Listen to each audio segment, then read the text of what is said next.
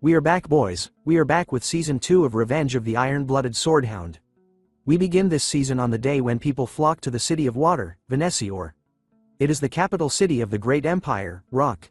The day of Colosseo Academy's entrance ceremony, the world's most prestigious university where our boy, Vikir, will be attending. As usual, the first day is buzzing with the Academy's club recruitments. Freshmen and seniors of the school are all mixed together. The seniors are seen talking to every freshman that walked by their club stall, trying their best to recruit them. Even asking for a moment to fill surveys, and revealing that all they needed was to stamp their fingerprint and register their seals to join their recruitment form. The seniors were already feeling the heat as the freshman recruitment was more competitive than last year. Another senior reveals that the reason behind that was because of this year's freshmen for both the Fire Corps and Ice Corps, which were no joke at all. In this prestigious school, there are two classes in the academy. The first one being the Ice Corps, who are the members that specialize in swords, bows, spears and more. Whereas, the Fire Corps were the members who specialize in magic. Comment below which side you would join if you were a part of the school. Me, personally, Ice Corps, because of our boy Vikir and the Fang techniques. Moving on, in their 4 years, besides specializing in those fields, the students also learn all sorts of general knowledge. The seniors had a list filled with the freshmen who were all gaining everyone's attention right now. The first target of the seniors was a blonde kid called Tudor, who comes from the Don Quixote family, who are famous for their spearmanship. The second target amongst the freshmen was a purple-haired girl called Bianca, who came from the Usher family, not our Usher who sang Somebody to Love with Justin Bieber, but from a family that is famous for their bowmanship. Tudor and Bianca were the freshmen who were tied in first place during the Ice Corps practical exam, and are the first on the most desired people list. After them are our favorite triplets, taking third, fourth and fifth place, or the Baskerville triplets from the Ironblood swordsman family. Since they were a part of the Baskerville family, the seniors knew that no further explanation was needed in introducing them. And finally, introducing another new character to the series, we have one person who has been gaining all the attention in the Fire Corps.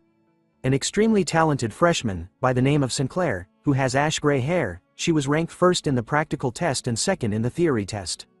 Her outstanding grades were recorded. And lastly, the man we have been waiting for months, the person, whose name turns out to be the #1 student who came first in the theory exam. Vikir, who kind of looks like a nerd right now. We are now faced with a new look, Vikir with glasses. Comment below what you would rate his current look out of 10 right now. As our boy walked through the stalls of the school, he overhears the seniors talking about how there was no need to recruit the nerd that came in first during the theory exam, since they were confident that he would be the type of newbie that will ruin the club's atmosphere. Plus, there were also more than 10 other freshmen who had the same name as Vikir, which would make it troublesome for them to find him. After hearing the seniors speaking about him, Vikir had a nervous sweat drop dripping down the side of his face. In order not to draw attention in the academy, he had ditched the Baskerville surname and entered as a commoner, but he still didn't think it was possible that he would still draw so much attention. Vikir had heard that it's more difficult to enter the academy as a commoner, so it seems like doing well in the theory exam instead of the practical backfired on him. So now, he needed to do his best to avoid attention, in order to move around comfortably and to do the things he needed. But as he walked through the clubs, our boy was being closely followed by the triplet hounds, who were determined to protect their master. After walking for some time around the clubs, a loud commotion of students shouting for a senior to look at them catches his attention. A familiar blonde-haired student was being swarmed by everyone, shouting at her that they were huge fans, and some even claimed to have entered the school just to meet her. They couldn't believe the holiness that was coming out of her and that her beauty was something out of this world. It turns out to be Dolores Lune Quo Vadis, the priestess that Vikir had met during his Assassin's Creed days. She was nervous, being surrounded by a huge crowd of students, so she politely told them to calm down. It turns out that she was school president and vice president of the newspaper club. As she questions the crowd of students about whether they were interested in joining her newspaper club, one of them shouts with a reply that they were only interested in her. Vikir silently watches her from the back, slowly remembering that Dolores was the school president, and someone that he needed to avoid as much as possible. Even though he was hiding his presence, Dolores still somehow manages to sense our boy's aura, turning in the right direction, just in time to see him leaving the area silently. We now turn to see the academy's dorm rooms, where Vikir would be staying. He stands in front of a room's door, wondering if this was it. But as he thinks about it, another person approaches him, asking Vikir if the room he was standing outside of was his. The person was excited to finally meet his roommate, catching Vikir's attention. Vikir's roommate turns out to be a young-looking boy, with a bowl haircut, who introduces himself as PG. Vikir was stunned by the excitement coming out from PG, as our boy actually remembers him from his previous life. Before Vikir had regressed, PG was always a kind guy who helped him and gave him things, while he was here to support the triplets. But Vikir also remembered that PG was being bullied by his wicked roommate back then, which was the start of the numerous misfortunes that would eventually lead to his end. As they entered the room together, Vikir hoped silently, in his heart, that whatever happened back then, wouldn't come back to this lifetime. PG was excited, informing Vikir that he could choose any bunk bed that he wanted in the room. He even asks our boy if he was going to the freshman welcome party after dinner. Sensing that it was a stupid question, PG reveals that the party wasn't compulsory but all the freshmen would be going there, since if he couldn't get close with his peers or seniors, he expected that their 4 years in school would be difficult. But Vikir replies with a simple nope, I'm not going, which leaves PG in a completely shocked state. He tries his best to change Vikir's mind about not going, warning him that if he doesn't, the seniors will single him out, and that will eventually lead him to become a loner amongst his peers. He doesn't stop there, he even tells Vikir that a lot of their distinguished seniors were going to come to this orientation. Even the Saintess Dolores was coming too. He also mentions their peers, Tudor, the eldest son of Don Quixote, and Bianca, the eldest daughter of the Usher family, which Vikir should have heard about. But that's not all, he even mentions that the Baskervilles triplets were coming, who were all talented. Along with, somebody called Sancho from the North Mercenary Guild, who rejected the top spot at Varangian to come to their school instead. He finally mentions Sinclair, the student who passed the exam with the highest score at the Magic Tower, and who also came in first for the Fire Corps. Vikir couldn't help but be overwhelmed by the sudden information bomb that came from PG. In his mind, he recalls that PG was also great at collecting and analyzing information in his previous life too. After bombarding Vikir with all the knowledge in his tiny head, PG hopes that it changes his decision about not going. But our boy was cold as ice, replying back with the same old answer, a simple nope. Bringing horror and shock to PG's face as he wonders why Vikir still wouldn't go, even after knowing about what would happen to him. But our boy doesn't care, turning around to leave and explaining that he just didn't want to go. He waves PG goodbye and tells him to have fun, leaving him stunned but impressed, as PG vowed to be as cool as Vikir one day. Deep within the night as the moon shines brightly, a familiar figure stood high above on the roof of a building, basking in the moonlight. Down below where he stood, a small hint of light could be seen in the alleyways between the buildings. A group of thugs were gathered around a barrel used for fire. The one sitting on the bench was arguing to his two companions, saying that he was relieved that he didn't have to hear those children whining anymore. He continues to complain to them, revealing that all their storerooms had been filled with children recently, making the other two wonder why all the children were coming to them and that a carriage had arrived at dawn and taken all of them. One of them heard that the children they had taken were all headed to an orphanage in Quo Vadis, but the thug sitting on the bench warns him to not say anything more, since curiosity kills the cat. As they were talking, another person approached them, with blades on his back. He orders them to stop chit-chatting amongst themselves and to stand guard properly, if they want to get properly paid for their useless existence. Ouch, talk about a mean boss. This man with slashes down his eyes and his tongue sticking out is called Ron Batison, nicknamed the Flesh Grinder. The thugs were obviously afraid of him as he walked past them. He continued to trash talk them, literally calling them pieces of trash and telling them that they don't possess any fighting spirit. He knew that as a graduator, these pieces of trash, who were low-rank mercenaries, without an ounce of mana in their bodies, could never do anything against him. Ron continues to wonder to himself if there was anyone strong that he could slice up, but as he was talking to himself, a familiar voice asks him if his name was Ron Batison. Thinking that it was one of the low-ranked mercenaries who dares to speak his name with their weak lips, he immediately grabs onto his sword to give him a spanking. But upon turning around, he finds all three of them completely knocked out around the barrel of fire. The man started to feel afraid, as he didn't even hear a single sound from when they were knocked out. The voice continues to speak to him, revealing his full name to be Ron Humbert Batison. Recounting that 4 years ago, he had killed his neighboring family and used them as sacrifices, while contracting with a known demon. The voice continues to recall Ron's history. After sacrificing the family, he had joined the Northern Guild Association, and had gathered information to give to the demon he contracted with. As the final nail to the coffin, the voice reveals that Ron had extracted information from the Mankind Allied Forces. While he was on guard duty, he used a hand mirror and revealed the location of the platoon's camp. Even after hearing all the things he had done, Ron tells the voice to stop saying useless things and to show himself instead. Agreeing with his request, our boy finally makes his appearance in his Assassin's Creed outfit, right behind Ron.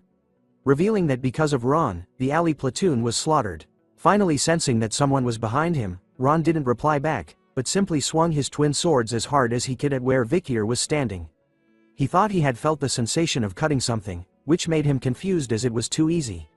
It turns out to be true, because in the next moment, both of Ron's arms were sliced away from his shoulder in a second, before he could even respond to the attack. Vikir is already done with him as he returns Beelzebub back into his hand, after appearing behind Ron once again and slicing both of his arms instantly. Leaving Ron on the ground, crying and screaming in pain over the loss of his arms. He starts to beg for mercy, telling Vikir that he didn't know about the Mankind Allied forces, which made him wonder why he was doing this to him. Our boy simply replies that Ron didn't know about it, because it hadn't happened yet. He holds Ron by his hair, and stares right into his soul, revealing that he knows that he had contracted with a demon, and wants the information on the contracted demon. But as soon as Ron starts to speak, telling Vikir about how he didn't know, the shape of his face starts to twist and bend, in an ugly way. The next thing Vikir knew, Ron's face had become all swollen and exploded into a bloody mess. Looking at the current state of Ron, Vikir noted that another one had died with their head exploding. He then takes out a notebook, with words written on the pages, some were covered in a black stroke line. With a bloody finger, Vikir crosses out another name with the blood, noting that Ron makes the third in the row. It turns out that the book our boy is holding is called The Blacklist. This was something that was created with the memories of his past life and with the help of Cindy's investigation. The Blacklist contains information about the demon worshippers who sided with the demons and betrayed mankind. Before the time of the fall, Vikir needed to kill them all. He recalled that the 3 demon worshippers he encountered so far had all died with their heads exploding before he could kill them. Thinking about it deeply, Vikir concluded that this was the demon's skill. Which means that the demon they contracted with was hiding within the capital. And that it was one of the 10 elite corpses who had done the contracting with the humans. As we continued into the night, the bell of a church started to ring. With each chime, the sounds of slashing were hidden. We turned to a random building in the town, where Vikir stood near the balcony. Behind him were endless amounts of bodies, each having a part of their body sliced off, their blood splattered everywhere, from the floors to the walls and to the ceilings. Absorbing Beelzebub back into his hand, Vikir wonders if the amount of demon worshippers he had slain so far had reached number 29. Based on everything so far, he concluded that they were either dead, or if they mentioned the demon they had a contract with, their heads would explode. Which makes it look like a condition of the demon contract. Crossing out the names in his blacklist with a pen this time, Vikir noted that he wasn't able to get any information about the elite corpse's location, which means that this was going to be a long and excruciating fight for him. In the end, he didn't expect to get anything on his first day. As the night continues, Vikir wonders if he should return to the academy right now. And so our boy leaps across the roofs of the town's buildings, eventually crossing over the walls of the academy. As he lands on the branch of a tree, he gazes into a well-lit room. Staring deep within, Vikir could see that the freshman welcome party was still ongoing. As he leaps down from the tree, and dusts the dirt off his pants, our boy wears his nerd disguise once again. Thinking that he should stop by at the party just in case. Inside the freshman welcome party, the students were happily talking to one another and eating the food from the buffet table. Even the triplets were enjoying themselves, chugging down huge cups of beer all at once, leaving everyone around them impressed. Dolores was once again surrounded by her fans, who screamed at her, proclaiming their love for her. Tudor was surrounded by the ladies while Bianca was pouring glasses of wine for her seniors as a sign of respect. Vikir stood alone in the back, analyzing the situation. He notices Tudor and Bianca in the party. He didn't know that they were in the same year as him. In his previous life, the great heroes who led mankind to victory with Karmas morgued during the time of the fall. One of them was the person who stood at the front line of the battlefield and took charge, from one of the 7 greatest families, the Azure Spearman family, Don Quixote's genius. Tudor La Mancha Don Quixote, the blonde playboy right now, and the archer who defeated countless demons, from one of the 7 greatest families, the mystical Archer family, Usher's genius, not Justin Bieber, but Bianca Faux Usher. Besides those 2, Vikir was able to recognize a lot of faces he saw on the battlefield. He smiles to himself over this sight, as he didn't expect that he would see them like this. But as he looks around the party again, he wonders if Karmas Morg had entered the academy too. But as he did, PG was shaking as someone asked if they should get some music going.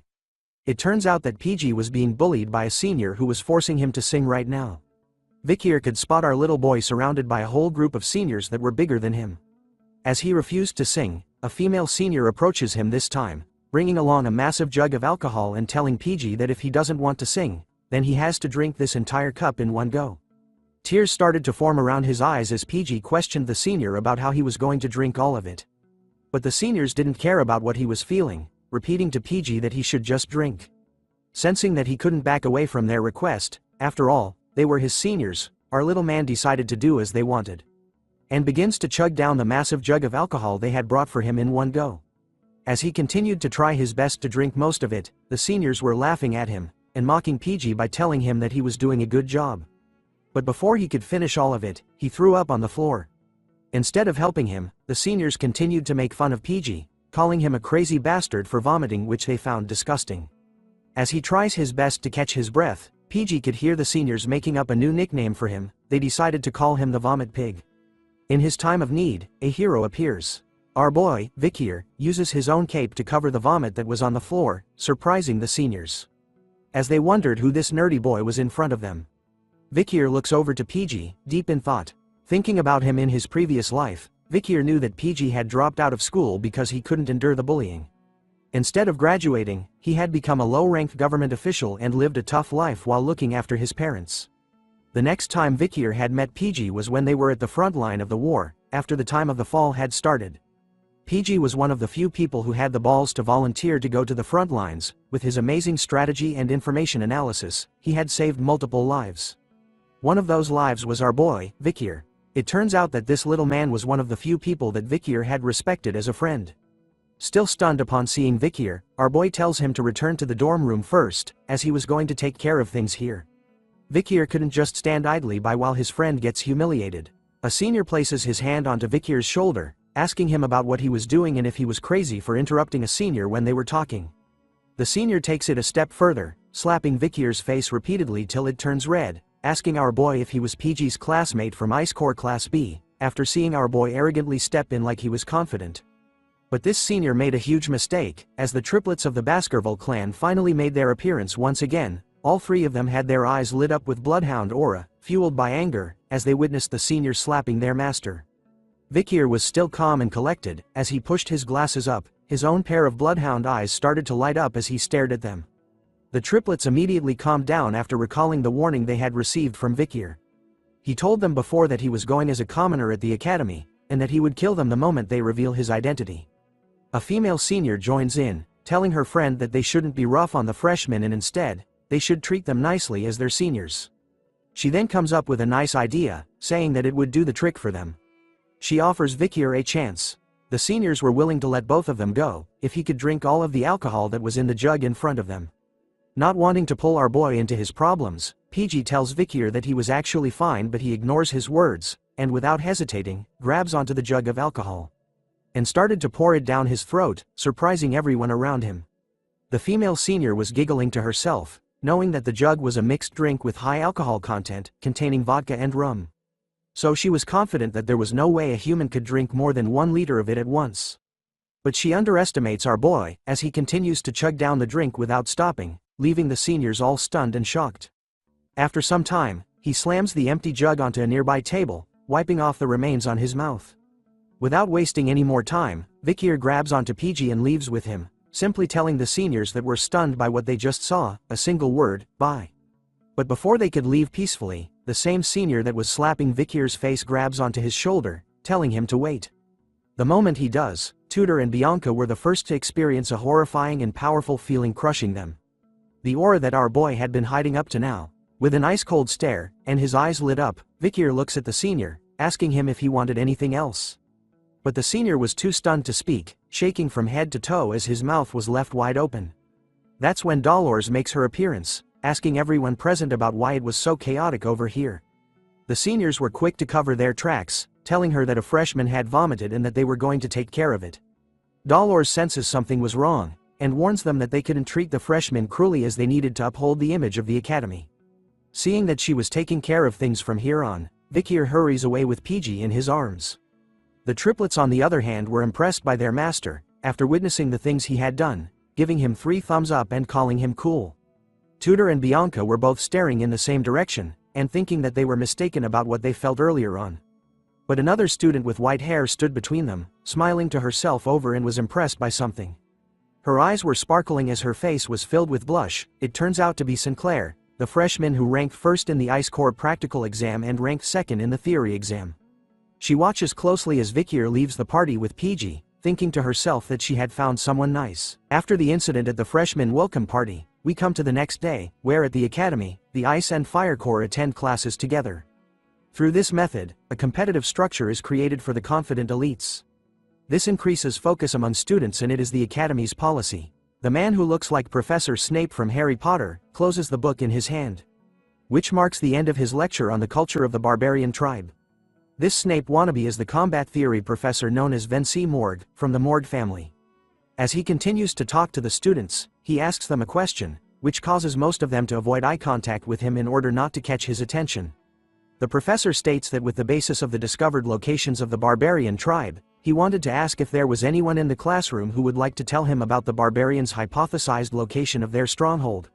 Even Tudor, who belonged to the Ice Corps and was ranked first in the practical exam, had some trouble with the professor's question.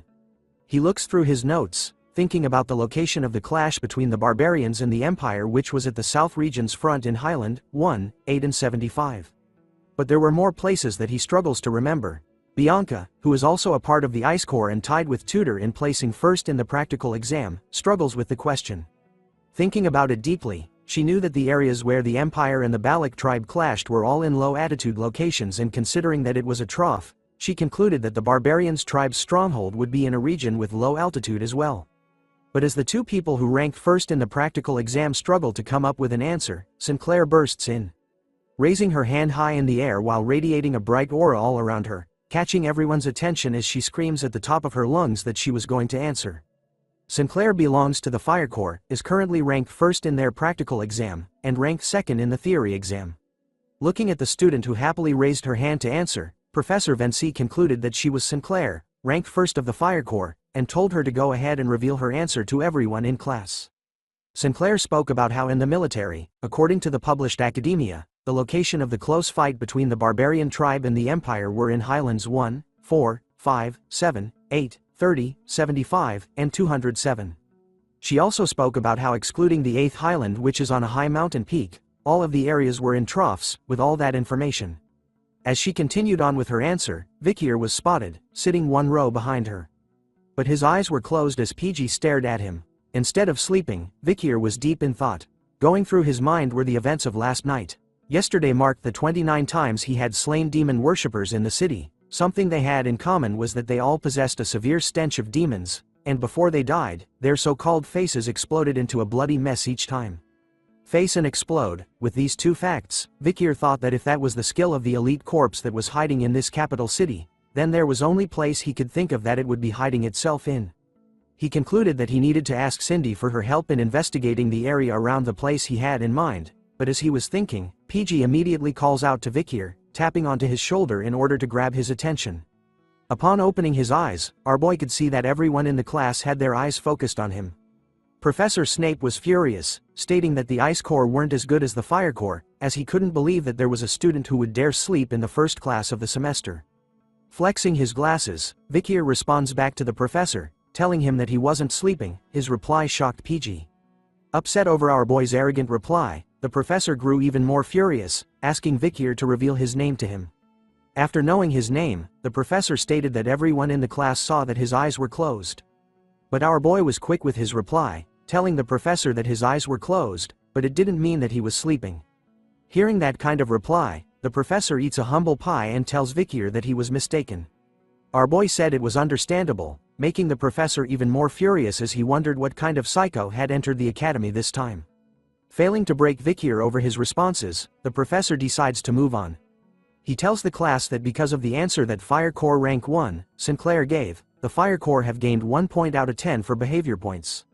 The professor then suggested something to Vikier, telling him that if he could answer his question, he was going to give him and the Ice Corps the points. However, the professor warns Vikier that if he answers the question wrongly, he was going to give the entire Ice Corps students negative points instead. Our boy simply shouted back that his suggestion was unfair, but the professor didn't care anymore and presented the question. He wanted to know the location of the Empire's military and where the Balak fought. With that location, he wanted Vikier to tell him where the Balak tribe's stronghold is. Sinclair was stunned by the professor's sudden question. She knew that compared to other tribes, information on the Balaks was hard to come by, making the question extremely difficult. Bianca, on the other hand, was pissed off at Vikir's arrogant attitude towards the professor, calling him an idiot in his mind, as she believes that everyone in the Ice Corps was going to be at a loss because he couldn't answer the question. Taking the question in mind, Vikir thought about for a while, a memory of the Balak tribe, dancing around a campfire while smiling and having meat in their hands came into his mind. He remembers his barbarian family along with the precious memories he had made with them. Just the thought of them makes our boy smile. And so, he calmly answers back to the professor, revealing the location of the fight between the Balaks and the Empire. He spams everyone with accurate information and a strong possible location of the Balak's stronghold. His answer was enough to stun everyone who heard it in the classroom. After ending his answer, Vikir knew that after the Alman incident, the Balaks had actually shifted their stronghold, so telling the class about their old place was no big deal. But his answer was still considered incredible, as PG was left stunned with his mouth wide open upon hearing it. Even Professor Snape was impressed by Vikir's answer as it was exactly spot on. He wonders how it was possible for our boy to know about the thesis that hasn't been verified by the academic world. But as he continues to think about Vikir's answer, the professor soon recalls that a student with the same name had recently placed first in the theory exam. And so, the professor decides to give Vikir 10 points for his answer, while giving the rest of the Ice Corps 1 point each. But after finding out that Vikir had placed first in the theory exam, he decides to humble him by not overlooking the fact that he had closed his eyes during his lesson. So the professor decides to minus 10 points from Vikir. Sinclair was looking at our boy. In her mind, she didn't even notice him because of how common the name Vikir was. Even in his nerd disguise, our boy couldn't hide his aura as she continued to gaze at him, while he stood tall, basking in the rays of the sun. Even Tudor was drawn to Vikir as he continues to stare at him from across the classroom. The other students were talking amongst themselves, realizing that Vikir was the one who placed first in the theory exam, but some didn't care, as all of them almost had a negative score in points.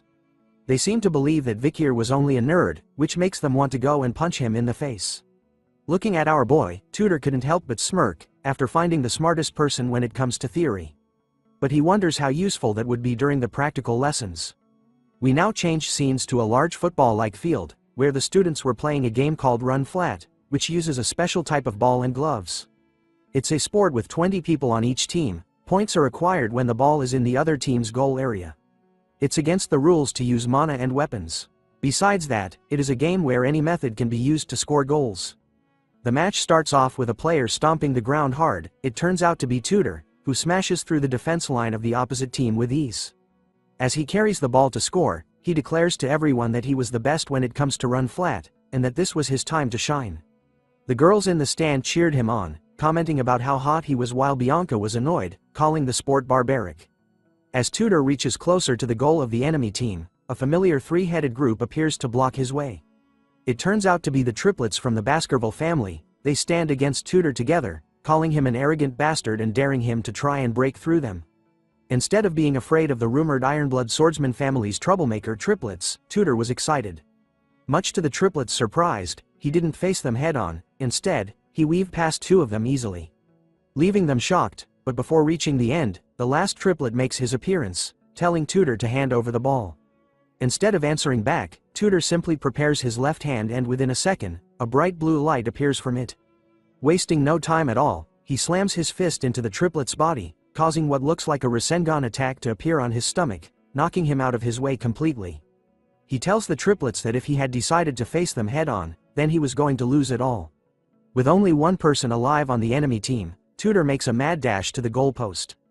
After witnessing the powerful move he did, the other students were amazed by him as they could see how strong he was even without any mana or weapons. They had also heard rumors that he was Don Quixote's run-flat prodigy, which was expected of the Ice Corps ace. Running to the goal, Tudor was thinking to himself that there was no point in memorizing theories. As a true fighter, all he needed was the strength to win. But as he continues to run, he notices something in front of him. It turns out to be our boy Vikir, who was the only member on his team left standing in the way of Tudor.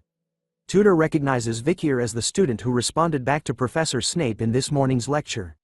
Our boy was actually annoyed by what was happening right now. He had told the triplets not to send Tutor on his way, and decided to step aside to let him score. But there's a twist. Instead of aiming for the goalpost, Tutor actually decides to mess with Vikir. Thinking that with this body slam, he was going to help Vikir focus more on training his body than studying.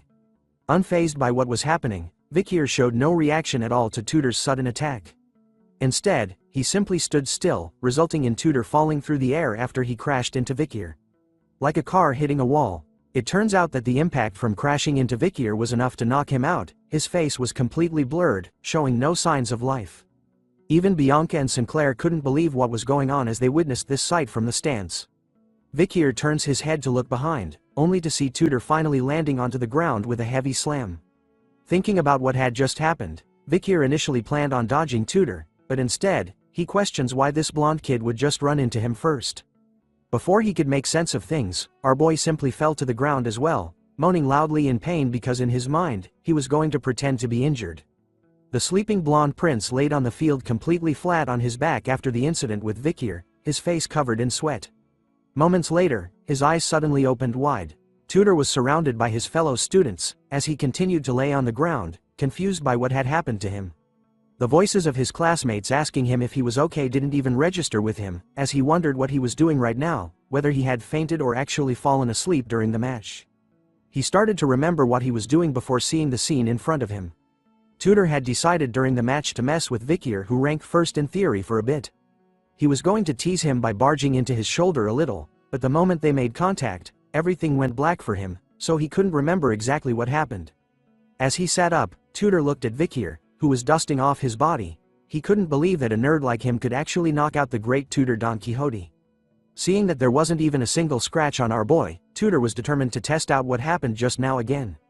Once more, the game was about to begin with everyone getting into their positions at the start of the match. The ball was once again passed over to Tutor, who was thinking that something was wrong with the incident against Vikir, and so, he wanted to do it again to test his own theory.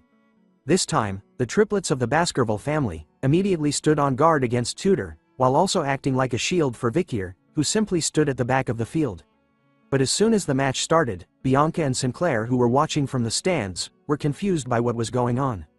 Instead of going for the goal post, Tutor was aiming right for the triplets and Vikir, ignoring the words from his teammates as he charged towards them instead. Tutor confidently challenges the triplets and Vikir once more, which the triplets happily accept, replying to Tutor that he wasn't going to get past them this time round. Once again, the triplets failed at blocking and intercepting Tutor, who held the ball and got past them easily a second time. His eyes were completely focused on Vikir this round, charging towards our boy at full speed. Vikir watches closely as the blonde kid continues to run in his direction. He thinks about how he had ordered the triplets to keep Tutor away from him, but at the same time, he wonders why Tutor was so serious about coming towards him now. The genius spearman was revved up, his eyes were locked onto our boy, no longer seeing him as human but a target now. Tutor was serious. He knew that what happened to him was no mere coincidence. So he decides to use the Azure Spearman family's run-flat secret technique, Saint Spear Tackle. Yes, this powerful family actually created a killer move for a ball game. An avatar of a knight with a powerful lance was summoned behind Tutor as his eyes turned completely blue, determined to smash into Vikir and send him flying in the air this time. Even though such a powerful force was coming straight to his face, Vikir was actually pretty calm, pretty demure. His glasses were showing no signs of fear at all. Soon enough, we cut to black once again. In the next moment, the same gray-hair scarred-faced student appears above Tutor, asking him if he was awake again. The blonde prince once again wakes up in his usual T-pose, completely wasted on the ground again. He immediately sat upright, questioning how it was possible for him to faint once more, but as he struggles to understand what was happening, the muscular guy beside him tells him to calm down. He reveals to Tutor that after he used his family's technique, which was hitting Vikir with a high-speed tackle, it simply resulted in him being bounced off our boy at that same high speed. Ladies and gentlemen, we have our next challenger as the student who woke up. Tutor tightens the headband on his head. He tells Tutor that he understands why he was so focused on Vikir, as our boy was clearly hiding something from them. This time, Sancho, the muscular student, was going to go against our boy. With the sun shining brightly on him, he heads over to the match. Telling Tutor that as a man and a friend, he couldn't just watch and do nothing after seeing him get beaten twice by Vikir. This is the transfer student who came from the Mercenary Guild Association in the north, Sancho Barataria. Due to his overwhelming physique, he is not considered eligible for his age group in his league, so he decided not to play run flat. Basically, this guy was too overpowered to play a ball game. But because of Vikir, he changes his mind. As he held onto the ball, Sancho talked about how in the frozen land of the north, newborns of the elderly who are on the verge of death, fight desperately. It means they're all warriors. It's round 3 for the triplets this time as they faced off against the giant. Determined and hyper-focused, the triplets weren't letting anyone pass them this round. Third time's the charm, right? Well, not in this world, because in the next second, instead of dodging and weaving past the triplets like Tudor did twice, Sancho just decides to do the wrestling move and clothesline all 3 of the hounds together. Sancho easily slams and flings the triplets into the air, pushing and making them fly away from Vikir, who simply stood his ground. As they flew past their master, our boy was pissed off this time. His eyes were glowing red behind his glasses, whispering to the triplets if they wanted to die. The triplets could only cry as they flew past their master once again, apologizing for their 3rd failure in a row while in the air. Even after sending 3 people in the air, Sancho wasn't stopping his attack. He charges straight at Vikir like a bull. His face was filled with determination, just like how Tudor was from before, in order to reveal what Vikir was hiding from them. Our boy, on the other hand, was still emotionless even before a giant that was rampaging towards him. Just inches away from him this time, Sancho readies himself, telling Vikir that he was going to see if he could endure his full power this time. With his hand raised up high in the air, Sancho lands a full blow onto Vikir's stomach with all his might, causing a loud bang. But the moment he got into contact with our boy, all he could feel and sense was that he was hitting a huge mountain of stone. The feeling in his arm was shocking to Sancho, who was known for his powerful strength. His hand was shaking as he tried to move Vikir by a little bit. Even after being hit by Sancho's full strength, Vikir didn't feel anything at all. Instead, he was thinking that he should play along with what Sancho wanted. So he purposely jumped backwards with a bit of strength, pretending that Sancho's attack had actually done something to him. In order to make sure it was right, Vikir created skid marks on the field with his body, even crashing into the ground like the triplets did. The other students who were watching were amazed by what they witnessed. They couldn't believe that Sancho had broken through the enemy team's defense. But some of them wondered if the guy he pushed was still alive. Unknown to the other students, Sancho, completely aware of what was really going on, couldn't help but stare at his shaking hand, wondering what that feeling was he just experienced and if Vikir was actually human. Distracted by the weird sensation that Vikir gave off, Sancho was unaware that one of the triplets had recovered from his attack and sneaked up to him. Within seconds, the triplet had stolen the ball from him and made a mad dash towards the goal. Before long, the referee blows the whistle, announcing the end of the game. It turns out that thanks to the triplets, Vikir's team had won the match. As the team continued to congratulate the triplets on their sneaky win tactic, Vikir finally got off the ground and started to dust himself off. But then someone pours a bottle of water onto his head.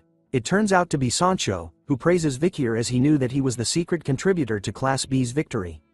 Even Tudor was impressed by our boy, who retired because of their win. He reveals that he had initially planned on teaching Vikir a lesson during the practical lessons because he was jealous, but then came to a realization of how shameful that was, and apologies to our boy for his rude actions from before. Sancho was even more interested in Vikir, asking him about what exercises he did in order to have such a solid build. He even thought that Vikir had used mana during the match.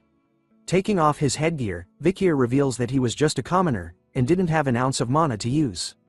Tudor was sad to hear that, calling it a shame. If he had received proper training, combined with his current blessed body, then he was sure that Vikir would have been an expert like him. As the 3 of them chat, Tudor's cheerleading squad arrives, calling out to them to use the towel they brought to wipe their sweat. Once again, the ladies' man was doing his business while Sancho hands Vikir a towel to use. The Azure Spearman family's hero, Tudor, and the Mercenary Guild's ace, Sancho. One day, they will become heroes who will save mankind by hunting an endless number of demons during the time of the fall. As he took off his glasses, Vikir couldn't help but smile to himself. After all, he found it strange to see that these 2 gentlemen had a past like this. The moment he reveals his face, everyone around, from guys to girls, were all stunned by what they were looking at. Even Bianca and Sinclair were blushing hard, while watching from the stands. As our boy wipes the water from his head, basking in the rays of the sun. His toned body etched into his stretch, revealing the fine lines and curves. Everyone couldn't believe how handsome the nerd they knew was underneath the glasses he wore. Unknown to Vikir, he didn't know that from this point onwards, his days at the academy were going to become more troublesome. The scene changes to nighttime, where we chance upon a mansion. A man with a purple goatee was horrified by something, as Vikir's voice could be heard, revealing that this man is Lloyd Dokeseller, 52 years old. Wearing his Assassin's Creed uniform, you guys know that it means it was demon hunting time. Multiple dead bodies surrounded the two of them, with the floor covered in blood as pieces of meat were flung everywhere. Vikir cornered the man to a statue, revealed as the leader of the information house and the headmaster of the orphanage. Vikir knew that Lloyd had conspired with the demon he was hunting, and sold children from high-ranked families. "Did you think you would go unnoticed?" questioned Vikir as he threatens him with Beelzebub. Lloyd was horrified to see the kind of aura that Vikir was showing off. Due to its solid nature, Lloyd thought that Vikir was a swordmaster. Hearing that, the man was almost right. Vikir's aura was pretty much in a solid state, but is still closer to liquid. To be specific, he was currently at the highest level for a graduator. Instead of slicing him into bits, Vikir offers the man a chance at redemption, telling him to work with him in order to catch the demon, and if he does, Vikir was willing to compensate him accordingly. Even at death's door, Lloyd hesitates to help. As Vikir waited for a reply from the man, something happened. A huge piece of a building was flung in the air right above them. It soon crashes and destroys the very place they were at. Vikir was quick to dodge the impact of the building, and immediately looked up to see a shadowy figure, lighted by the moonlight, standing on the remains of the building that was thrown at them. A nasty green aura started to float around our boy. It turns out that this was the overwhelming energy that he had sensed from afar. Looking at the strange figure who wore a mask, while wielding a hammer made out of human faces, Vikir questions him, "Are you the elite corpse?" Even after being asked a question, the mysterious figure didn't say a single word to Vikir. Instead, he simply leapt off the rickety and broken building where he stood. Soaring across the sky, the figure raised his massive hammer, forged out of human face skin. He swiftly swung it down hard towards Vikir, who easily dodged it by moving to the side, but not before the forceful impact of the hammer obliterated the place he was at before. The figure, seeing that its first attack failed to kill our boy, quickly switched his stance on the way he handled his hammer. He grabbed it nearer to the head this time and went into a ferocious close swing at Vikir, who once again dodged by bending it backwards like Beckham. Now face to face with the disgusting hammer by a few inches, Vikir noticed that the figure was adopting a strange battle stance. With a twist at the handle of the hammer, the figure lunged it straight towards Vikir's head, almost decapitating him completely. But all the attacks couldn't land on our boy, as he simply bounced effortlessly away from him this time. Standing on guard, Vikir was able to quickly analyze the unique characteristics of the opponent he was fighting right now. He could sense the aura of a high-ranked graduator emanating from it and noticed that the figure uses the religiously holy Quo Vadis bludgeoning technique that was seen just moments ago. Combining all these facts together, Vikir realized that the mysterious figure in front of him was not the elite corpse he had been hunting for these past few days. This made him wonder, did a demon infiltrate the religiously holy nation? But knowing them, he knew about how they had their own corrupt sectors too. This made him think that the guy in front of him right now was simply a servant who works under the 10 elite corpses. Unsummoning Beelzebub back into his hand, Vikir tells the figure that if he kills him, then he might be able to meet the 10 elite corpses. Him coming here was perfect for our boy, since he was getting annoyed from having to constantly get rid of trash like before. But this time was different. He could actually let loose for a while. After saying that, the man with the hammer leapt gracefully into the air again, hoping to land a blow onto our boy. This time, there was an impact. The sound was loud enough to send shockwaves through the air. It turns out that instead of using his blade, Vikir was going in for close combat. He blocked the massive hammer strike by just using one of his legs, doing a horizontal leg split, Jean-Claude Van Damme style. Instead of your typical shouting of the word, "What?" the masked figure simply lets out a grunt noise, surprised that its attack was stopped by a single leg. But wait, there's more. Vikir was on the attack this time. He charged his arm with the blood-red aura of the Baskerville power. In just 1 second, he managed to land 5 Rasengan-like injuries onto the masked figure's body, before ending the attack with a powerful right hook to the side of its ribs, sending it flying into the nearby abandoned building. As it enters the building, the masked figure seems to be able to withstand Vikir's powerful blows. Wasting no time at all, our boy also leaps into the building, following closely behind. As the masked figure tried to prepare another attack with a swing of his hammer, our boy was way faster. In an instant, he snapped the arm of the masked figure so fast that it couldn't even react to the attack. With only its right arm on the hammer, Vikir teleported behind it in an instant, with swift and deadly precision. He elbows and knees the masked figure's only remaining working arm, breaking it completely like its other arm. Even after breaking both of them, Vikir isn't done. He flips over, grabs its shirt, and flings it to the other side of the room. It turns out that his final throw had meaning behind it, as the masked figure was impaled by a sharp iron pipe that was hidden in the building's walls. The only sound it could make was some grunting noises as Vikir slowly walked over to its side. Looking closer at its exposed chest, he could see huge scar marks all over and the word, Afibo, imprinted on its skin, which makes him think that that was its name. Seeing that Afibo could no longer escape, Vikir starts to question him, asking him about his master and the person responsible for making him this way. But no human words came out from his mouth, only the sounds of groaning. Hearing him struggle to answer, Vikir could sense that the person who made him this way might have been controlling what he could say. Reaching out to the steel rod that impaled Afibo, Vikir lets him know that interrogation can also come in other forms, besides words. Twisting the steel rod, Vikir tells Afibo while causing him even more pain that he was going to slice his body into smaller pieces, along with his intestines, bone structures, and injuries. All the information he needed was in the freshness of the blood in his veins and the concentration of his mana. Those things would tell Vikir a lot of things. And so, as the night goes on, in this beautiful moonlight, Vikir tells Afibo that the interrogation of his life was about to begin. After the interrogation went on for quite some time, Vikir could hear the sounds of someone calling for help coming from the rubble in the middle of the square from before. So he went to check out what it was. Upon lifting up the rocks, he saw that Lyad had actually somehow survived the attack from Afibo, where he threw the building at them from the start. Knowing that he was actually a poison seller, Vikir reminds the frightened man that if he wanted to live, then he should know what he has to do, which was to tell our boy everything he needed to know.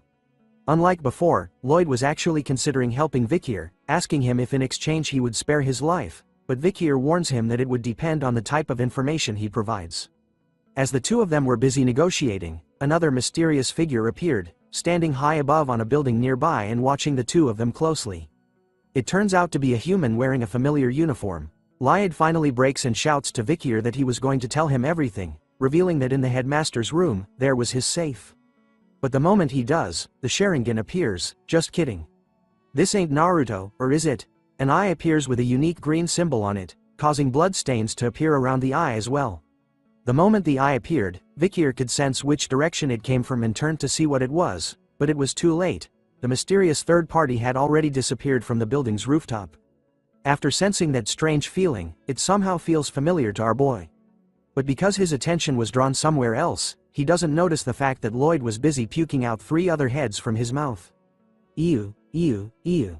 As soon as he turns to see Lloyd, a bright green light appears. Soon enough, a huge green explosion occurs, destroying everything in its path. The bells of a nearby church began to ring as the explosion was heard by everyone in the city. The people were coming out of their homes, shouting that there had been an explosion as a battalion of soldiers made their appearance. They headed towards the scene of the explosion and could see a huge smoke cloud in the distance. As the soldiers were watching the smoke, Dolores made her appearance, questioning them on what was going on and whether there were any casualties. One of the soldiers reports to her that they were still investigating the remnants of the explosion, but the issue is that there was almost no evidence due to the explosion from earlier on. In the aftermath of the explosion, the place where Vikir was is now covered by multiple people along with a huge crater in the middle of it. Dolores was meticulously exploring the area as well, seeing the explosion which can be seen as normal, the traces of the fight which were imparted on the orphanage building. As she looked around, she could only wonder what kind of evil was fought in this very place. As she continues to look around for clues, she notices something on the floor. It was a piece of our boy's mask. Part of it had been broken off. Upon seeing it, Dolores quickly kneels down to cover it with her skirt, hiding it from the nearby soldiers. One of them notices her strange actions and asks if she was feeling all right.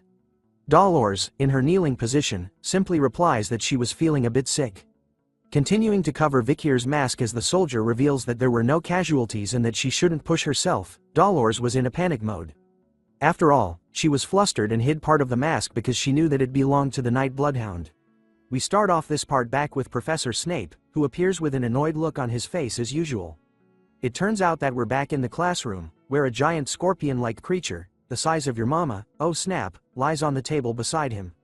It turns out that the professor was finding out which student was responsible for writing a specific report that he was sent, and discovers it to be his least favorite student, our boy, Vikir. The report was apparently about the scorpion-like creature that lay dead on the table in the classroom. In the report, it was written that Vikir had written about how Venepians, the name of the creature, has an undiscovered second venomous fangs.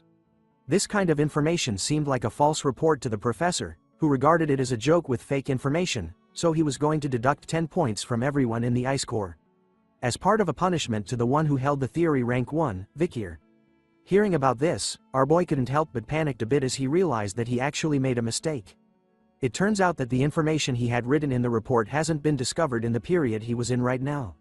Anyways, the professor was quick. He grabs onto a scalpel and proceeds over to the Venopion, eager to cut it open to confirm if there really was a second venomous fang hidden in its abdominal exoskeleton, as written by Vikir in his report. If nothing came out of it, the entire Ice Corps was going to have their points deducted and Vikir would end up humiliated. Taking the sharp scalpel that glimmers in the light, the professor points it exactly in the center of the Venopion body. With just the tip, he makes a small incision, causing blood to flow out of it. The moment the scalpel made the cut, something quick and sharp shot out of the Venopion's body, right towards the professor's head, giving him a headshot. All the students in the classroom were shocked by what happened in that brief moment. None of them could have predicted this happening. For some reason, the sharp needle, covered in a purple-like poison liquid, stopped just barely inches away from the professor's face, who was feeling terrified. He loses his dignity as he falls to the ground, screaming like a little girl over the fact that he almost died. It turns out that Vikir had saved his life by using his book as a shield, blocking the second poisonous fang that he had written about in his report from reaching the professor's face. With a calm look on his face, Vikir questions the professor if he had enough proof right now to validate his report. The professor was busy processing all the information in his head. He couldn't believe that there really was a second venomous fang. He also couldn't believe that a student saw a Venopion and made a big discovery that could solve the cases of the mysterious deaths that had been happening for some time now. In order to regain his dignity, the professor decides to give all the members of the Ice Corps one additional point. He even tells Vikri to come visit him in his research lab after class, in order to provide a more detailed explanation about his report. Hearing that there was no punishment, Vikir agrees to the professor's request. As he headed back to his seat at the back of the classroom, the students around him started to talk about Vikir, calling him amazing for knowing about the second venomous fang. His actions today started to change their minds about how they used to think that sports was the only cool thing in school, but now, thanks to Vikir, being smart was slowly becoming cool. But other students chime in during the discussion, recalling that Vikir was also good at sports. After all, he went against Tudor and Sancho during the match from the other time. Finally reaching his seat, PG tells him that he had done a good job, while the students realized the most important thing about our boy, which is the fact that behind the nerdy glasses, he was actually hiding his amazing-looking face and glowing hair. Ignoring the noise from his classmates, Vikir began to close his eyes once again, recalling the massive explosion from yesterday night, when he was out hunting the demons at the orphanage. He actually did take on massive damage. The explosion was strong enough to burn off his skin on his body, arms and face, revealing his raw muscles underneath. He even had his hand completely blown off. But luckily, thanks to his skills, he was able to recover from the damages almost instantly. But it still hurts like a ton. Right after the explosion, Afibo had hidden his tracks. The only thing Vikir had gotten out of that interaction was the ledger in the headmaster's safe. The ledge had the location of the children who were used as food for the demons. Vikir could see that as the locations had no connections, he can't completely negate the possibility of more than one elite corpse in the capital. But more importantly was the mysterious shadowy figure he saw in passing yesterday, the one acting cool by standing alone on top of a nearby building from where he was. Vikir had seen him smiling from ear to ear, even wearing the same school uniform as he did. Which made our boy realize a very crucial clue, that amongst his fellow classmates in this room, there might be one of the 10 elites in the academy. Comment below if you think that one of the 10 elites is one of the new characters that have been introduced to us in this new season. Moving on from the demons, in the academy, there is a famous newspaper that exists within the capital. This newspaper's influence is immense, and every day the newspaper is released, it sells out rapidly. This is all thanks to the academy's newspaper club called Lucian, and the glorious president in charge of this excellent club is someone we are all familiar with. Hint: she has blonde hair and a wing-like head accessory. Yes, it turns out to be third-year academy student president of Lucian, Dolores Lune Quo Vadis, who is excitedly welcoming the new members of her club. She knew that if they applied to Lucian, which is rumored to be difficult to enter, means that they were persistent to a certain level. So she excitedly orders for their introductions to begin. The first new member turns out to be first-year academy student, Tutor La Mancha Don Quixote, who tells everyone that he wishes to become an elite in both his class and in the club. The second new member turns out to be first-year academy student, Sancho Barataria, who tells everyone that he hates how people think he was just a big dumb brute, so he entered the club to become an intellectual. The third new member is first-year academy student, Sinclair, who tells everyone that money and information usually come hand in hand when it comes to power, but she ensures them that she entered the club because she thinks that information is more important. The fourth new member is first-year academy student, Bianca Faux Usher. Her introduction was simple, telling everyone that she simply chose the club with the clearest vision, and that she was going to do her best. The fifth member is our boy's boy, first-year academy student, PG, who stutters in his introduction, but nonetheless, he shouts out loud that he enjoys gathering and analyzing information, which made him think that the newspaper club was the best fit for him. The last member to join is our boy, first-year academy student, Vikier, who lacks excitement in his introduction, simply tells everyone that it was a school rule that everyone must join a club, so he simply followed PG. But in truth, he had a secret agenda. Lucian, the famous newspaper club of the academy, was a place where he could easily obtain information. But that there was a catch. The Saintess is here with him, making things slightly uncomfortable. After his introduction, Dolores singles him out of everyone, telling Vikier that he couldn't be a Lucian report with that half-assed attitude he showed, but as she scolds him, the member behind her notices something. She quickly brings out a newspaper article and shoves Dolores out of the way. In an excited tone, she questions Vikier if he was the one in the newspaper, as she actually found him familiar, and couldn't believe that such a famous student would join their club. It turns out that the club had written an article about our boy during the match. The title is Exclusive. Who is the Ice Core freshman who appeared in the run flat match? An unknown freshman who attended yesterday evening's physical education class. Looking at the article, Vikier remained silent while Tudor laughed out loud, pointing out that person captured in the photo was our boy. Even Dolores was clueless about when this report had been released. It turns out that the girl beside her was called Anna, a third-year academy student, and also the vice president of Lucian. She proudly tells Dolores that she had gotten information about a handsome freshman, so she finds that if she didn't release such information, then she couldn't call herself a reporter. After hearing that kind of answer, Dolores was defeated and took a step back. Anna took over the introduction, revealing to the first years that the second-year students had already gone out to collect news, so she decided to start their activity with everyone that was present here now. 2 articles were presented, with the day, month cancelled out. It was actually something that happened at the dawn of last night. A suspicious unidentified assailant appeared and burned down a certain orphanage in town, down to the ground. Everyone in the club was now sitting around a table, reading articles presented to them. PG was the first to know what it was, and questions if the article given to them was about yesterday's explosion in the capital. Anna reveals that it was true and that on the day of the incident, she had obtained news when he went outside the academy. She further tells PG that the club had hypothesized that the person behind this incident and that the one behind the recent murder in the capital were the same person. What's shocking about the incident at the orphanage was that the majority of the children's bodies at this organ gauge had been identified. After hearing about it from Anna, PG quickly whispers into Vikir's ear, asking him if he thinks that the mysterious person they were looking for was the one responsible. Our boy didn't reply back, but simply thought that the dead children's bodies were the doing of the demon that he was hunting. After revealing all the information about the incident, Anna decides that it was time for them to determine the headline of the article they'll be sending out.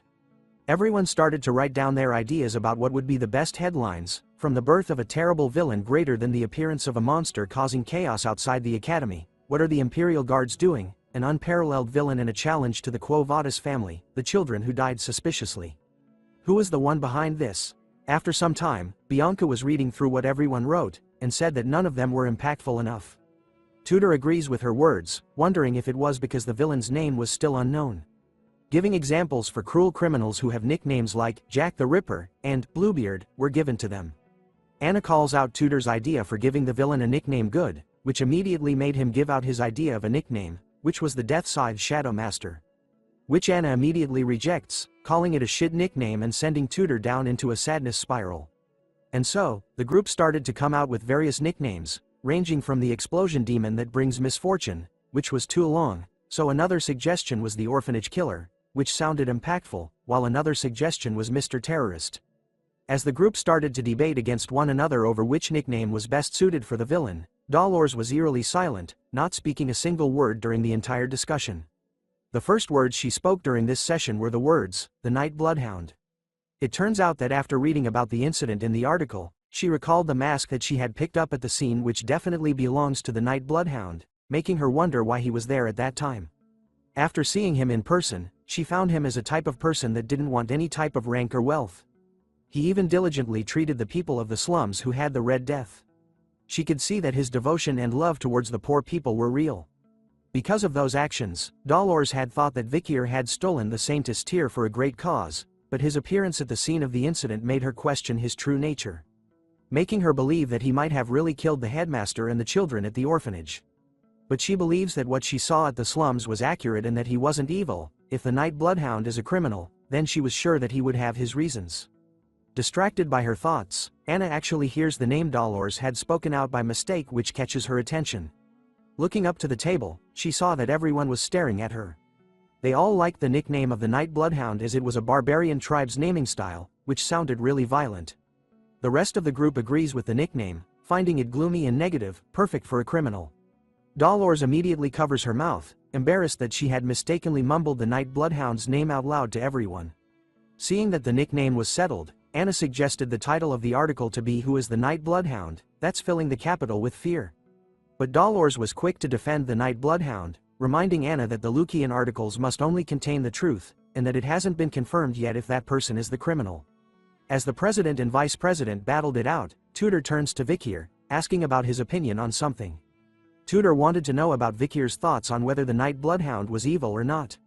Our boy simply replied that he didn't care about that, but in his mind, he couldn't believe that he would hear the Saintess say the name of the Night Bloodhound out loud like that.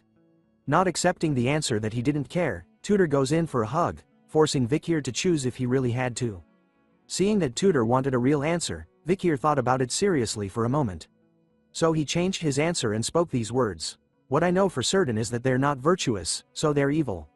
Just as Tudor was about to agree with Vikir's words, Dolores slams her hand heavily onto the table, catching their attention. She was standing upright, shocked by Vikir's words that the Night Bloodhound isn't virtuous. Her eyes were completely focused on our boy, asking him about how he was so sure about that. Seeing her reaction, Vikir was actually stunned and confused by what was going on. Even Tudor's hand was sweating heavily as he let go of Vikir's shoulder, sensing the danger that our boy might be in. We start this chapter once again with Dolores questioning Vikir on why he thinks that the Nightblood isn't a good guy. Her questioning was making everyone on Vikir's side nervous as they started to sweat over her words. Dolores's eyes were set on their target, showing us why it was drawn as a cross eye. She continues to question Vikir's on why he was so sure about his words. Knowing who he was, she continues to ask Vikir to answer her questions, but he remains silent, while Tudor starts to think that he had done something wrong. Seeing and hearing no attempts at a reply, Dolores addresses everyone in the club, claiming that they believed in something without any proof. She reminds them that as reporters, if they say things that aren't proven by facts, then they can destroy an innocent person's life. Tudor cuts in, informing her that the guards of the city had testified that the Night Hound had destroyed the buildings and killed the headmaster of the orphanage. But Dolores refutes their claim, telling Tudor that the Imperial Guard's interview responses are just testimony consisting of deductions and no solid evidence. She even reminds him that the question regarding the children's corpses that were found in the orphanage's basement has yet to be resolved, and that there were too many questionable variables to determine that the Night Hound killed those children. The girls on the other hand were stunned by how determined Dolores was in proving them wrong about the Night Hound, even worried about it. Seeing her so determined to prove the right facts, they couldn't believe that she was staying neutral even though this happened in an orphanage that's managed by her own family. Seeing that no one else was complaining, Dolores turns to Anna, reminding her to edit the article to ensure that it's objective and unbiased. Hearing that order, Anna complains that if they do that, they wouldn't be able to write anything. But Dolores insists on it, saying that it wasn't too late to release a critical report that it was the Night Hound after what they had found about the incident. Her eyes started to look sad as she thought about what if the Night Hound really was evil, and reminded the club that if that was true, then they can criticize him harshly. Hearing those words, Vikir couldn't help but take a peek at her through his thick nerd glasses. As the group starts to take in Dolores's words, another member of the club bursts into the room, shouting for the president's attention. The member reports to her that the club advisory was asking for her, stating that the reason was because he wanted her to re-edit the report and state that the Night Hound was a bad person. Hearing about the request, Dolores started to feel stressed, and replied back to the member that she was going to talk to the club advisor, since he likes making articles into headlines. After settling things in the room, Dolores left with the member to seek out the club advisor and his request. As she left, Tudor was impressed by their president, calling her a girl boss. Hearing that, Vikier couldn't help but reply that Dolores had been that way since a long time ago, which confuses Tudor. In Vikier's mind, Dolores looked the same as when she led the Holy Knights on the front lines of the battlefield during the fall before he had regressed. She wore mighty armor and her holiness radiated in a bright light all over. She could be seen on the battlefield, ushering new commands to the Holy Knights, ordering them to push forward as she blesses them with her holy light. She would often complain about the troops, a sign that people these days have weak faith. She even scolds them when she finds them messing around their breaks, telling them to save lives instead. She reminded them that back in her days, if a demon had appeared, then they would just jump in to help. Recalling his past memories of her, Vikier started to smile to himself. He had thought that she would deem his actions as wicked, but to him right now, it doesn't feel bad because someone's trying to tell the truth about him. In his heart, he quietly thanks the Saintess for her help, as she argues with the club advisor over his request, who turns out to be Professor Snape. Moving on, in the earlier mornings, a siren started to blare loudly. As it continues to ring, PG awakens from his beauty sleep in a groggy state. The moment he raises his body upright, Vikier greets him with a good morning. Vikier was already up and ready, dressed in his school's exercise clothes and stretching, while PG was still rubbing his eyes, greeting good morning back to our boy. In this academy, everyone has to wake up at 6 a.m. When the alarm sounds, the stupidest head to the training area in front of the dorms. The students then participate in the exercises, following the instructor who stands at the front to wake themselves up. They start off their day with a light jog. After their morning exercises, the students will go their separate ways. Some would catch up on their sleep, some would go and take a bath, and some head straight to the cafeteria. PG could start to feel the strain on his body after the morning exercises. He complains to Vikier that his brain would be more active if he had slept through the morning exercises, but our boy refutes that claim, reminding PG that moving his body helps to activate his brain.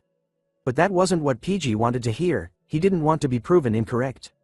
Tudor cuts into their conversation, telling Vikier that he wasn't going to be popular with the girls if he didn't act so empathetic, and suggests that he practices it by being empathetic to PG. But hearing that suggestion, PG humbly declines the idea. Tudor then comes up with a new suggestion, asking if everyone is free this weekend, as they should have fun by going into the city. PG likes the idea behind it as there was actually a book he needed to buy. Even Sancho chimed into the conversation, saying there was a restaurant that he wanted to try in the city too. Hearing that it was okay with the rest, Tudor turns to ask Vikier. Pausing for a moment, our boy declined the invitation, saying that he needed to volunteer on the weekends.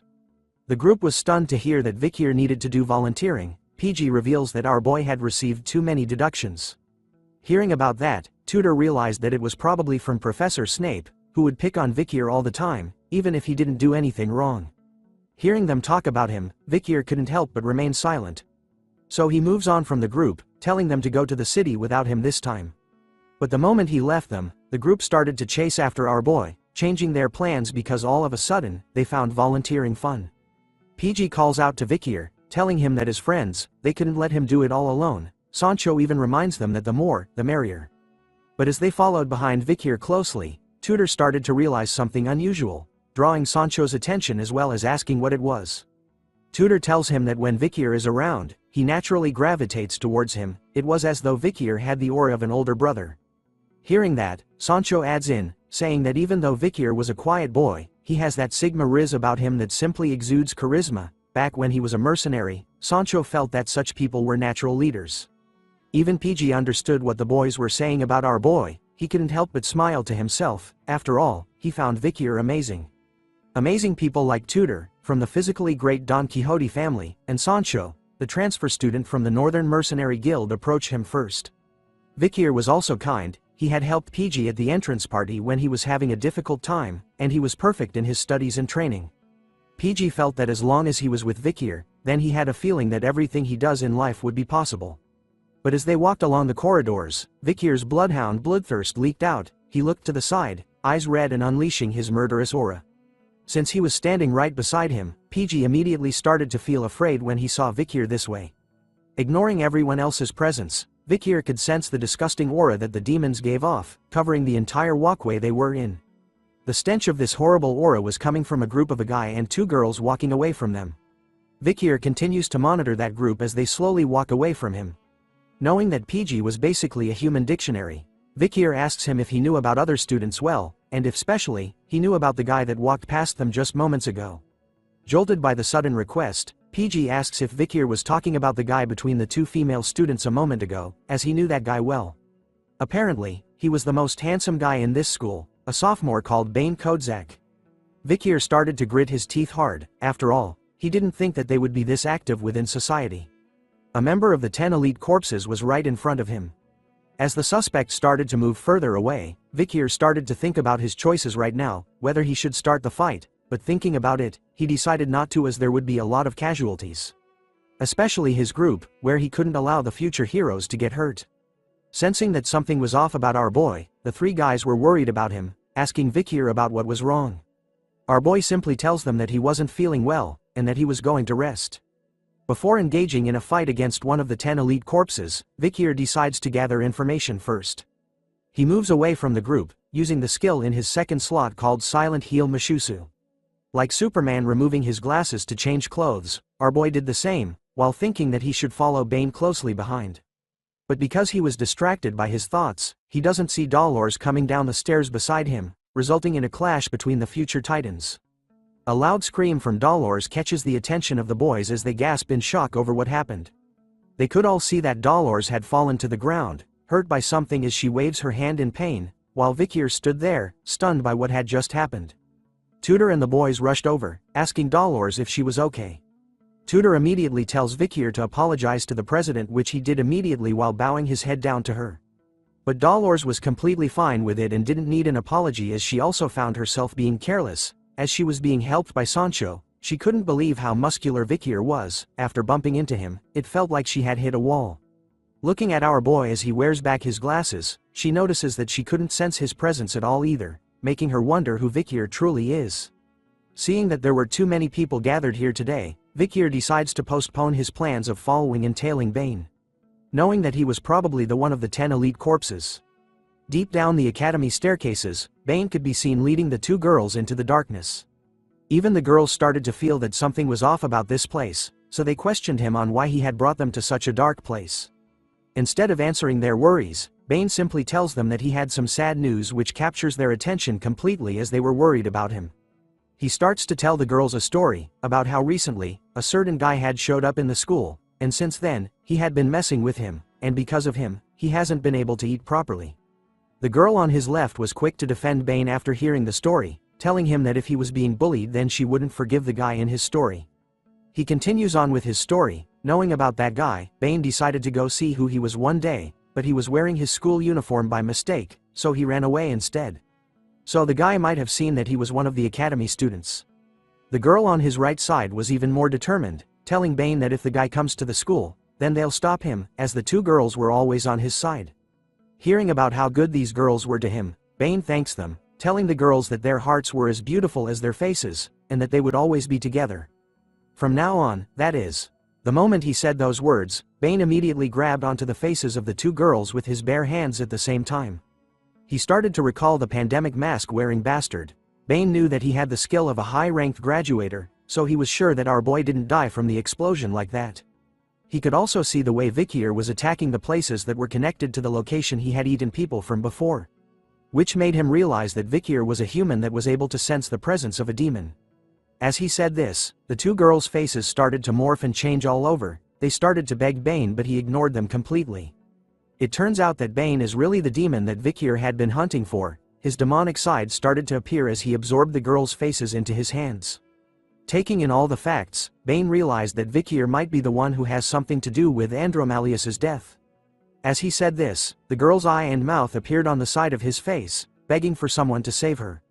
It is revealed that Bane's true name is Dantalion, the 9th corpse of the demon's 10 elite corpses. He returned to see Vikir staring at something deeply, his attention completely drawn to it as someone speaks in the background. It turns out that our boy was back in the newspaper club room. It turns out that Anna was speaking to the first years. She was complaining about the numerous incidents that kept happening in the town recently. She continues to speak to the first years, revealing to them that she and Dolores had summarized the cases that had happened within the academy itself. Since they didn't have a lot of members available right now in Lucian, they wanted the first years like them to step up and fulfill this role instead. As she said this, Bianca and Tudor were distracted by the numerous cases written on the pieces of paper on the table in front of them, their eyes drawn towards them with a worried expression on their faces. Even Dolores was slightly worried as she read the report in her hand. Anna continues to give out orders to the young bloods, telling them to choose a case from one of the papers on the table.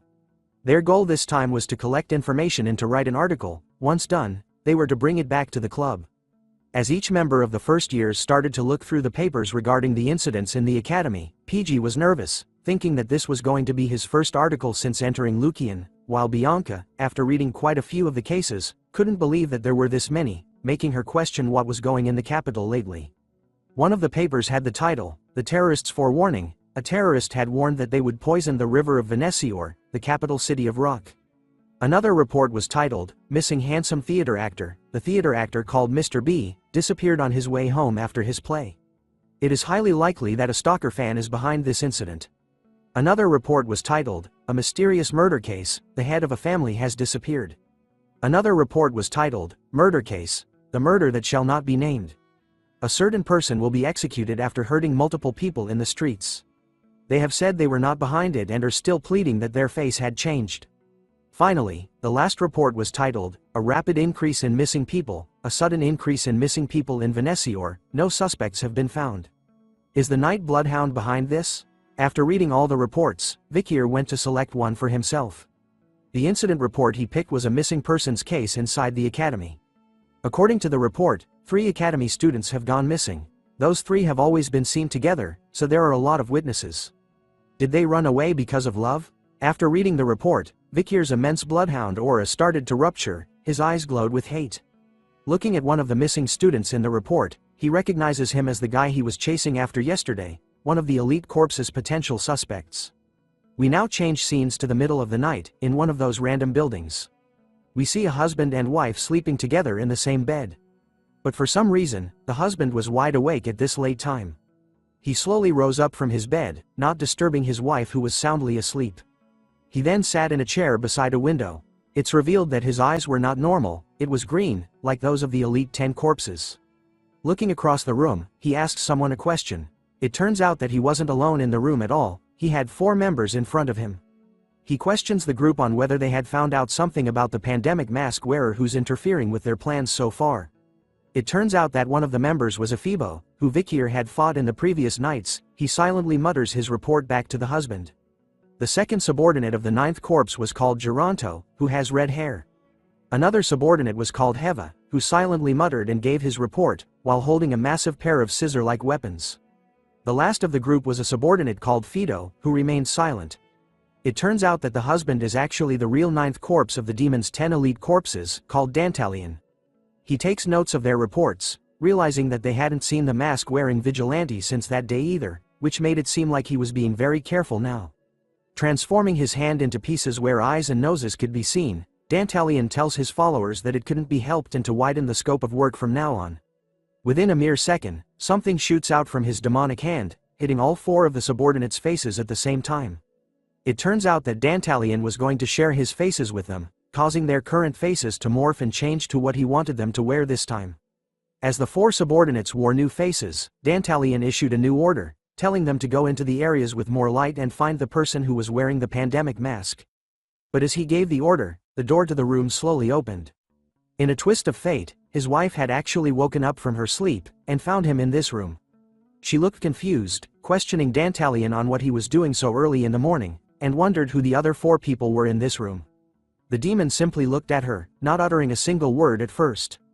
As he closed his eyes, he talked about how he wanted to admire her face being alive for a little while longer, but seeing her and finding this out, left him with no choice. He orders Fido, who appeared right behind the wife in an instant, with a blade across her neck, to make sure her face remains untouched. The clueless wife could do nothing against them as she felt the cold stainless steel blade against her neck. After a single moment, the sound of flesh being cut could be heard as blood covered the floor. As she laid on the floor, bleeding from her wound, the wife couldn't make a single sound and could only cry as tears fell from her face.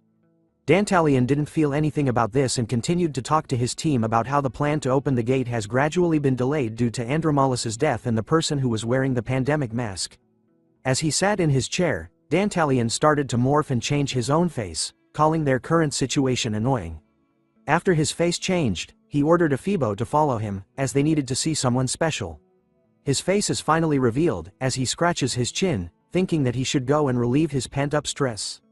The scene changes once again, this time, to a place with a slight holy feeling to it. Dantalion appears once again, this time, with a smile on his demonic face while wearing a cross on his neck and a priest outfit. Someone stood in front of him, asking him about why he was smiling. Dantalion replies that he simply couldn't help himself. After all, he had the beautiful saintess standing in front of him. It turns out to be Dolores, who wasn't amused by his remarks, as she tells him that she didn't come to see him to joke around, calling him as Sir Quilty. Brushing her remarks aside, Dantalion tells her that he was worried because her visits have become scarce lately. Dolores tells him that recently, there have been a lot of murders and missing people, which was why she has been busy, since she was covering them. Hearing this, the holy man could see that her club activities have gotten busy, as the world was becoming a more and more brutal place to be in. As he smiles at her, Dantalion knew that the one responsible for all these horrible things was him. Looking at him, Dolores couldn't help but feel nervous about something. She knew the man before him as Quilty Loon Indulgentia, the head of the Indulgentia family, the collateral bloodline to the Quo Vadis family. They were currently volunteering in managing Quo Vadis's resources at the orphanage, monastery, and hospital, but they were also supporting the exemption system, that erases the wins of the sinful rich. So she knew that this two-faced person in front of her was definitely hiding something. As he leans closer to her face, Dantalion questions Dolores about why she needed to speak with him. She reveals to him that she came here to request for the exemption system to be abolished. She found it wrong to exempt a person from all their sins just because they were wealthy. He refutes her statement, saying that there was nothing wrong with the system as the exemption policy has been in the church up until now. He also found that donating a large sum of money was already a large form of punishment. But Dolores wasn't budging from her stance. She counters his argument by stating that sins are something you must expose yourself for in front of God, and forgiveness was only given once you have received the appropriate punishment. With the holy light radiating brightly behind her, she ends her argument, saying that the people affected by the exemption system cannot be saved. Her final words left Dantalion speechless as his mouth was left open. But he quickly closes it, turning away from Dolores, and reminding her that he was simply following the church's doctrine, and that her best course of action was to speak directly to her father, the leader and cardinal of the church. As he continues to face away from her, Dantalion tells her to return, since he heard that the academy students were coming here to volunteer today. So there was no need for them to have a fight within the Quo Vadis family in front of her juniors. Dolores accepts his proposal, but tells him that she would come back later so they could discuss this matter even more. As she left the church, Dantalion's transformation was leaking out. His face was riddled with multiple eyes as he looked back at her, grinning widely. His demonic side was going haywire as his thoughts were filled with how beautiful Dolores looked. He had almost given in to his impulses and collected her face, but he needed to hold himself back, clenching his teeth so hard that they bled. He saw Dolores, the saintess, as the finest product that he had discovered in this world. Dantalion wanted to collect her face when her face was in despair, after the chaos descended into this world. He continues to tremble with his impulses, holding himself back, as he wanted to open the gate as soon as possible. He begs his fellow brethren to hurry and descend the chaos into this world, so he can claim what he wants. The scheme changes to Vikir standing alone in front of a gate belonging to a huge building. He looks around wondering if this was it. Based on the report given to him by Cindy, this was the orphanage that she had found after analyzing Andromalus's ledgers. Which meant it was highly likely that this place was connected to the 10 elite corpses. Looking at the flag being raised, Vikir could see that this place was probably the property of the Quo Vadis family. If a demon is planted within the Iron Blood family, and the Holy Divine family, then it is also highly likely there were demons hiding amongst the other families. After the explosion, the Night Bloodhound had garnered attention, so Vikir wanted to use volunteering as an excuse to slowly investigate the students. Speaking of the students, some of those students appeared by his side. It turns out to be PG, Tudor and Sancho. Looking at the building in front of them, he wondered if this was the orphanage they were going to volunteer at. Tudor wraps his arm around Vikir, telling him how lucky he was to have friends that were willing to volunteer with him, but our boy didn't want this, telling them that he didn't ask for them to follow him. Letting out a deep sigh as a nervous sweat drop drips down his face. With the presence of these three dudes, our boy could feel that things were going to get annoying. We start off this chapter when the Academy's 10-day-long holiday has started. The Golden Holiday was created due to the school anniversary Easter of the Loon Church and the weekend. The students either visit the imperial capital together or visit their families and have a great time. However, not all students enjoy this holiday. We returned to the boys when they entered the place to volunteer at. Tudor's voice could be heard loudly as he told Vikier that he was lucky his friends came with him and refused to take a break like the other students. It turns out that the boys needed to fill up their volunteering hours too. Sancho thought that it wasn't a bad idea to get it over with right now, while PG honestly just likes to volunteer. But their involvement in volunteering this time with Vikier was a burden to him right now. Looking around the place, Tudor guesses that the place they were at was the Indulgentia orphanage. He was impressed by it, as it was on a different scale since it's the largest orphanage in the imperial capital. PG adds on, telling the group that the headmaster here is the founder of the foundation for the orphans and is also an external lecturer at the academy. Sancho was surprised to learn that and wondered who it was. PG then pointed to a painting nearby them. The headmaster was called Quilty Loon Indulgentia. PG continues to tell us more about him, that he was the head of the Indulgentia family, a family from the maternal side of the Quo Vadis family. He was a popular man, and it seems like he's quite influential within the Loon Church. Speaking about the Loon Church, it was also a well-known fact that there is conflict between him and the Saintus Dolores due to their differences in religious views. As they listened closely to the story, Tudor complained and was bothered by it. After all, he didn't want to get caught up in a fight between the families. Vikier was chilling at the back as usual, thinking about what PG said, and about the popular headmaster of the orphanage. He decided that he was going to find out what this man was like once he got to know him. After wandering around, the group found themselves with the church people. A nun stood in front of the student volunteers, as the orphanage children hid behind her. As she stood there, she told the students that she would like it if the volunteers could be teachers to the children for the next 10 days, the same duration as the Golden Holiday. With a bright smile on her face, she tells the students that if they looked after the children well, then they would never forget their kindness in this lifetime. But as she tells them to treat the children with the heart of a parent, the boys are distracted by something as they all nervously stare in the same direction. Tudor points out the issue, asking why Bianca and Sinclair were here with them as they appeared by their side. Bianca immediately took offense to Tudor's question, responding with a disgusted grunting noise. Bianca justifies their presence in the orphanage, telling Tudor that they were here to volunteer, and that she should be the one asking them what they were doing here. But our boy simply replies to her that a hero doesn't need a reason to do good deeds. His reply irks Bianca as she couldn't stand the hero thing, which was expected of a Don Quixote. While Tudor and Bianca were fighting with their words, another person was sure that their meeting here by coincidence must be fate. PG and Vikier stare at a familiar gray-haired girl in front of them. Sinclair appears, with a joyous smile on her face and a bright aura radiating from her body. She looks at Vikier all happy to see him here. She nervously approaches him, offering her hand as a greeting. She stutters in her words, saying that it was a shame that they haven't been able to talk much but hope that they will get along in the next 10 days. Vikier hesitates at first, but shakes her hand, hoping for the same thing. The moment they held hands, Sinclair rejoiced, vowing never to wash her hand over again.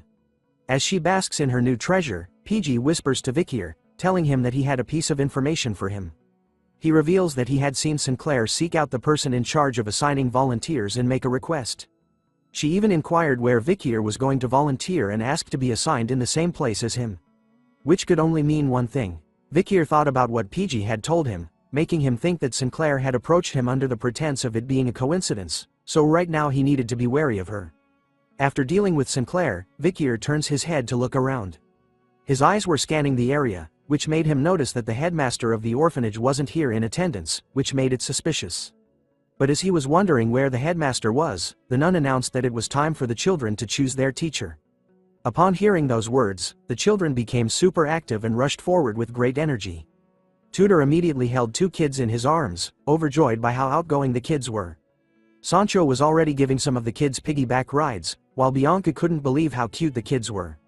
Even Sinclair was surrounded by children as she read them a funny story from a book. Our boy, Vikier, on the other hand, was giving off that Ohio skibbity riz, as he questioned 3 kids on what their names were.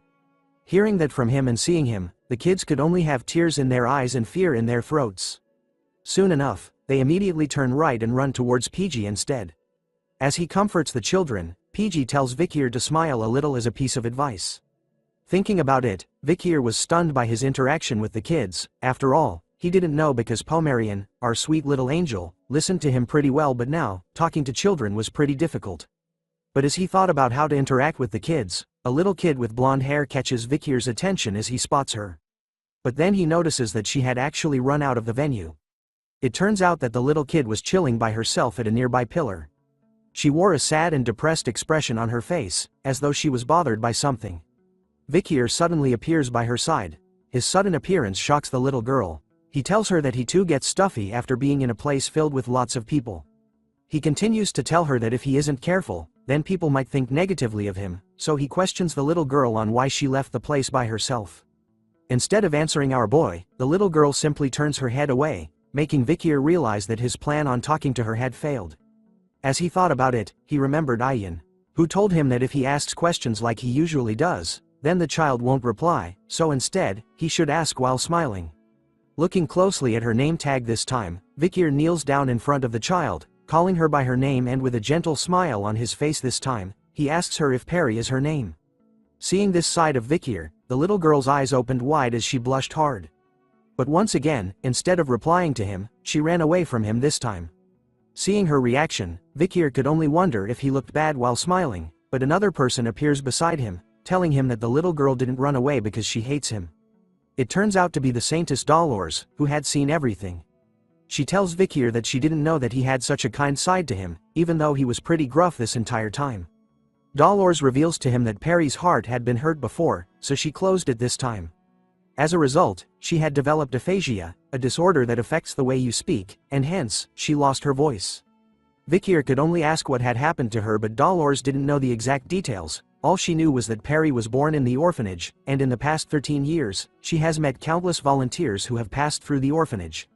At first, everyone approached Peri in a friendly manner, but after one day, they stopped coming due to their busy schedules.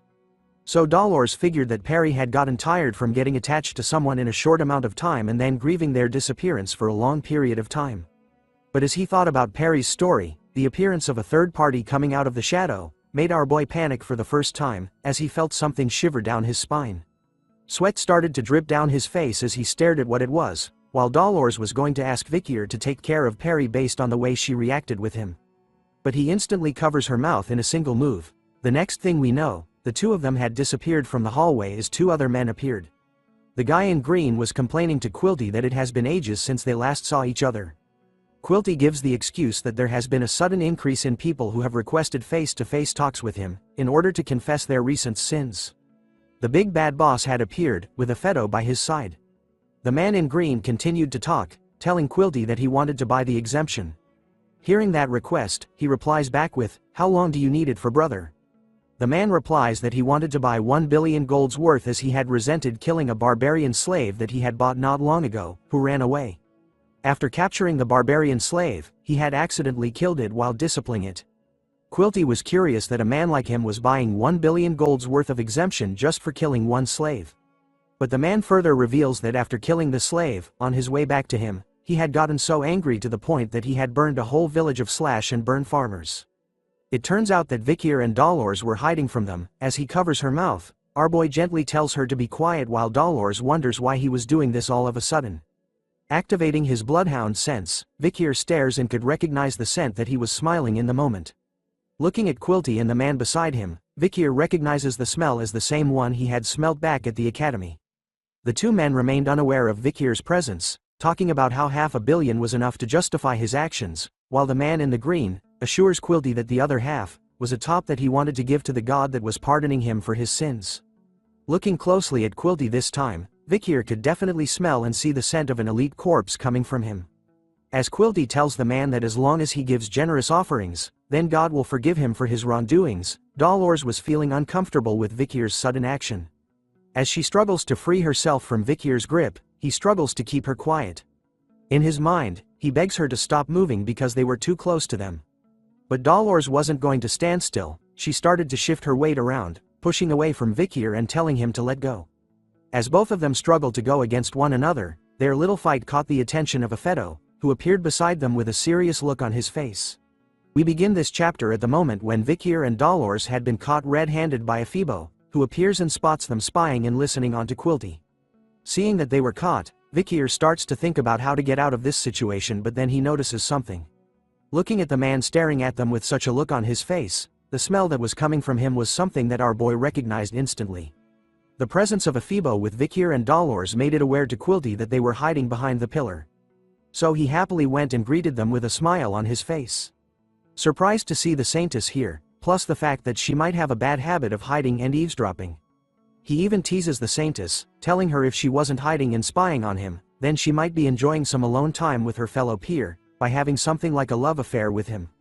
But she was more shocked by the fact that she was caught by him. She knew that things were going bad since they were caught eavesdropping on him.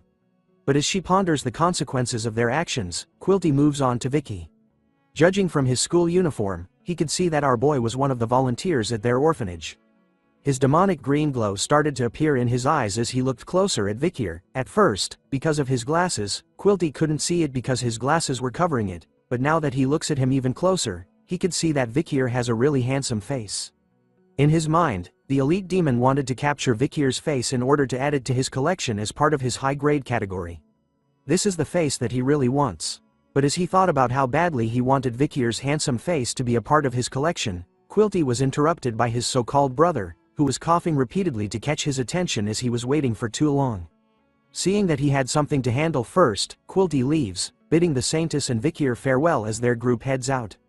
As they left, Vikir remained silent, but his eyes were focused on Afibo. While the Saintess was angry over her current situation, even though she had seen them buying exemptions so openly, she even had to listen to them insult the god she loves, while she could do nothing at all to stop them.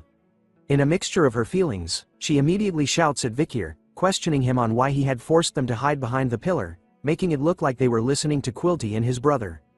But as she looked at him to get an answer, the Saintess was alarmed to see Vikir in his current state. In a calm demeanor, Vikir simply apologizes to her for his sudden actions, which surprised her. He even assures the Saintess that he was going to be more careful from now on. He then turns to leave first, telling her that he had spent too much time here and needed to go back to volunteering. But to the Saintess, she was left stunned as she watched him leave, because for the first time, she had seen Vikir reveal his angry side to her. According to the research and spying that Vikir had done on Quilty Loon Indulgentia, he has confirmed that the man stays at the orphanage every day for 2 hours. His work usually consists of selling exemptions to nobles and merchants. Sometimes, he sends reports on investments and ledgers on sold exemptions to the Quo Vadis family by letter. After confirming the letters, it will be received by the head of the Quo Vadis family, Cardinal Humbert, whose full name is Humbert Loon Quo Vadis, Dolores the Saintess's father. In addition to that, Quilty is always with an escort guard during foreign affairs. Vikir had confirmed that the escort guards consist of 3 men and 1 woman who are constantly rotating themselves on duty. Seeing the 4 guards and after doing the research, Vikir was sure that one of the guards was the masked man he had met during the explosion at the orphanage. He has confirmed this theory that they were the same person as Afibo based on the smell that they were giving off. Based on all the facts so far, Vikir would assume that the other 3 guards were the same as Afibo and are at least as powerful as high-ranking graduators. This information was critical, as to Vikir right now, it was dangerous for him to go against an elite corps and 4 high-ranking graduators at the same time. As a result, in order to get rid of Quilty, Vikir needed to take care of the 4 guards before then. This marks the end of Vikir's investigation and future plans. We now turn back to our trio, who were confused by what they were seeing as they quietly whispered Vikir's name, in a concerned manner. They stood afar, watching our boy who was quietly cleaning a huge pile of laundry all by himself and by hand only. No washing machine here. They questioned him on whether he had been working too hard lately. Seeing how hard Vikir has been working all along, Sancho felt embarrassed of himself because he was going to take it easy and just use up his volunteering hours to get some points. Tudor, on the other hand, couldn't believe how hard Vikir was working for the children. Seeing him this way sparks a fire within the blonde-haired kid, as he vows to work even harder to become a true hero like Vikir. All 3 of the boys punched their fists high into the air, shouting out, "Everyone follow Vikir." In unison, looking at them, Vikir wipes the sweat dripping down his face, thinking to himself that he had been caught up by his own thoughts. Since it was difficult for him to move around during the day anyway, he needed to wait until it was night time to execute his plan. So since he had a lot of time to spare, he decided to give it his best during the day, doing all the tasks the orphanage needed to be done. Fast forward a few hours, the kids of the orphanage were now playing with the same ball that Vikir and the other students had played in class before, the game called Run Flat. While the other kids were excitedly playing in their teams, a single girl was sitting by herself, observing them from afar. It turns out to be Perry, who was alone right now while the kids were having fun. But then, her eyes started to shift to the side, looking at something as the sound of a ball hitting the ground was heard right beside her. There was another person sitting where she was. This time, a black ball was seen bouncing up and down repeatedly where the stranger sat. That stranger turns out to be Vikier, who was smiling to himself as he played with the black ball, catching Perry's complete attention. He knew that this trick would work. After all, even the Balak children liked playing with the ball in his hand. It turns out that the black ball was the madam's egg, which was showing no signs of hatching. Even the grip on it doesn't feel too bad. Vikier had kept it on himself just in case of certain situations but didn't expect to use it like this.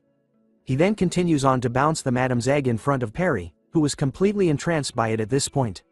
Soon enough, she found herself playing with the madam's egg. A bright smile was seen on her face as she did. She happily plays with the madam's egg while Vikier watches her closely, happy over the fact that Perry had fallen for his trap. But as he watched Perry, Sinclair was watching him too from behind. She calls out to him, talking about how kind he was. Sinclair has made her appearance to him once again, mentioning to Vikier that at first, she saw him as a no-nonsense kind of guy. As she slowly approaches him, Vikier questions the lady on whether she needed something from him. She happily leans in closer to Vikier, telling him that she wanted to be closer with him, and although she was a year younger than him, she wanted to know if it's alright for her to speak to him more casually. Despite giving her the bombastic side eye, our boy eventually caves in to her request, telling her to do what she wanted, bringing a joyous smile across Sinclair's face as she got what she wanted from him.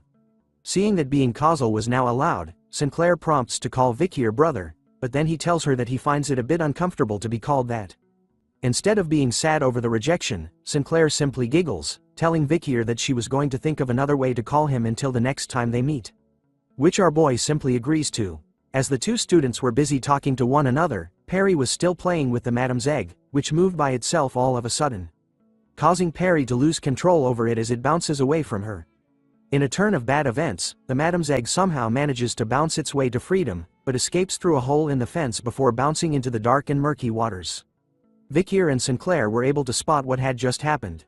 They made their way towards Perry, who could only stare at where the madam's egg had gone. Her mouth was left wide open over the shock of losing it. Sinclair looks at where the ball had fallen in, and tells Perry that they couldn't get it since it fell into the estuary. With tears in her eyes, she looks over to Vikier in a panic. Seeing her reaction, our boy assures her that it was fine and not to worry about the ball. But seeing the sad state that Perry was in left our boy conflicted, as the little girl tried her best to keep her tears in. Seeing what she was going through, Vikier started to unbuckle his uniform. After all, he has no choice now after seeing Perry that way. We now turn to Dolores, who was sighing deeply as she still felt bothered by what had happened before. In her mind, she was thinking about Vikier. At first, she didn't have a good first impression of him because he was judging the night bloodhound as someone with prejudice. Moreover, she knew how bad his behavior was because he had received enough minus points to the point where he needed to do volunteer work. But then meeting with others started to change her perspective of him. The first was Tudor, who happily tells her that since the kitchen needed more help, Vikier was the first one to volunteer to help. Sancho appears in a cook uniform, telling Dolores that until just now, Vikier had been distributing food. Since the hot water wasn't coming out, he also went out to check on the pipes. He even wasn't able to eat because he was giving out food. The next one was PG, who tells Dolores that he believes Vikier went on to help with the laundry, adding on, that not too long ago, Vikier was able to fix the pipes, so they were able to boil the laundry now. Even Bianca appears, telling Dolores that Vikier was with her, hanging clothes till now. But then the children asked him to play, so he went to prepare the gym for the kids. After meeting everyone, Dolores was confused since everyone thinks of Vikier as a good person. She had thought of her judgment of our boy as being inaccurate, but after hearing about him from everyone else, she realized that she was just flat out wrong about him. It turns out that she was the one that had her own prejudices about him. A lot of people were aware of the fact that Quilty and her were on bad terms. She starts to think that Vikier was just being considerate by hiding her with him because he noticed that Quilty was approaching them. So now, her goal was to look for Vikier and apologize to him over her misguided view of him. Soon enough, she spots him standing alongside Sinclair and Perry, as they look for the ball in the murky waters across the fence. But then something happens which leaves Dolores confused while leaving Sinclair with a heavily blushed face as she tries to cover her eyes. With his uniform and shoes neatly placed onto the ground beside one another, Vikier easily leaps over the fence in a single jump and lands deep into the murky black waters of the estuary, leaving all three ladies with a stunned look on their faces. Soon enough, The ball was in his hand. Vikir, covered in the dirty black water, had finally found the ball that tried to escape from Perry's hand. For some reason, the sun was shining perfectly in that moment, covering our boy in its holy light, activating that main character's aura and riz. He turns to the ladies, with the ball in hand, and tells Perry that now, she didn't need to feel sorry for losing the ball. His kind gesture of finding the ball back manages to capture the ladies' attention as they stare in disbelief, while blushing hard. But to the little angel known as Perry, she was captivated by Vikir's actions, her eyes totally focused on him as the sound of her heartbeat started to beat once more. Ending this chapter with a ba-dump. In this chapter with our boys playing with the kids in the open field, passing around a ball as though they were playing football. After spending so much time having fun with the kids, the boys were all sweaty and tired. Tudor wipes the sweat off his forehead, smiling as he couldn't believe that this was the last day of their volunteering. Sancho agrees, saying that time sure flies when you're having fun. Seeing that this was the last day they had with the kids, the three of them decided to go all out, meaning that they were going to play until they didn't have any energy left. As the three of them pumped themselves up, Vikir was seen sitting at the same tree, alongside Perry who was beside him. As she sat beside Vikir, her face was flushed. She even takes a peek at him, holding onto what looks like flowers in her hand. She continues to gaze at Vikir, who was mindlessly staring at nothing. Picking up the courage, she goes over to his side and lightly tosses a crown made up of flowers onto Vikir's head, which surprises him. He takes a peek at it, wondering if it was really a flower crown that she had given him, but Perry starts to shake her arms in the air the moment he says it. This time, she took one of his hands and pulled it closer to her.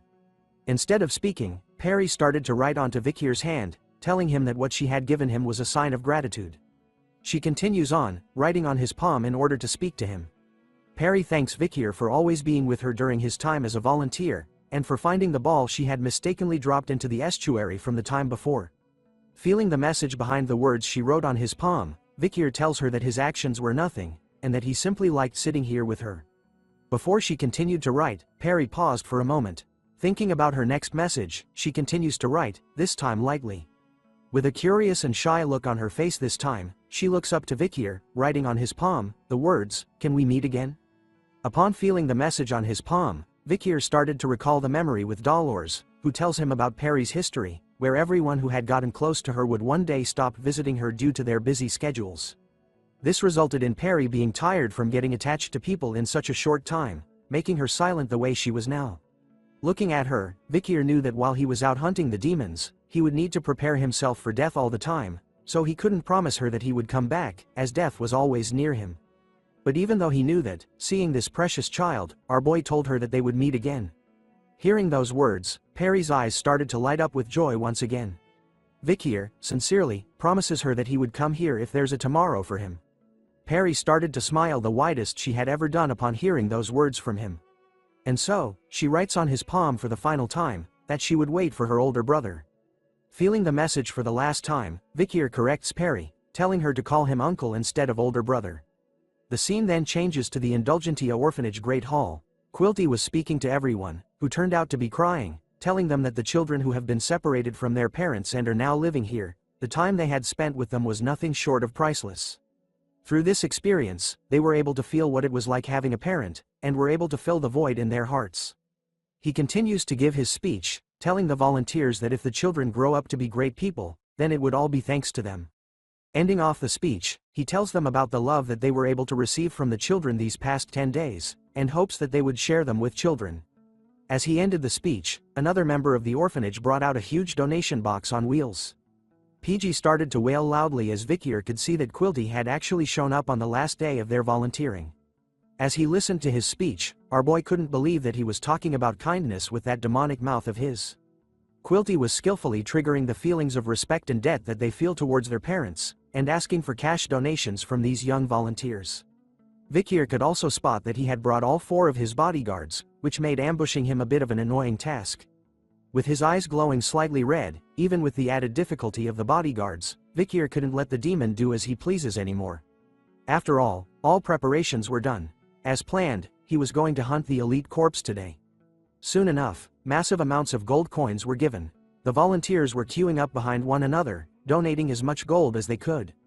While they waited in line, Vikir stood out alone as Sinclair walked towards him. She questions our boy on why he wasn't donating, so he simply tells her that he didn't have any money.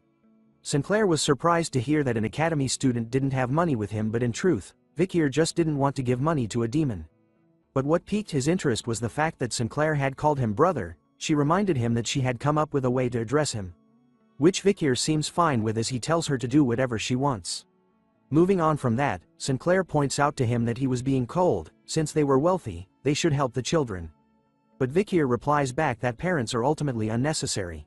He continues to tell her that children may need help from their parents during their childhood, but it is up to one's personal strength in how they will tackle the world, leaving Sinclair speechless as she stares at him. In response to his depressing words, Sinclair holds onto his hand, telling him that his life must have been hard. So she offers Vikier a chance to come over to her house and play, and even eat with her family during the break or public holiday. After giving him those choices, Sinclair leaves our boy behind, telling him that she was going to the children and to free up some time once they were done volunteering. As soon as she left, Vikier looked at his hand, thinking about how strange she was as a person. According to his knowledge, Sinclair was the identity she submitted to the academy as a disguise. Before his regression, she was the most extraordinary out of the Ice Corps and always placed first in both theory and practicals for 4 years straight. But then, she disappeared after graduation and never showed herself again. And so, Quilty announces after the donation that now is the time for the children of the orphanage to give thanks to their parents for the past 10 days. Tudor cried as he hugged the kid he took care of, promising the little one that until he became a great hero, he was going to come here every week, even after he became a great hero. Sancho was on his knees, telling the kid that in the north, the children are considered most precious, as they are the future. Reminding the little boy that the empire's future was on his shoulders and that he should do well in life. PG started to wail once again, telling the children that had gathered around him that he was definitely coming back, and that he would also bring lots of yummy food for them. Even Bianca couldn't help but cry a bit as she held the little girl's head. She felt that these past 10 days were both long and short at the same time, and couldn't believe that she herself had gotten attached to the kids this much. As the volunteers started to be with their kids, Vikier stood alone at the back, silently watching everyone. He turns to his right to check and then his left. Even Dolores was there, comforting the children by rubbing their heads. Vikier sneaks up behind her and calls out her name, startling the Saintess. As she turns to look at him, her face becomes flushed with red. As she keeps seeing the memory of him being shirtless and covered in dirty water after rescuing the ball from the murky waters of the estuary from which it fell in, she wonders why she keeps thinking of that day as Vikier tells her that he had a question for her. It was about Perry. He wondered if she had seen her around lately. Thinking about it, Dolores looks around, realizing that she hasn't seen Perry here yet but was sure that the last time she saw her was this morning. Hearing that bit of information, a sudden feeling of dread overcame Vikier as he realized something. Wasting no time at all, he turns to leave as Dolores chases after him. Thinking about that sweet girl not being here, Vikier's bloodhound senses started to activate. He spots Quilty from afar, who wears a creepy and demonic smile on his face. Seeing that, fully unleashed the bloodhound within Vikier, as he stares back at the demon, with bloodlust in his eyes. Soon enough, night arrives in the city. As the boys were deep asleep, crying about their goodbyes to the kids. Vikier's bed was empty. We then turned to another building, part of the Indulgentia Orphanage Children's Dormitory, the 4th building. Inside it, the 4 bodyguards of Quilty were present, all wearing their weapons. Upon reaching a specific area, they started to part ways, each of them heading alone in their own paths. We now see Afeto all alone. As he continues his surveying of the area, only darkness remains behind him. Out of the darkness, a bloodhound appears, its eyes still glowing bright red even though it was hidden underneath a mask. Afeto immediately turns around, sensing something but spots nothing at all. As he continues to stare at the empty hallway, a voice appears in front of him, telling him that he had a question. The bloodhound appears right in front of Afeto without him even realizing it. Vikier questions the demon on where the children who were locked up for the purpose of being the elite demon's food supply were kept hidden, but Afeto didn't even respond with words but took action instead. He immediately swung his massive mace weapon to our boy. But before the attack could land on him, Vikier manages to separate his head from his body within a split second. Holding onto Afeto's head, Vikier found it funny that he asked a question to someone who can't talk. Unleashing his own demonic sword, Beelzebub, Vikier reveals that this time, there was no time for him to play with these demons as it was hunting time for the bloodhound. We begin this chapter off with Vikier holding onto Ephibo's head after teaching him a lesson in the previous episode. But as our boy held onto the undead's head, he started to notice something from it. Afibo's head was starting to smoke. Without doing anything to it, smoke started to arise from mouth and ears or any kind of holes Afibo's head has. Before long, the undead's head dropped onto the ground without warning. What was left in Vikir's head was the face mask that Afibo had worn during the first night they had a fight together. Looking at it closely in his hand, Vikir wonders if the face mask he was holding onto was what allowed the undead to change his face into a fake. Once the smoke has cleared from the head, Vikir takes a look at it and recognizes who the face belongs to. It looked like it belonged to Peter, Dolores's Holy Knight bodyguard whom we met when Vikir went on to rescue the town from the Red Death. But upon closer inspection of the face, Vikir spots a mole near one of its eyes, and summarizes that this wasn't the Peter he knew. As Peter himself didn't have a mole, thinking about this unique feature, Vikir started to recall a memory he had before he regressed into this life. Sitting at a campfire with Peter, Vikir remembered how Peter would often talk about his missing younger brother, who went missing after going into isolation training. But seeing his younger brother lying dead on the ground after having his face stolen, Vikir pieced it together. Peter's younger brother didn't disappear because of the isolation training, he disappeared because a demon went after him and turned him into an undead. Knowing all of this now, our boy's eyes started to glow beneath his mask, as two more bodyguards started to approach him from the darkness. Seeing them here, Vikir figured that these guys would also be somebody he once knew. The two new victims turn out to be the long-hair blonde and the short-hair kid. Both wielding dual blades as their choice of weapon. Wasting no time at all, they entered a battle stance, ready to face off against Vikir. Hee, get it? Face off? Never mind. Moving on, Vikir lunges straight towards the undead bodyguards, his Beelzebub blade emitting a red aura. As he takes a swing at them, he unleashes a devastating blow filled with his bloodhound aura, but the two undead manage to disappear instantly, dodging his attack and reappearing at his side, managing to cut Vikir by a bit as blood was spilled in the air. Vikir and the two bodyguards started their fight, causing an explosion to occur and dust clouds to fill the area, making it hard to see what was going on in their battle. In the meantime, our attention is shifted to a statue of a goddess. A familiar face and voice was heard and seen, as she held her hands in a prayer manner in front of the statue. Dolores started to chant the following words: Our Loon, who art in heaven, hallowed be thy name, thy kingdom come, thy will be done, on earth, as it is in heaven. Forgive us for our sins, as we forgive those who sin against us. Let us not into temptation but deliver us from evil. Speaking of temptation, as she spoke out about her prayer, the innocent girl couldn't help but fill her mind with the images of a shirtless Vikir, covered in dirty water while basking in the glorious rays of the sun from the time he rescued the ball from the estuary for Perry. Dolores finally snaps out from her prayer, confused and embarrassed over why she kept thinking about our boy even in this moment. Seeing that she couldn't concentrate on her prayer, she decided to leave, reminding herself to keep calm and relax, lying to herself that Vikir was just a good junior. But the thought of him and the Night Bloodhound only kept her confused as she was unaware of her own feelings. Thinking deeply about it, she was soon attracted by some noise coming from a certain direction. Looking to spot what it was, she sees a figure emerging out from a dust cloud as an explosion was seen as well. Taking a closer look at the mysterious figure, she recognizes the pandemic mask he was wearing. It turns out to be the Night Bloodhound she was searching for. But seeing him here all of a sudden made it confusing for Dolores, as she wondered what the Night Bloodhound was doing in an orphanage. But more importantly, she wonders why he was busy fighting against Quilty's bodyguards, who were storming straight at him without any signs of stopping. In the midst of their fight, Dolores shouts at the words Night Bloodhound, catching Vikir's attention as he turns around to see that the Saintess was behind him. In that moment of distraction, the bodyguard manages to land a devastating blow to our boy, stabbing him in the stomach, through and through, sending him flying past the Saintess as she sees him on the ground, completely knocked out. Transforming into a human shield, Dolores stood in front of the bodyguards who were walking over to finish the job, her arms spread wide as she told them to stop. Even though she didn't know what was going on between them, she wanted to at least talk about it first. Dolores, who held the title of Saintess, was left stunned and confused as the bodyguards didn't even reply to her command but instead, prepared themselves to strike her down as well. Instead of running away, she chose to stand firm and confident in her choice of defending the Night Bloodhound, closing her eyes so she doesn't have to see what was coming at her. But as she did, Vikir's voice was heard once again, telling her to move aside. In a mere second, the Night Bloodhound had recovered his strength and healed from his wounds. He managed to block the strikes from the bodyguards, using Beelzebub to stop one attack while using his arm as a meat shield to stop the remaining other. After hearing his voice, Dolores opens one of her eyes to see that the Night Bloodhound had appeared in front of her, saving her life in the process as he handles the incoming attacks. But her face was soon filled with panic and concern after spotting a blade entering into one of the Night Bloodhound's arms. Underneath the pandemic mask, Vikir's eyes were glowing bright red, meaning he was in killer mode as he told the Saintess that everything was going to be alright.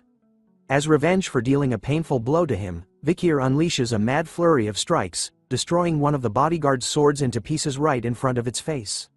Before the long-haired one could respond, our boy managed to plunge Beelzebub deep into his throat, slicing and ripping it apart as an endless wave of blood poured out of it.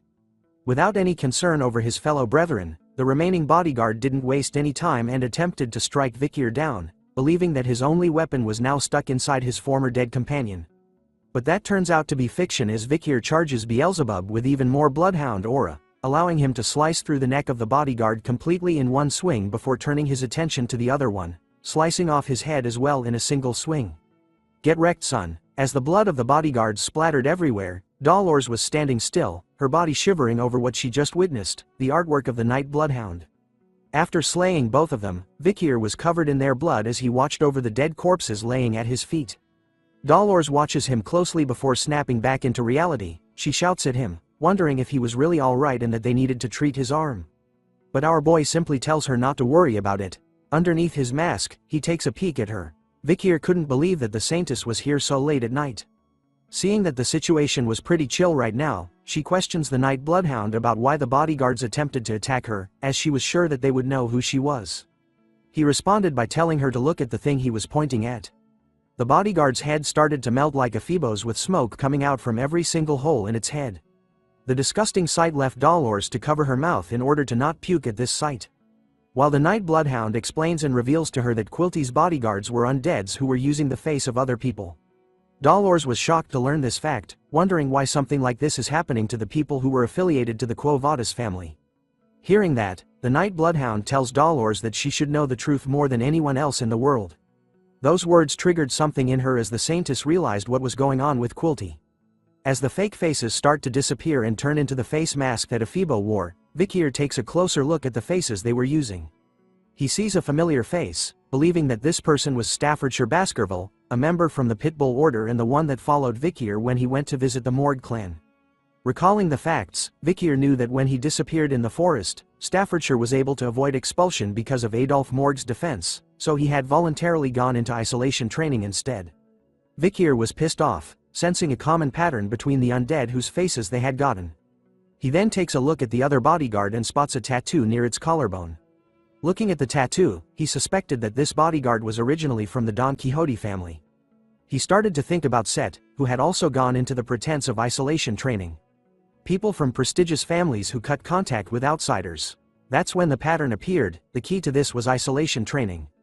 He then recalled the triplets from the Morgue clan who informed him that they were about to start their isolation training and that Camus, who was previously in isolation training, had left and entered the Hall of Darkness, devoting herself to magic research. Piecing all the clues and information he had, Vikir started to think about another worst-case possibility as someone appears with fire magic in a wrapped hand. Before he could react, a massive fire explosion was set ablaze right in front of Dolores and the Night Bloodhound. The explosion didn't seem to stop there as more explosions appeared, destroying everything and everyone in its path. It turns out that in the midst of the fires, Vikir manages to protect the Saintess from the blast by using his cape as a shield from the flames. But then, both of them were alarmed to see something. Someone else had appeared, walking slowly through the flames. A familiar red-haired lady, the last of the bodyguards, has finally made her appearance to Vikir. The moment he spots that familiar red hair, past memories of his time with Camus started to appear in his head. The lady, who wanted to be his wife, now stood in front of him, eyes focused and intending on killing him as she casted another fire spell in her hand. Is this our waifu, turned undead? Find out in the next chapter. This chapter begins in the aftermath of the previous fight, with flames surrounding everyone. The undead lady who looked like Camus started the fire with her magic, her hand pointed towards Vikir, who had managed to safely protect Dolores from the sudden bombardment of fire magic from before. Even with the intense heat coming from the fire magic all around them, it doesn't beat the heat coming from Dolores, who stares at Vikir, her face flushing bright red as she sees that the Night Bloodhound had protected her again. Snapping out of her delusional love, Dolores looks ahead, telling the Night Bloodhound that she could sense the attacks coming to them were filled with malicious intent. But she also noticed that the attacks weren't just targeting him, It seems to be aimed at her as well. Knowing that, she asks the Nightblood Hound if the lady in front of them was an undead too, like the other two bodyguards. Hoping that this wasn't true, Vikir simply replies to her question that there might be a chance the red-haired lady was an undead. Hoping to confirm the fact, Vikir asks her about when the Camus look-alike had joined Quilty. Dolores promptly replied that she had joined him quite recently. Taking the moment to absorb everything that was happening to them, Dolores, in her prayer stance, tells the Nightblood Hound that she too serves God. And if her opponent happens to be an undead, then she couldn't just stand there and do nothing. So she was willing to support Vikir in this fight against her. A holy support has been added to the party, but our boy, as an alpha wolf, turns down her idea, telling her to stand down as he moves towards the undead lady as he had something he needed to check. Hoping to help him with just a bit aid, Dolores offers to cast healing magic on Vikir, but he declines the offer. But before Dolores could fight back against his decision, the undead lady started to cast another set of fire magic as sparks appears in the palm of her hand. Soon enough, multiple lances appeared in the air before her, all aimed towards Vikir, who was walking straight at her without any sort of protection from Dolores. As the fire lances were launched at him like torpedoes, he easily cut all of them apart before they could do any sort of damage towards him. The pieces that were cut flew past him and ended up exploding in the air, but all of this didn't bother Vikir, as he was in deep thought. Even though there was a fire-casting maniac trying to kill him, all Vikir could see was a lady with long and straight red hair, casting magic that at least looks like 6th class level, who uses both steel and fire in her attacks. As he returns Beelzebub to his wrist, Vikir knew that the people who can control that level of magic at such a young age was rare in this continent, even in the Morg family, a prestigious magic family. Speaking of steel and fire, the undead lady summons even more of the steel lances from before, aiming and firing towards Vikir, who is now walking towards her without Beelzebub in his hand. This time, he didn't even cut down the steel lances and simply allowed them to hit him, covering Vikir in a large fiery explosion.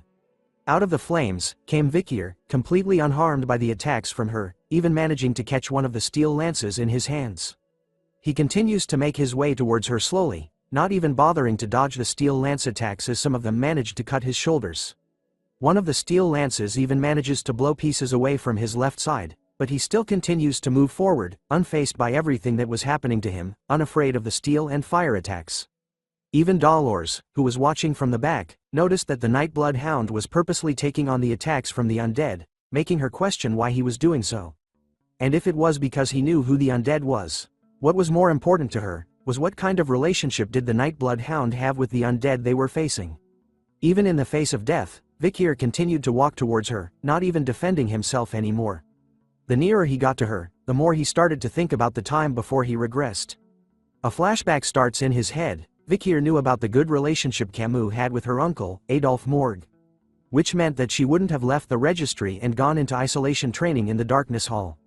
But as he started to recall all the moments they had spent together in this life during their childhood, Vikir started to regret the fact that he had approached her in this life.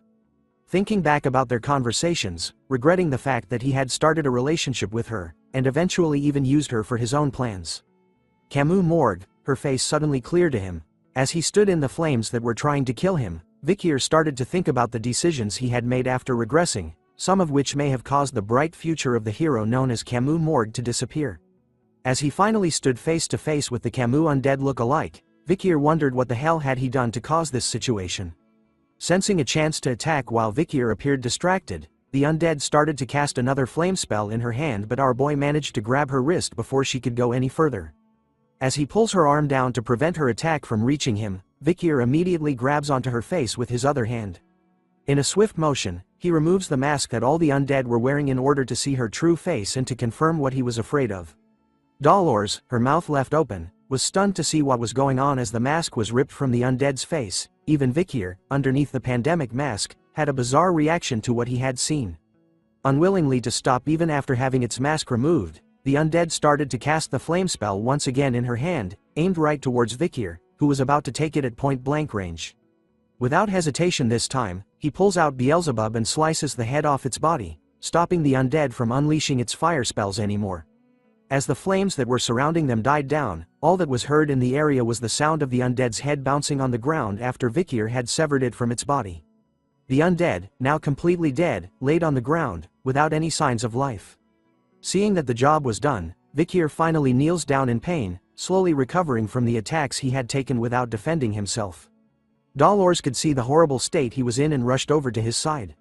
With the amount of blood and wounds covering his body, she could obviously see how injured the Nightblood Hound was, and casted her holy healing magic on him immediately.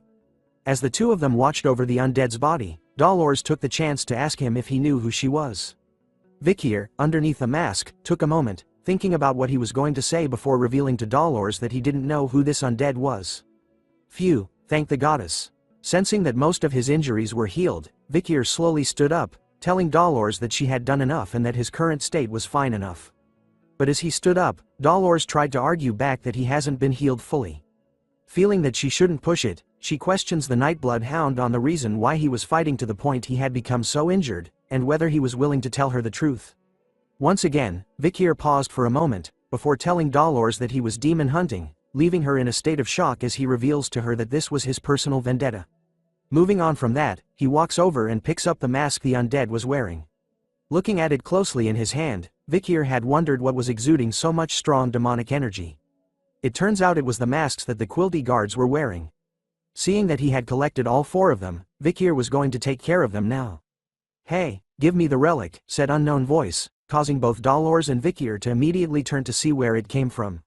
A nasty-looking mouth had appeared in the stomach of the undead Vikir had just slain. The mouth talked about Ephibo, Hebe, Pedo and Geronto, the names of the 4 bodyguards, and how it had borrowed them from a certain woman, who was now going to be freaking mad about what had happened to them.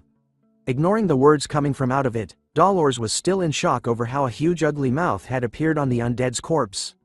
While she was still in shock, the mouth continued to speak, questioning Vikir about whether he was the guy who had been attacking the branches that were in his jurisdiction lately. Hearing the question, Vikir tells the elite corpse that he shouldn't be asking questions that he already knew the answers to. Taking it a step further, Vikir reveals to the elite corpse that he knew its true identity, which was Quilty. Hearing him say that, Dolores could finally make sense of who the voice belonged to and recognizes it as Quilty's. Seeing that he had finally been exposed, Quilty laughed over the fact that he had been caught by the Saintess. Instead of being afraid, Quilty smiles over this, saying that knowing about what he truly was is much better. For the great cause, he needed to give up on his identity as Quilty. However, the Saintess had now found out. Since it would make others wary of him, Quilty avoided laying his hands on her, the Saintess.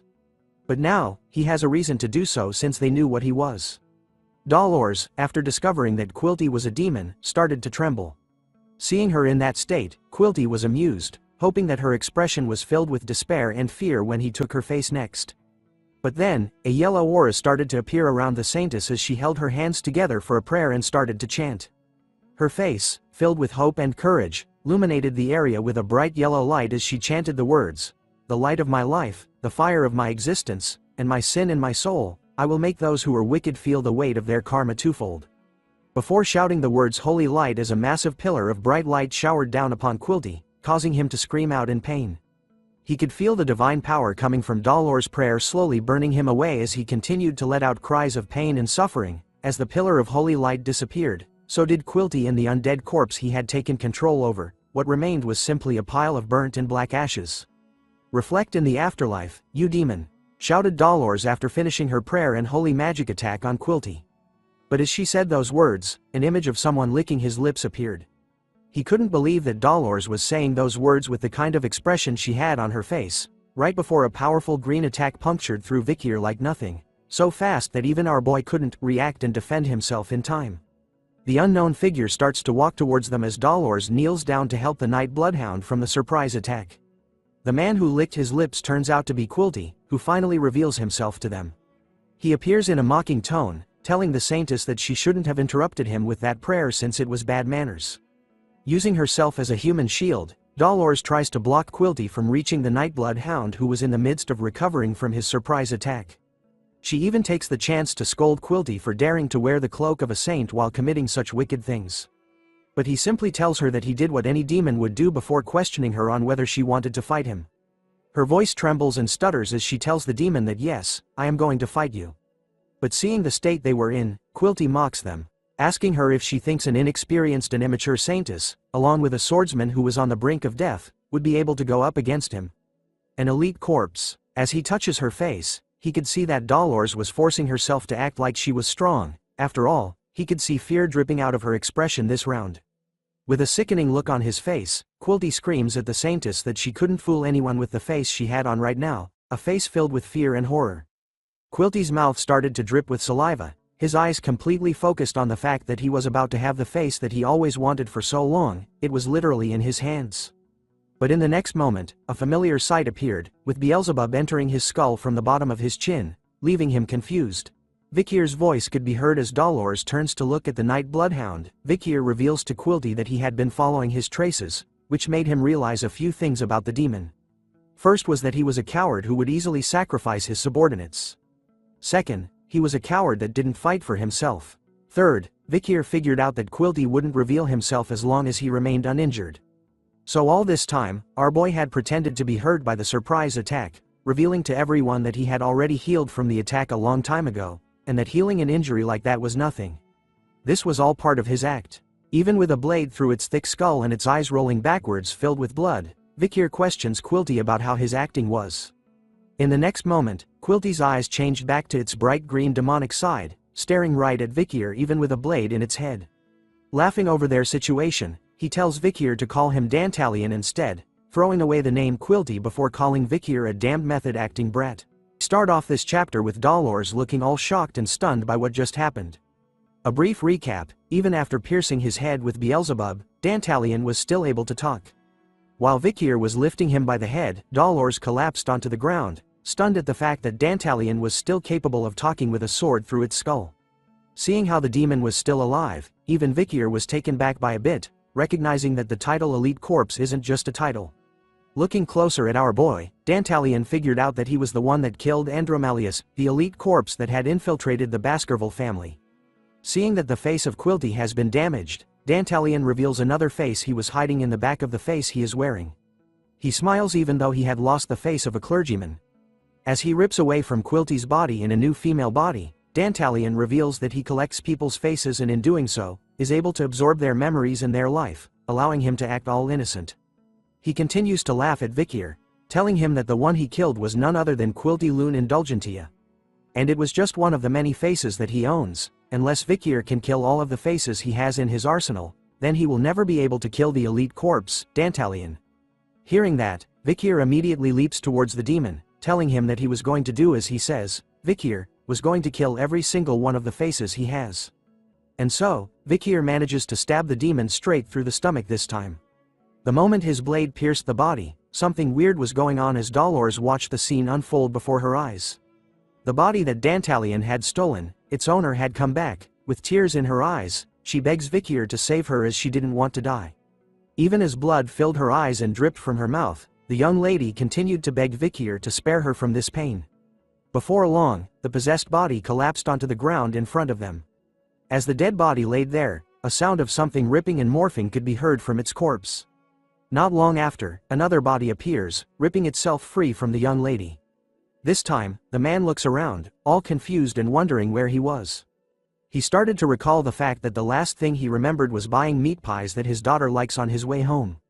But before he could finish his sentence, Vikir, without an ounce of mercy, simply slices his head off from his body, telling Dantalion that he was being too arrogant. The next body that appeared started to cry as a reflection of a young boy could be seen in the lens of Vikir's pandemic mask. Dantalion had chosen a child this time, crying towards Vikir and telling him that he was being too mean. Rubbing his eyes as he walks closer to Vikir, the young boy complains to Vikir, telling him that he didn't do anything wrong and questions him on why he was bullying him. Even with all the crying, complaining and childish voices, Vikir wasn't bothered by it at all and told Dantalion to stop his act. Remembering the memory with Andromalius, who could also change his face and voice to the people he killed, Vikir had already gotten immune to such acts by the demons, and was no longer affected by them. After revealing that fact, Dantalion finally shows his true demonic side once again, smiling after knowing that Vikir was a stone-cold killer and that his changing of faces didn't affect him at all. But the demon has a hidden card up its sleeve, telling Vikir to check something out as his finger starts to morph into something sharp. Something shoots out of it, hitting Vikir's wrist even before he could react to it. By the time he looked at what it was, a piece of Dantalion had attached itself to our boy. Right before having his head sliced off, the young boy smiles, telling Vikir that what he had gotten was a present from the elite corpse. As soon as the body was pushed backwards by the blow from Vikir, Dantalion started to morph and change in the middle of the air, twisting and turning his current body before landing in a new one. As he looked over to Vikir, he couldn't help but laugh. It turns out that something was happening to him, everything around him started to blur, and the feeling of pain and nausea was taking over him. After just a few seconds, Vikir kneels onto the ground, in pain as Dolores watches over him with concern. Dantalion, with even more eyes and mouths on his face and hands, laughs at Vikir's current situation, revealing that he had planted a face onto Vikir's wrist just moments ago, and that right now, he was going to show him the face's memories and emotions. Dantalion continues to reveal to Dolores and Vikir that the face he had planted into him was someone who suffered from paranoia and schizophrenia, resulting in him killing his precious family. Which made him wonder what Vikir was feeling. After all, he was going to have the memories of two people clashing in one body. Dantalion was hoping that Vikir's memories and the face's trauma would mix, and that his consciousness would begin to perish as a result. But something unexpected catches the demon's attention as he stares in wonder. Dolores, covering her mouth in shock over what the bloodhound did. Vikir had actually sliced his own arm off before the face's trauma could mix into his mind. Dolores was concerned over his missing arm, but Vikir assured her that everything was fine as he started to recover. He shows off his freshly healed arm, telling Dantalion that even though he was hunting a demon, he was not your average human. Looking at what Vikir did, the demon started to understand why Andromalius had actually been defeated. Looking closely at the sword that Vikir was wielding against him, he could see that it was emitting demonic energy, which meant that it was Beelzebub. Adding on that Vikir had the aura of a graduator of the highest grade, Dantalion realizes that he was not going to be an easy opponent to fight head-on. So he smiles after thinking of another way to deal with Vikir and starts to morph his hand into something else once again. With his creepy hand, Dantalion starts to point it at the duo, but this time, instead of attacking Vikir like before, he aims his creepy finger at Dolores, shooting it at her at lightning speed. But something else was faster. Our boy. He steps in and manages to defend Dolores from the demon's surprised attack. But all of this was planned by him. He smiles, knowing that Night Hound would protect the Saintess, and realizes that he was fighting with a weakness right beside him. As Vikir continues to defend and block the incoming attacks all aimed at Dolores, she tells him to not worry about her and continue his fight against the demon, but our boy couldn't do that. As he didn't want to lose the hero's pillar. After all, Dolores played an important part in the fight against the demons in his previous and future life. She couldn't fight back against Vikir's words, and continued to watch the fight that was so cruel and scary to her. She could see that the Night Bloodhound was fighting alone right now, and wonders if he was going to continue to fight alone in the future as well. Gripping her hands tightly together, Dolores knew that she needed to solidify her resolve, but she was so scared right now to the point that she couldn't stop shaking. But even with all those negative emotions, the girl was ready to jump in the fight and help the Night Bloodhound.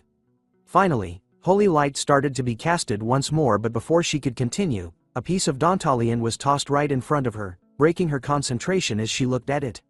The pile of meat, containing pieces of eyes and mouth, started to speak to her, calling Dolores sister. The image of Quilty's face started to appear in her head once again as fear and horror overtook the Saintess, breaking her courage that she took so long to gather before. Panic and fear was all she had right now, as she couldn't do anything anymore. Dantalion, on the other hand, was smiling in his fight against Vikir, calling it too easy as his arms changed into tentacles covered with ghostly faces. The demon knew that having one person transplanted into another body was already painful enough, but he couldn't help but wonder what would happen to a human when hundreds of humans are transplanted into one body. The tentacles filled with the souls and memories of the victims the demon had killed started to make their way towards Vikir, who braces himself for the upcoming carnage. Even in the face of millions of enemies, Vikir simply tells Dantalion that he was going to cut them all down. Just like he said, Vikir started to slice and dice the tentacles that were near him, cutting them down endlessly without even stopping to catch his breath. The demon was impressed by the feat that he was accomplishing, but mocks the Night Hound, wondering if he was going to cut thousands of faces up. Ignoring the demon's taunts, Vikir continued to do what he does best. Slicing and dicing the endless waves of faces that were coming to kill him.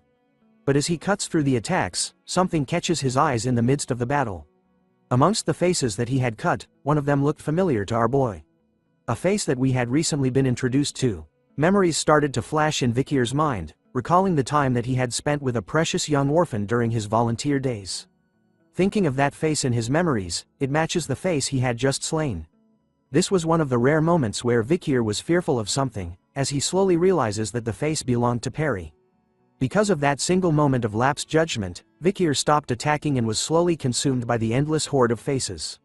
The light of the night bloodhound was soon covered by the deadly faces of Dantalion. We begin this chapter after Vikir had lost concentration in the battle. After seeing that Perry had been absorbed by the elite demon Dantalion, our boy ended up being absorbed too.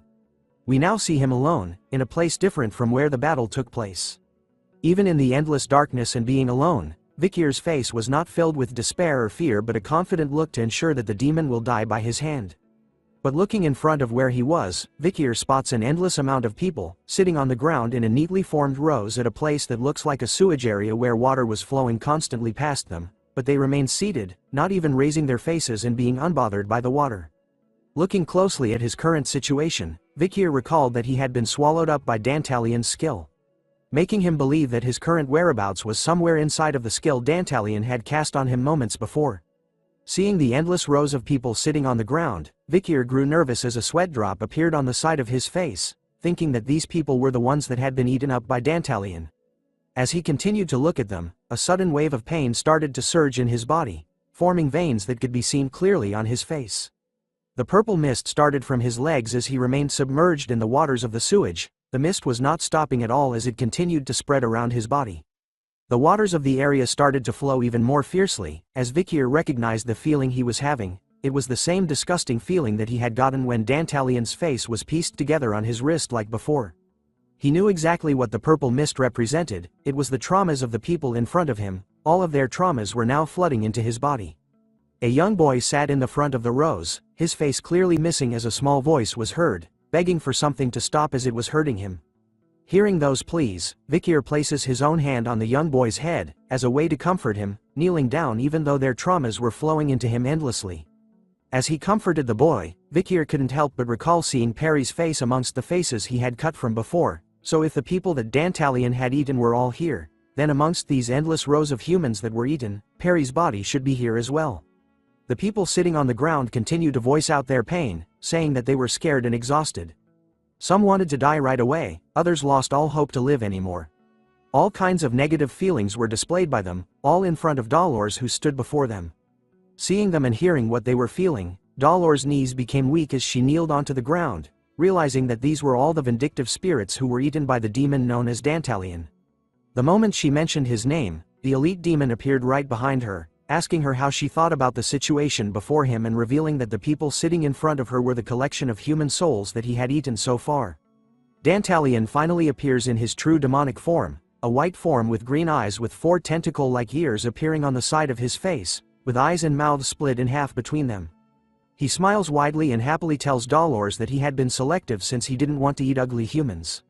Hearing the sounds of weeping and despair, the elite demon was instantly turned on, asking Dolores if their sounds were resonating in her heart as well. More information about the demon is revealed. Risk rating with S+, unknown size, site of discovery was the Gate of the Fall, deep underground and in the snake's lair. The 9th corpse, natural enemy of humans and, being invulnerable and immortal, one of the 10 disasters. Dolores finally spoke out against the demon, asking him how he could commit such sins, even with the children from the orphanage. But the demon didn't see anything wrong with his actions, saying that there was no need to justify their reason for eating food. And proudly declares that he has no sins while looking for something in his jacket. He takes out a glowing holy piece of paper, the paper that exempts one from sins. The demon laughs and smiles while showing it off to Dolores, telling her that he was exempted from any sins since he had this paper. He couldn't help but laugh at the fact that a human idea in which sins can be sold in exchange for money, was something that even demons couldn't dream of doing, giving Dantalion a sense of thrill. He continues to reveal that with the idea of using the orphanage as a supply and demand for his food, he simply raised the livestock and applied the supply and demand on the food. Proudly saying that if he had a sin, then it would be that he had learned a lot from the humans. The demon continues to mock Dolores, calling her a bad and wicked human as well. Whispering in her ear that she was just lucky to have been born with divinity, but the fact was, she was so weak on the inside, that she had become useless and a burden to those around her.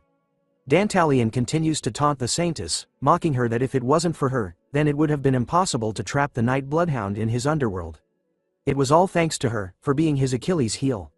Seeing her current state, Dantalion was extremely pleased with himself, as it was always so thrilling for him to see the Satyans speechless. His underground engulfs the negativity of the dead. So right now, he was extremely excited to see the negativity tainted all over the Saintess's face. Dolores started to turn her head, telling the demon that he was right, and that everything he said so far was true.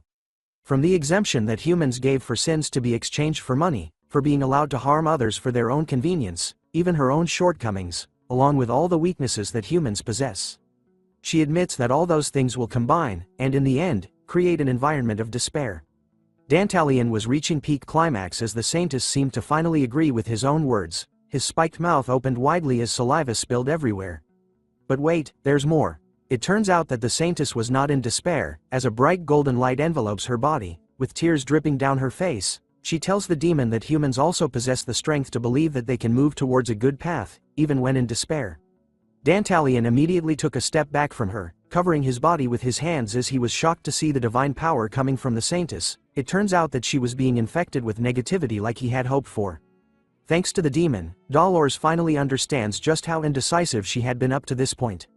She couldn't enforce abolishing the exemption because she had been scared of her father, and that she couldn't help the Night Bloodhound because she was terrified of Dantalion.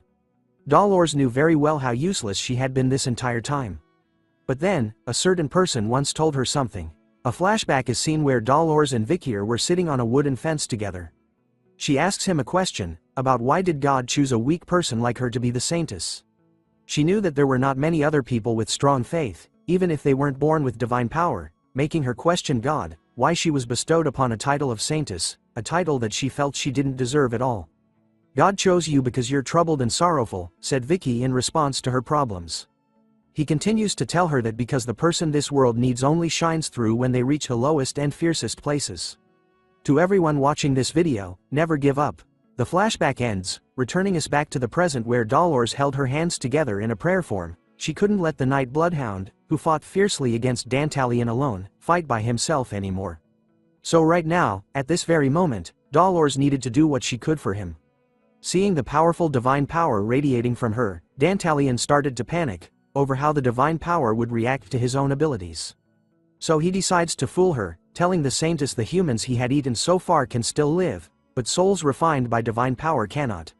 Even after hearing those words, Dolores closes her eyes and focuses on her power, no longer being swayed by the words of a demon. In the midst of her prayer, a small hand reaches out to her, holding her hands. Dolores opens her eyes and sees a young boy standing in front of him. Soon after, more little kids from the orphanage appeared behind the young boy. All of them were smiling and waving happily towards the Saintess as they were covered in her divine power. Recognizing who these kids were, an endless wave of tears started to pour down from the Saintess's eyes as she looked at them, apologizing to the children of the orphanage for not being able to save them. Seeing the children gave her the final push she needed as she let out a powerful ring of divine light all around her, bringing light into this dark and horrible place. In another place, a familiar person was spotted sitting alongside the victims of Dantalion. It really turns out to be Perry. She sat on the ground, her face completely void of any feelings as her eyes showed no signs of life in them. Vikir quietly sat behind the young girl, telling her that he had finally found her once again. As he sat there with her, Vikir started to talk to Perry, telling her about how he was wondering why he had wanted to see her again.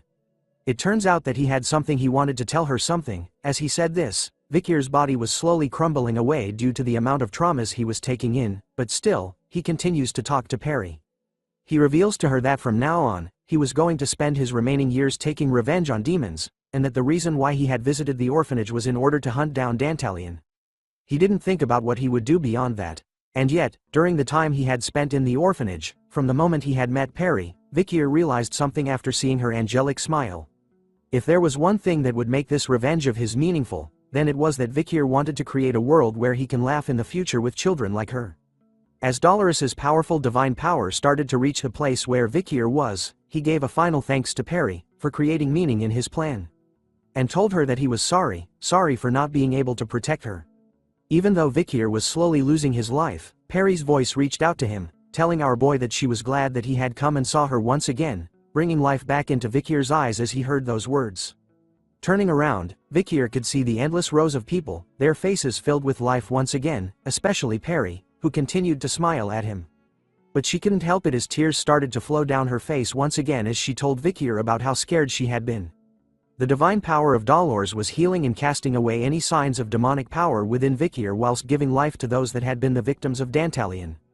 Wasting no time at all, Vikier immediately pulls Perry into his arms, giving her the biggest hug he could. As they hold one another in their final moments, Vikier promises Perry that he will never forgive the man who made her cry. Hearing that, Perry started to smile, telling Vikier that what he said was now a promise between them. The divine power of Dolores showed no signs of stopping at all as its light radiated so brightly that it could be seen outside the building they were in. Even Dantalion was alarmed by the power, questioning since when had the Saintess been this powerful, belonging that she had finally awakened her powers. Once more surprising, was that she was able to purify all the souls he had in his underworld. From out of the light, came out Dolores and the Night Bloodhound, no longer affected by the demon's abilities. Dolores continues to let out her power, engulfing Vikier in its holy light. As he basked in all of its glory, our boy started to notice a change in his body. He could sense that the Baskerville aura he had was overflowing, all thanks to the Saintess's divine power, which was exponentially increasing his aura. With the help from Dolores, Vikier believed that in this moment, he could do it now. He can now reach the next level. From 6 spheres of aura, Vikier started to form the 7th in his core. The aura covering his hand was in a gas-like state, but as he focused, it started to solidify. Dantalion immediately recognizes the change that was going on with Vikier, seeing the solid aura that was now covering Beelzebub. To the horror of the demon, Vikier had finally reached the next stage. He was now a sword master. With his newly acquired powers, Vikier was about to go on a rampage, his anger maxed out as he promises the demon that he was not going to have an easy death. We begin this chapter where we left off. Dolores was now acting as Vikier's support. She stands in the back casting her holy magic to buff Vikier to the point that he had achieved the Swordmaster stage, allowing him to turn his aura into a solid state, wearing it like a form of armor against their fight with Dantalion. In the midst of their battle, the Holy Saint could feel it. The sadness of countless children being sacrificed, their feelings of anger and hatred towards the demon who sacrificed them, and the emotions felt by the Night Hound, all of those feelings were now being shared with her in their battle against evil. She recalled something that the Pope had said to her a long time ago, that the Saintess can be awakened by meeting her true companion, and that meeting is right here, right now. Clasping her hands tightly together, she becomes determined to give all the divine power she had to the Night Hound, her true companion that she had finally found. The spell she was casting is called Soul Resonance, a blessing where the Saintess can give their divine power to the soul companion they acknowledge and temporarily raise their stats. The Night Hound, or rather our boy, Vikier van Baskerville, could feel every inch of the blessing's power coursing through his veins, amplifying his abilities to the maximum, allowing him to reach the supreme domain. This, ladies and gentlemen, is the moment the first Swordmaster awakened amongst his generation. Basking in all his glory, Dantalion was afraid. He couldn't believe with all his demonic eyes that he was witnessing the emergence of a Swordmaster.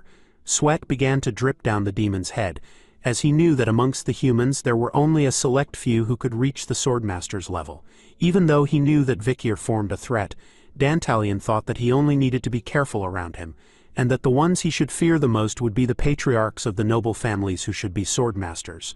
He couldn't believe that the young child in front of him was able to meet the qualifications of a swordmaster.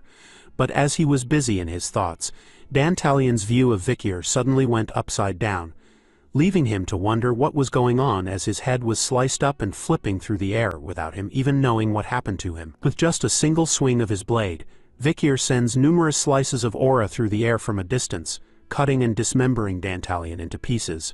As his body flies everywhere, Vikier appears in an instant and stomps onto the demon's mouth, reminding him that the souls he had collected have disappeared after being purified, which means that the tricks he can use have disappeared since he was now faceless. With all this information and seeing his current state, Vikier taunts the demon, telling him that he must be experiencing fear and despair, like the countless victims he had killed before. And that was true. Dantalion was in full panic mode. He didn't even notice Vikier's attacks anymore, and believed that this was where he was going to meet his end. In order to open the gate that connects to the demon realm, Dantalion was ordered to save up mana, which made him believe that he could conquer the human world soon. But he didn't anticipate that there was a single human who kept getting in the demon world's way. Leaving the demon with no other choice, Dantalion decides to kill Vikier, even if he has to put his own life on the line for the sake of the plan. Something starts to happen, as Vikier was quick to notice that the fight didn't end here. Dantalion's face started to morph and change as he mocks the Night Hound, telling him that he wasn't done yet. Revealing a new gigantic form, Dantalion reveals that he still had one face left to play as he towers over Vikir. He declares to everyone present that he was going to self-destruct in order to take them down with him, even the people who were staying at the orphanage at this time. The demon was in serious mode as even Dolores could feel his dangerous aura pricking her skin from where she stood. Panic starts to set in her mind as she tells the Nighthound that they needed to do something quick in order to protect the area. In a calm manner, our boy simply tells the Saintess to chill. Even in the face of a massive bomb, Vikir assures the Saintess that there was nothing to worry about. The reason was because he was sure that he could reach it now. Before he had regressed, Vikir had yearned to reach the level he was at his entire life. Vikir believed that he could reach the sword that Hugo had shown him from before, where he ripped the sky in half with a single swing of his sword. Dantalion started to go off, shouting out to his fellow brothers that he hopes that they carry out the order for the fall of the human world. But before the big explosion, a distortion happens. Vikir has done it. He unleashes the strongest strike that he knows now, cutting the demon bomb right in half in a single swing. But the attack doesn't end there. Vikir's strike could be seen from outside the building. A red streak of light appears in the middle of the night, exploding in the sky. Every volunteer in the orphanage could feel the tremors of Vikir's strike. PG woke up, all confused about the earthquake they were experiencing right now. We turn back to the Saintess, who believes in what the Nighthound had told her. She remained calm up to the point she opened her eyes. What she saw left her in awe, leaving her weak in the knees as she collapsed onto the ground. Vikir had done it. He was able to follow in Hugo's step. Instead of a big fat demon bomb, what remained was an open view to the night sky after the clouds had been forcibly split apart. Sinclair gazes out the window of their lodging, her face struck with awe as well as she witnesses the beautiful night sky, wondering what it was, remaining unaware that this was all because of one man's skill. That night, the incident at the Indulgentia orphanage engulfed the imperial capital in fear. Another terror attack had struck the Quo Vadis family's orphanage. Just like the previous incident, the Nighthound was identified as the culprit, and the crowds started to gather at the scene of the crime. Bianca couldn't believe that the Nighthound was where they were as she looked at the crowd forming. Sinclair finds it scary, as a terror attack happened at exactly where they were staying. PG couldn't believe that all that happened on their last day, while Tudor calls it a shame, as he thought that he missed his chance to catch the Nighthound in order to prove his qualification to be a great hero. Sancho was surprised over the fact that he heard that there were no casualties, which was unusual to him. PG reminded Sancho that the headmaster, Sir Quilty, had gone missing since yesterday, along with all of his bodyguards. This meant that they might have been fallen victims of the Nighthound's terror attack. Looking at Dolores as she walks past them, the group of student volunteers believe that she must be very distressed over this news. Pietro was accompanying Dolores as they made their way through the orphanage together.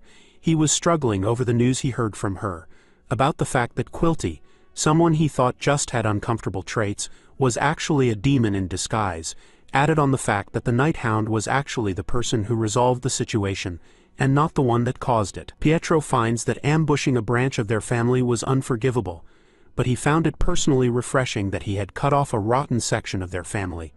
But he knew that even if this was the truth, he wasn't sure that the public would accept it.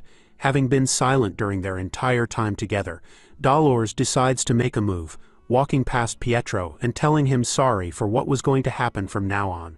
She stood in front of the news reporters, thanking them for being here, and asking them to listen closely to what she has to say next. The news reporters were surprised to see her in front of them, spreading the news that the Saintess had something to say about the incident. As more of them begin to gather in front of her, Dolores starts to take out a book she had hidden in her clothes. A memory surfaces from the night of the battle. Vikir could be seen handing her a book, telling Dolores that it contains the truth about the Quo Vadis family, and that she should be the one to decide what to do with it. Wasting no time at all, Dolores starts to read out loud about what was inside the book from day 0 of month 0, the sales log of the exemptions and indulgences, the addressor Quilty Lune Indulgentia, the consignee Cardinal Humbert Lune Quo Vadis. Viscount Vecoin murdered his parents due to them wanting to donate all of their assets instead of passing them down. He took their assets after disguising their deaths as accidents. All of his sins were forgiven after paying 1.5 billion gold in cash. She goes further, talking about Baron Lasso, how he murdered his maid after doing wicked things to her, then burying her in the sewer. All of his sins were forgiven after paying 200 million gold in cash. Sir Fig he murdered his partner in order to monopolize their investments. His sins were forgiven after paying 800 million gold in cash. After shouting out the sins of the donors, the news reports were alarmed to hear this. They couldn't believe that the church would sell exemptions to demons like them, but some of them didn't believe what Dolores said, thinking that Cardinal Humbert wasn't the type of person to do such wicked things. Hearing the mixed reactions from them, Dolores continues to read out loud the sins the people have committed and paid to be free of them. Next up is Count Azel, who had evaded approximately 100 billion gold of taxes, and was free of his sins after paying 300 million gold in cash. Dolores continued to read each and every one of the entries in the book she was holding, no longer stopping even if she was scared of her father, because she wanted to be someone that a certain person wouldn't be ashamed of. Dolores further declares to everyone that she personally believes that the buying and selling of sins with money should be considered blasphemy against God. She continues to swear that such brutalities will no longer occur in the Quo Vadis family. Far away from her, Vikier was seen sitting at the same place where he used to spend time with Perry. Even from here, he could hear what Dolores was saying clearly. Gazing into the afternoon sky, Vikier realized that even after he had regressed, her righteous heart still hasn't changed one bit. After the battle with Dantalion, Vikier knew that there were only 9 elite corpses left. Even after defeating one of them, Vikier had a hint of sadness in his eyes as he looked down, slowly rubbing the seat with his hand and swearing out loud that at the end of his journey in this life he was going to create a future where children like Perry could live and laugh with all the joy in the world in their hearts. As he left the place where he had spent time with her, a cross was seen with Perry's name tag and the flower wreath she had made for Vikier laid there neatly, a reminder that a young beautiful girl called Perry had existed in this world, and that he hoped that she could finally laugh peacefully. After the sad but happy ending with the previous chapter, we begin this one at a familiar place back in the academy. We turn to the professor's laboratory, under Mr. Banshee Morgue, where a familiar voice could be heard, asking about why the article she wrote isn't in the papers. Dolores appears, wearing her school uniform, her face angered as she questions someone. She tells them that she had only written the truth, and only the truth, and yet the article that only criticizes the Night Bloodhound gets put on the paper instead. It turns out that Mr. Banshee Morgue was the one she was arguing against, or as I would like to call him, Professor Snape. Hearing her concerns, he simply questions the Saintess if she was really asking because she didn't know the true reason why her article couldn't be placed in the papers. He takes it out on the table and points out to her that what she wrote was particularly aggressive against a certain organization. Hence, the Academy chooses to be politically neutral. The article was written with the words, "Are the Night Bloodhound attacks truly unwarranted? The darkness behind the Holy Quo Vadis household." She shouts back at the Harry Potter character imposter, telling him that she had simply written the truth as it was. But Professor Snape shakes his head, reminding her about how her own father, Cardinal Humbert, had denied all these accusations, and that the leaders who are on the exemption list also claimed that all of these facts she wrote about them were false. Feeling trapped by his words, the Saintess tries to argue that she had the records from the exemption lists that the Night Bloodhound had given to her previously, but all the professor could see was a list whose source hasn't been verified, so they didn't know if it was truly real. Hearing the way he kept trying to knock her down, Dolores finally questions Professor Snape about why he supports the Quo Vadis family so much, even asking him if there was someone else pressuring him to do so. Her words seemed to hit the target as the professor fell into a deep silence. His eyes were lost as he thought about her words deeply. Pausing from his seat, Professor Snape reveals that there was no need to lie to her anymore, and reveals that he had been asked to set the focus of the recent paper on highlighting the terrible actions of the Night Bloodhound. Even the headmaster of the academy was quite baffled by this request. Dolores couldn't understand it, asking the professor if her father, Cardinal Humbert, was really that powerful, that he could even give the headmaster enough trouble to be bothered by it. Professor Snape smirks at that thought, telling her if it was just her father, then he himself would be enough to stop him. A sense of dread overcame Dolores, as she understood what Professor Snape meant by his words. She knew that there was only one person who outranks Cardinal Humbert in the Quo Vadis family, and that was the Pope, the ultimate leader of the Church and the person closest to God. Thinking about it, she knew that even if all others were to fall into darkness, the Pope alone would remain pure of heart and righteous. But there have been rumors going around that say that the Pope's judgment has been clouded as a result of his age, which might allow Cardinal Humbert to use it to his advantage, controlling him to do what he wants instead. Pushing that aside, Professor Snape reminds her that her article is not fit to be put in the newspaper, as the article she wrote suggests that it is in support of the Night Bloodhound's actions. He even tells her to keep in mind that the Night Bloodhound is a criminal, someone who has been committing crimes lately. Keeping her words back, Dolores knew that the Night Bloodhound isn't a bad person. The ones that are truly evil are the Quo Vadis members and the demons that reside within them. She recalled what the Night Bloodhound had told her, that there were still demons existing in their world, and that he had been fighting all of them by himself, a lone warrior against pure evil, who is determined to carry it on forward till his dying breath. Seeing that this was a losing battle, Dolores decides to leave the laboratory first, but as she did, Professor Snape reminds her to not look into this matter any further. Thanks to talking to the professor, it made her realize why the Night Bloodhound didn't come out with the truth to the public. Even though he was risking his life to fight all the demons all by himself, even though she lost the battle to place her article in the newspaper, Dolores won herself a new sense of purpose and confidence, which is to help the Night Bloodhound. We now turn to Tudor, who is seen stretching his body as much as he could. The boys were walking back to their rooms as Tudor complained about how tiring it was to study outside like this, and knew that volunteering wasn't cut out for him. Seeing how they were done with volunteering and studying, Tudor places his hand on Vikir's shoulder, asking him if he wanted to follow the group as they were going to practice the game run flat. But our boy declines the offer, saying he wasn't feeling well and needed to spend some time alone. The words time alone triggered something in Tudor, as his face was filled with fear for some reason, while PG happily tells everyone that he was going back to his room as well. Tudor, in an instant, covers the little boy's mouth, telling Vikir that having some time alone was an important thing, and that they'll hold on to PG in the meantime. Even after seeing the weird reaction from him, Vikir still agrees with what they were doing. Alone in his room, Vikir finds it perfect since he hasn't gotten any time alone since his fights, to the point that he couldn't even unpack the things in his bag.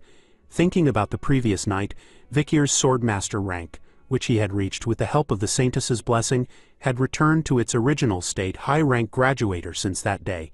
Even though he lost the Swordmaster rank, Vikir still felt great. He had gotten the feeling of what it was like as a Swordmaster, which was good enough for our boy. Rummaging through the bag, Vikir still had the best thing he had gotten from the fight, which was the thing he had taken while fighting Dantalion's bodyguards. It turns out to be the leather sack he had gotten from killing each of the bodyguards.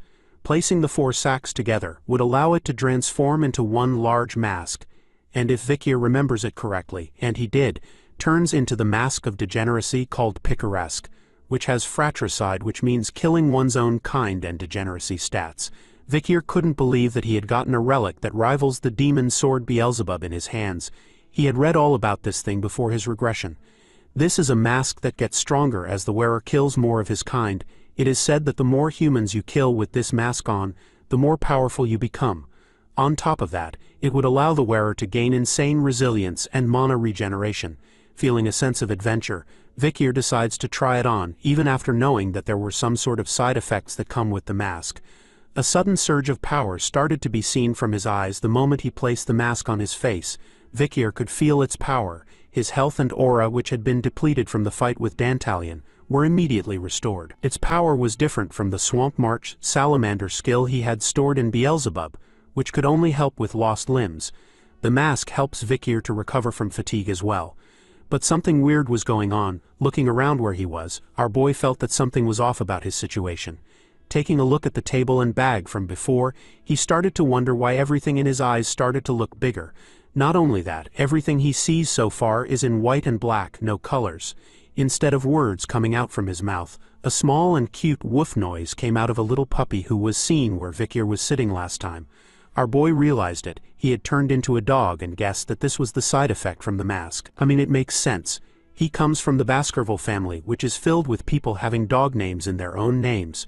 Feeling the panic and trouble in his situation, our boy started to run around in circles, in dog form, thinking about how bad it was going to be if he can't return back to normal.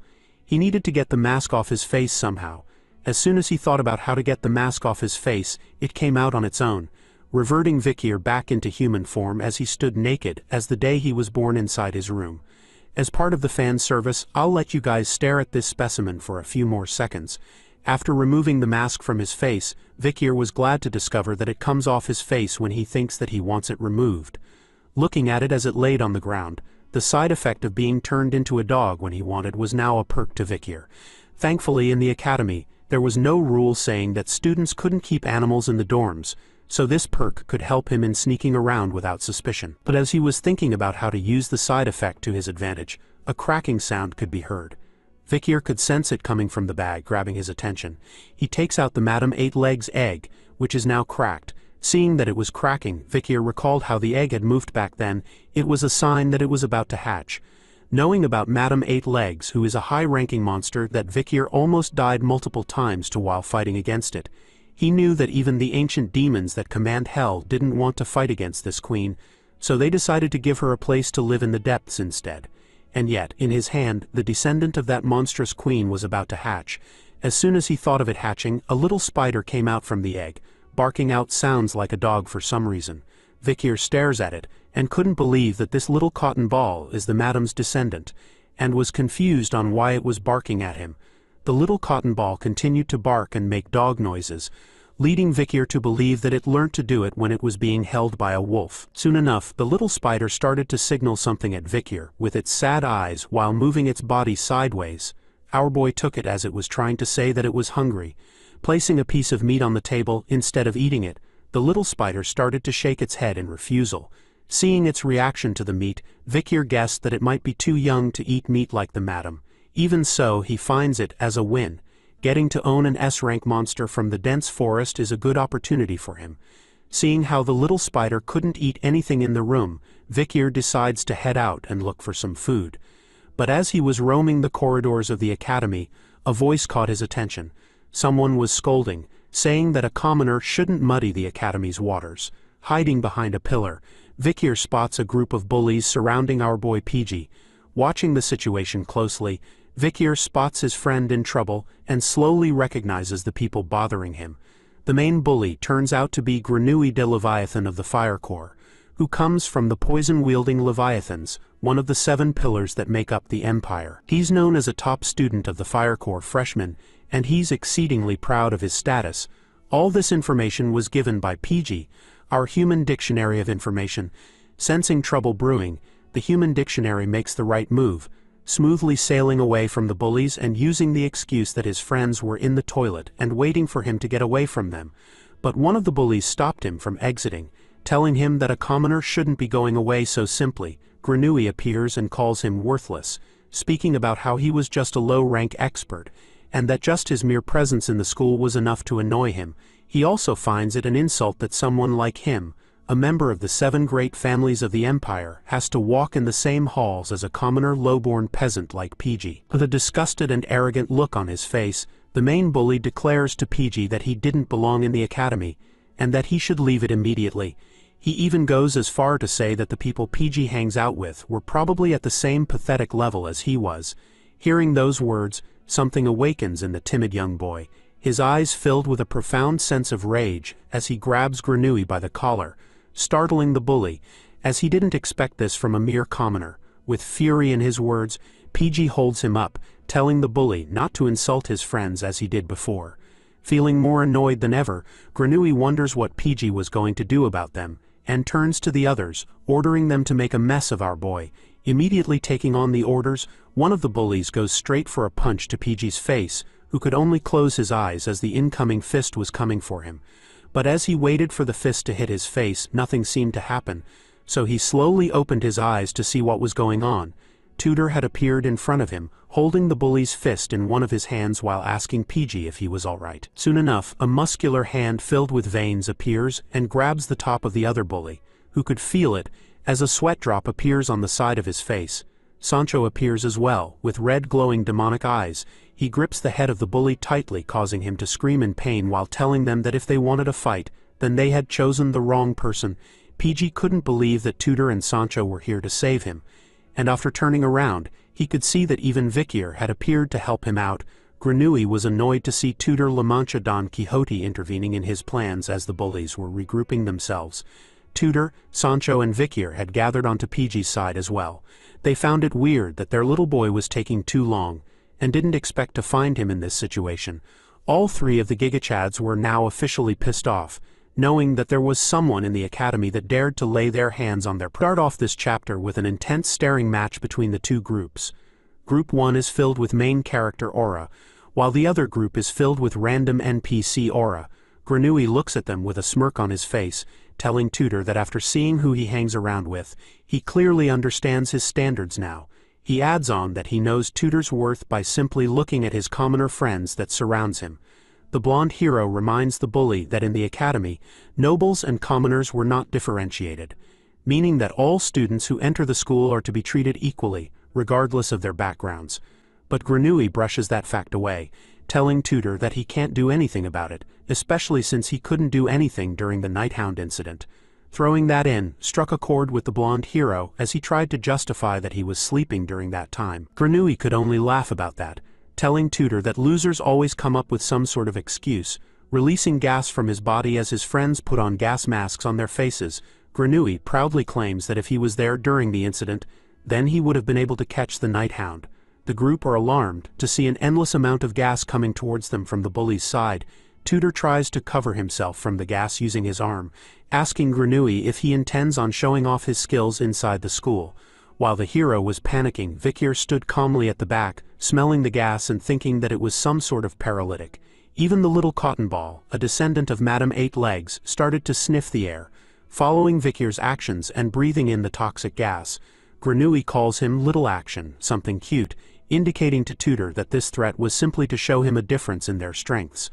Seeing the reaction of Tutor's group, the bully starts to mock them, telling them to fall into despair after feeling the gap between their strengths. After all, in his eyes they were ignorant fools. But as he was saying those words, the little cotton ball opened wide, and within seconds, without Vikir understanding what was going on, the gas that was spread all around them started to be sucked into the little madam, as though it was a vacuum cleaner. Vikir looks at baby madam, shocked by the speed of how she was absorbing the poison fog. He starts to think that she likes to eat poison as food, and as soon as she is done sucking in the poison fog, Vikir quickly covers her to hide her from everyone present. After opening his eyes, Tutor was confused by what was going on, as the poison fog was no longer present around them. Seeing that nothing else was happening, Tutor realized that they were scared for no reason, and believed that Granui still possessed a tiny bit of logic in his small brain, recalling his attack before anything worse happens. But even the group of bullies were confused by what was going on, as they didn't expect Granui to stop in his attacks. Granui, after seeing what happened, was the most shocked by the current situation. Staring at Vikir, who for some reason is leaking poisonous gas from inside his shirt, thanks to baby madam, Granui believed that he had seen the fog suck towards Vikir just now, but thought that he had seen it wrongly. Instead of fighting against Tutor's belief, Granui acts along with it, declaring to him smugly that he had bestowed upon them a generosity that was deeper than the abyss, and that using poison on the Ice Corp's idiots, whose brains are made of muscles, was a waste. Taking the fight to the bully this time, Tutor walks towards him, calling out Granui for how he kept looking down on them this entire time. In a menacing tone, the blonde hero threatens the bully, asking him with a death stare if he wanted to have a go between them. He marens them about the team event that was in the upcoming midterms, and declares that the team with the lower score will run around the academy naked. Hearing that, Granui easily agrees with the bet. He turns away, all smug, and accepts Tutor's proposal, as he couldn't wait to see them all become the laughing stock of the academy, something fun to watch. After the bullies had left them, PG went up to Tutor, apologizing to him for getting into this mess and taking the blame for it. But to Tutor it was all good, since he personally wanted to crush Granui's ego for once in his life. Even after hearing that, PG started to cry. He believes that he wouldn't be of any help to them for the bet, since he only saw himself as a low-rank expert. The blonde hero places his hand on the little man's shoulder, assuring him that it was fine, since he was smart, and along with his ability to observe is amazing. As the group headed off to where they were going, Tutor explains to them that the midterm team event requires a 4-man team, so Sancho and him will take the front, while PG will be located at the Spirit Tower in the middle. And as for our boy Vikir, who showcased his excellent skills in using the bow and arrow, will be taking up the vanguard. With their positions and skills, Tutor was sure that they would get a high score, and since it was them, there was no way they could lose to Granui's group. Hearing that gave PG a new sense of confidence as he agrees completely with Tutor's plan on winning the midterm event. but his sense of confidence was cut short as Vikir raises his hand in the background, revealing to the group that he had already formed a team with someone else, and would pass off the chance to be with them in the midterm event. The entire group were shocked to hear this. So Vikir repeated the fact that he had already formed a team with someone else, and that he couldn't break it off as promises were important to him. All three of the boys were in complete shock over this shocking fact, while in their minds they were hoping that at least Vikir could read the room and understand their issue. But all of this was not clear at all to our boy, as he remained clueless over what they wanted from him. The scene then changes to showcase an arena. It was filled with students from all the branches in the academy. They were cheering loudly, screaming at the top of their lungs over what was going on. It turns out that Dolores's team had entered the stage, a celebrity amongst the students. As they cheered even louder upon her appearance, they screamed at her over how she looked amazing this year, and that she was the capital's pride. Undeterred by the screams of adoration from the students in the stand, Dolores remained focused, her eyes unwavering from the test before him as she donned her armor. Here's a little background on what is going on. The Colosio Academy's midterms will be shown to outsiders. There are a total of 3 subjects in the midterms: a team test to evaluate defense, an individual test to evaluate offense, and a theory exam, painful for most students. In today's defense test, hologram magic is used to manifest a dungeon inside the arena. Teams will battle against dummy monsters that are veiled with dense earth golem hologram magic. As we see now, massive ant-like monsters were being created in the upcoming battle for the students to face off against. The blue symbol on the student bodies was a shield magic that veils the students' bodies, will receive a fixed amount of shocks, and will appear as a score on a board far away. The students will form parties of 4 and defend against a monster wave. Grades will be evaluated based on contribution and how long they endure. The hit points or HP given to students will decrease every time they are hit by a monster, and when their HP reaches 0, the test will automatically end. There are 3 rounds, each round being 20 minutes, and if they can hold out for 1 hour, they will receive full marks. The best grade for this term came from the 3rd years, as the crowd were amazed by the performance of Dolores' team in their match. The party of the school president, Dolores, held out for 58 minutes, unfortunately, but they obtained the best record among the 3rd years. PG started to write down his notes, informing the group that since the graduating 4th years aren't taking this exam, then Miss Dolores's party had set the best record for this midterm. He continues to talk about how normally the 3rd years reach the 3rd round and the 2nd years reach the 2nd round, and so he determines that if their group holds out for 20 minutes, then they will be at the top of their year. But Tutor cuts in, reminding him that 20 minutes wasn't something that they could be satisfied with. Tutor states that in order to crush Granui's ego, then they would need to at least get halfway through to the 2nd round. As he said that, another student appears, telling Tutor that he would at least get that far, because with her in their team it wouldn't be a problem. It turns out that Bianca had joined the boy group as their archer. She confidently tells the boys to make sure that they tank well so that the monsters don't rush at her. As a thank you, she would then get all the monsters for them. Sensing the arrogant tone in her voice, Tutor reminds the archer that this was a team event, not a 1 princess and 3 slaves event, and with his naked body on the line, he wanted her to act appropriately, and with sincerity. Bianca tells him that she herself didn't want to see his naked body either, as her eyes will rot if that happens, so she urges him to do well during the event. Sancho cuts into the tense atmosphere, reminding them to fight the enemies in the arena and not each other. The two of them quickly stopped their fighting, annoyed at one another, while PG was thinking to himself that the two of them, Tutor and Bianca, surely don't get along. Staring at the sky above them, PG wonders why Vikir had to join a different group. As he was thinking of him, we turn to Vikir, who speaks out loud that he doesn't like to be the center of attention. He stands in a commander-like stance, telling the people before him that even though some stuff had happened that resulted in him getting some attention, he figured that it would be bad if he receives any more than this.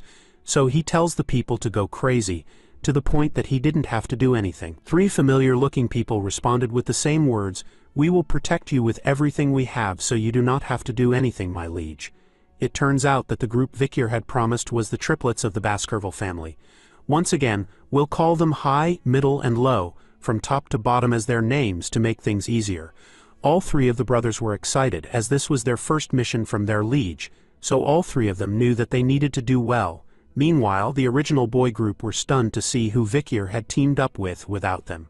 As they were watching him, the bully makes his appearance again, calling Tudor a bastard while believing that he had ditched the commoner Vikir, and recruited Bianca from the Usher family, an obvious thing in order to win.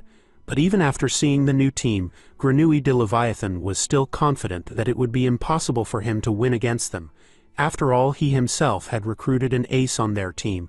Another familiar person makes her appearance, calling Grenouille as Gregru, and telling him to stop laughing so wickedly.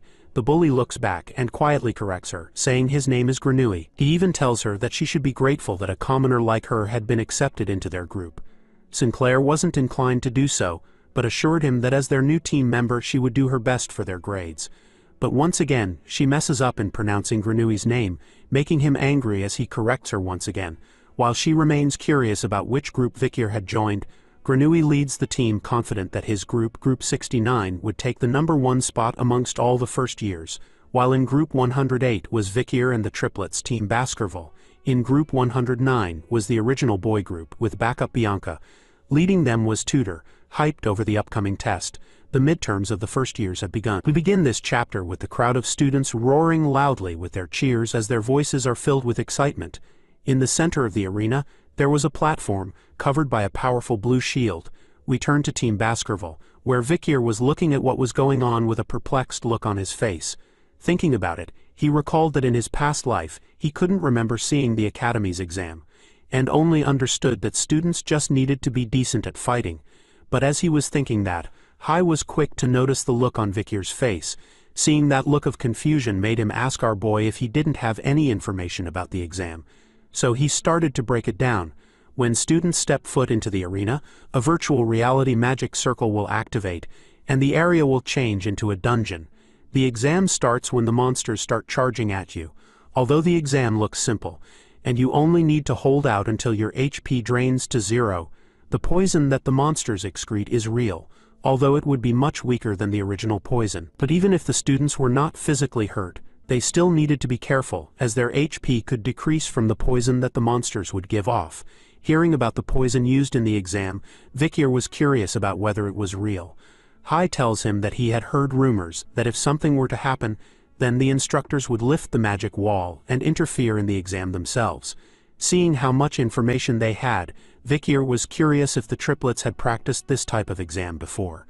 After asking that, the triplets reveal that while he had been away from the family, the three of them were practicing several times in the estate's drill hall. Seeing that the triplets were confident and well experienced in this exam, Vikir decides to leave it to them, ordering the three boys to go crazy so he doesn't have to move an inch. The triplets were excited to receive that command, repeating in unison that they were going to protect Vikir as his iron pillars. All three of them were excited to carry out their first mission from their liege. As they were talking, Tudor and the boy band made their way over to where they were. Seeing Vikir, he asks if he had prepared properly for their upcoming exam. Taking the chance while the triplets were focusing on their new mission, Tudor sneaks beside Vikir, asking him if he was all right, since he was in the same group as the Baskerville triplets. Sensing the worry in his tone, our boy tells Tudor that he wasn't forced to group up with them. Instead, they just really wanted him in their team. But the blonde hero couldn't believe it. He itches his face closer to Vikir's, whispering to him if he was truly safe and not being bullied into doing something he didn't want to. Vikir corrects the misunderstanding, revealing that the triplets and him had discussed the team up several weeks ago when they said they needed information about monsters. As they are talking, PG hears the announcement of the end of a round for the exam. The announcer had revealed that the first year's group number 68 had ended. The next group to head into the arena for the exam is Group 69, which belongs to the bullies, as Grenouille's face appears, happily smiling to himself over the fact that it was his group's turn. With the other two bullies by his side and Sinclair at the back, Grenouille happily announces to them that it was time for them to go wild. As soon as his group entered the arena, the ant-like monsters started to make some noise and headed straight towards them. Seeing a huge wave of monsters coming right their way, Grenouille turns to Sinclair, shouting at her on whether she was ready with her spells or not. Slowly opening her eyes, Sinclair had a serious look on her face for once in this story. She calmly tells Grenouille that her spell was now complete. Focusing all her power into unleashing the spell, Sinclair sends a powerful wave of magic in the air before him, tackling and attacking all the ant-like monsters that stood in her way. Her amazing display of magic skills caught the attention of the crowd as they cheered her on. Vikir was watching her match closely as well. Seeing the way she was performing in the exam, he understood why a commoner like her had claimed the top student rank in magic. But after seeing how skilled she was, Vikir couldn't help but wonder why she didn't do anything during the fall in his past life, when she had become a famous mage in the future. After casting magic one after the other, the round ends for Granui's group as the announcer proclaims the end of Group 69's exam round. All the members of the group were exhausted by the time the round ended. Granui's group, Group 69, had the best record among the first years, a record of 19 minutes and 55 seconds. After hearing the announcement of his group's score, Tutor and the boy band had mixed feelings about it. Tutor himself was angry, as he couldn't believe that Granui's group had actually gotten the newest best record amongst all the first years. In the midst of his anger, his sharp eyes spotted something below in the arena. It turns out to be Granui, who has a smug look on his face as he wags his finger in the air, clearly taunting Tutor, and telling him that he was looking forward to seeing him run around naked. It turns out that every member of the boy band had seen what Granui was doing down below. Their anger rose tremendously, as their eyes gleamed back with massive amounts of hatred towards him. For the next group, it turns out to be the Baskerville clan with the triplets leading the charge. As they entered the arena, Tutor and the others loudly shouted out words of support to Vikir. While everyone else was cheering, the triplets were focused, their gaze honed onto their objective, which is to take first place, the position that suits their liege the most. As Bianca and PG watch closely, she notices something with Vikir and wonders about it. She asked PG if our boy could actually use the bow, which according to PG's information is true, as it was recorded that Vikir was the Ice Corps' ace for the bow and arrow. After finding out that bit of information, Bianca's interest in Vikir's bow and arrow skill increased. She looks forward to seeing how well he can shoot. And so, as the monsters for the exam were created, Vikir aims and lets out a wave of arrows towards them.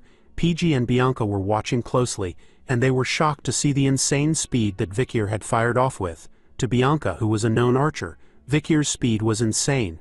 But that was all. After watching him for a bit longer, she could see that Vikir's arrows were only fast but weak, and they all lacked accuracy since most of them simply went past the monsters. Seeing the way he was shooting, Bianca still felt that something was off about what Vikir was showing them. This turns out to be true, as underneath the thick glasses on his face, Vikir's bloodhound eyes were activated. Posing for another shot, Vikir aims an arrow but this time covers it in the red powerful Baskerville aura.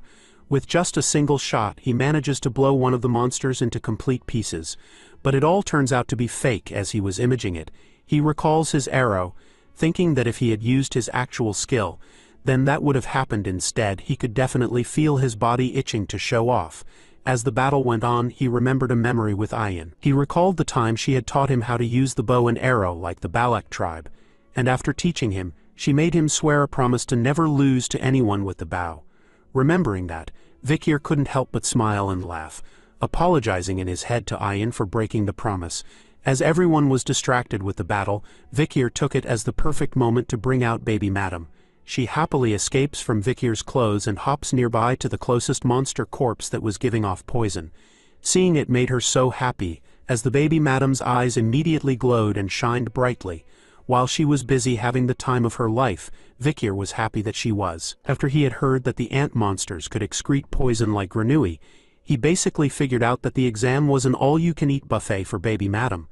And seeing how she was feasting so much, it turns out that Vikir was right. And so, he decides to leave her alone till the exam finishes. With the sound of the timer going off, it marks the end of the exam for the Baskerville boys. Sadly, all three of the brothers were kneeling on the ground in disappointment. Their group's result for the exam was a record of 19 minutes and 50 seconds, which made them rank second amongst the first years. Granui, on the other hand, was laughing like a mad clown after seeing the result they had achieved. Him and his group of bullies were laughing their butts off while being in the stands.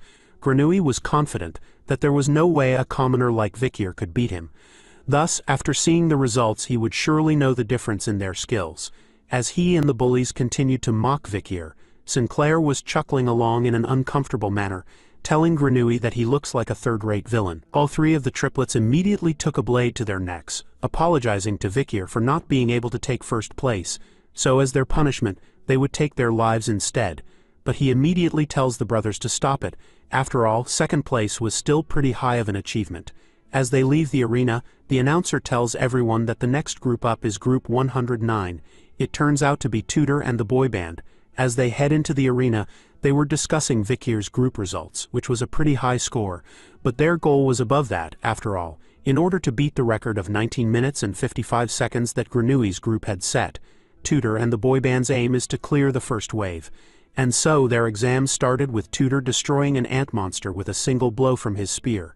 Sancho leads the front with Tudor as backup, while PG gives out the orders. In the back, Bianca shoots off any remaining ant monsters she spots with her bow and arrow. Even Vikir was astounded to see the teamwork they were giving off. Tudor and Sancho fight the monsters at the forefront. Bianca supports them from the rear, and PG gives out orders while observing the whole situation. Judging by their great teamwork, it seems like Tudor's group had prepared themselves thoroughly for the exam, which meant that they could really come in first place. But something was bothering Vikir. He felt a sense of emptiness near his collar for some reason, and upon touching his collar, Vikir finally noticed what this dreadful feeling he was having. His eyes were opened wide in shock as he started to look for something. He quickly zooms into a black ball on top of the monster corpse that was closest to him. Upon zooming in, he could see that baby Madam was still happily eating away at the poison of the ant monsters. Her face was filled with complete joy as she ate as much as she could. While Vikir was in full panic mode, he had lost the baby Madam to the exam arena. We ended off the last chapter with Vikir realizing that baby Madam was still in the arena while the exam is still ongoing. We could see her now happily taking in as much poison as her tiny body could handle. Vikir could only watch from the stands. Panic was written all over his face as he thought for sure that he had placed the baby Madam back into his jacket the moment the exam was finished. Seeing her in there now, he figured out that the baby Madam might have jumped back out because she wanted to eat more of the poison that was in the arena. He could even see that she had grown bigger in a short period of time. Baby Madam had even shed her body once. Seeing the way she was growing, she definitely was the baby of the original Madam Eight Legs. Since the exam was still ongoing, Vikir couldn't do anything about baby Madam since Tudor's group was still inside. Vikir could only hope that the presence of baby Madam wouldn't do anything to the exam, and that Tudor's group would be able to finish their exam without any trouble.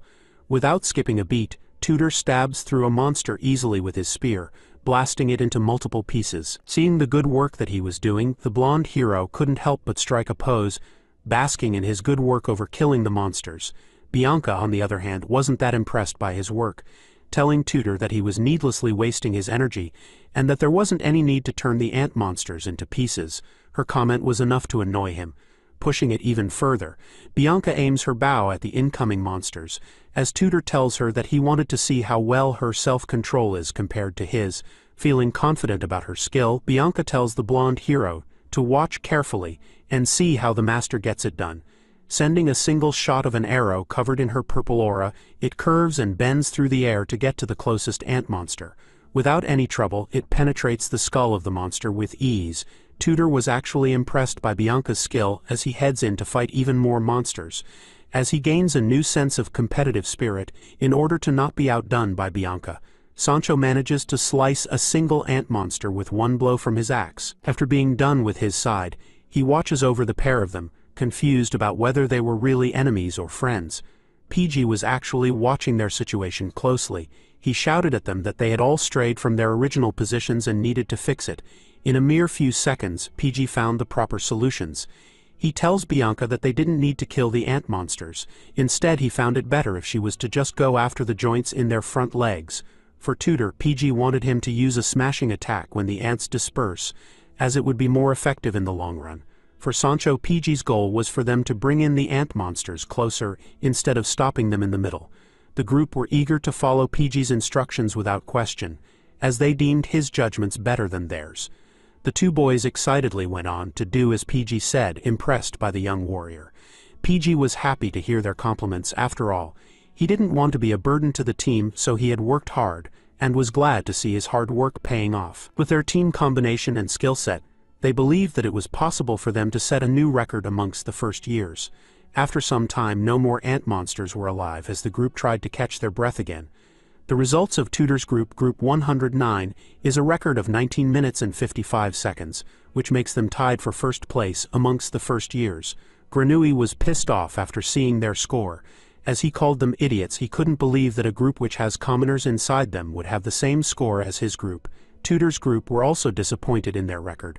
Bianca couldn't believe that they were tied for first place, while PG's soul was leaving his body, as they only needed one more second to be the best.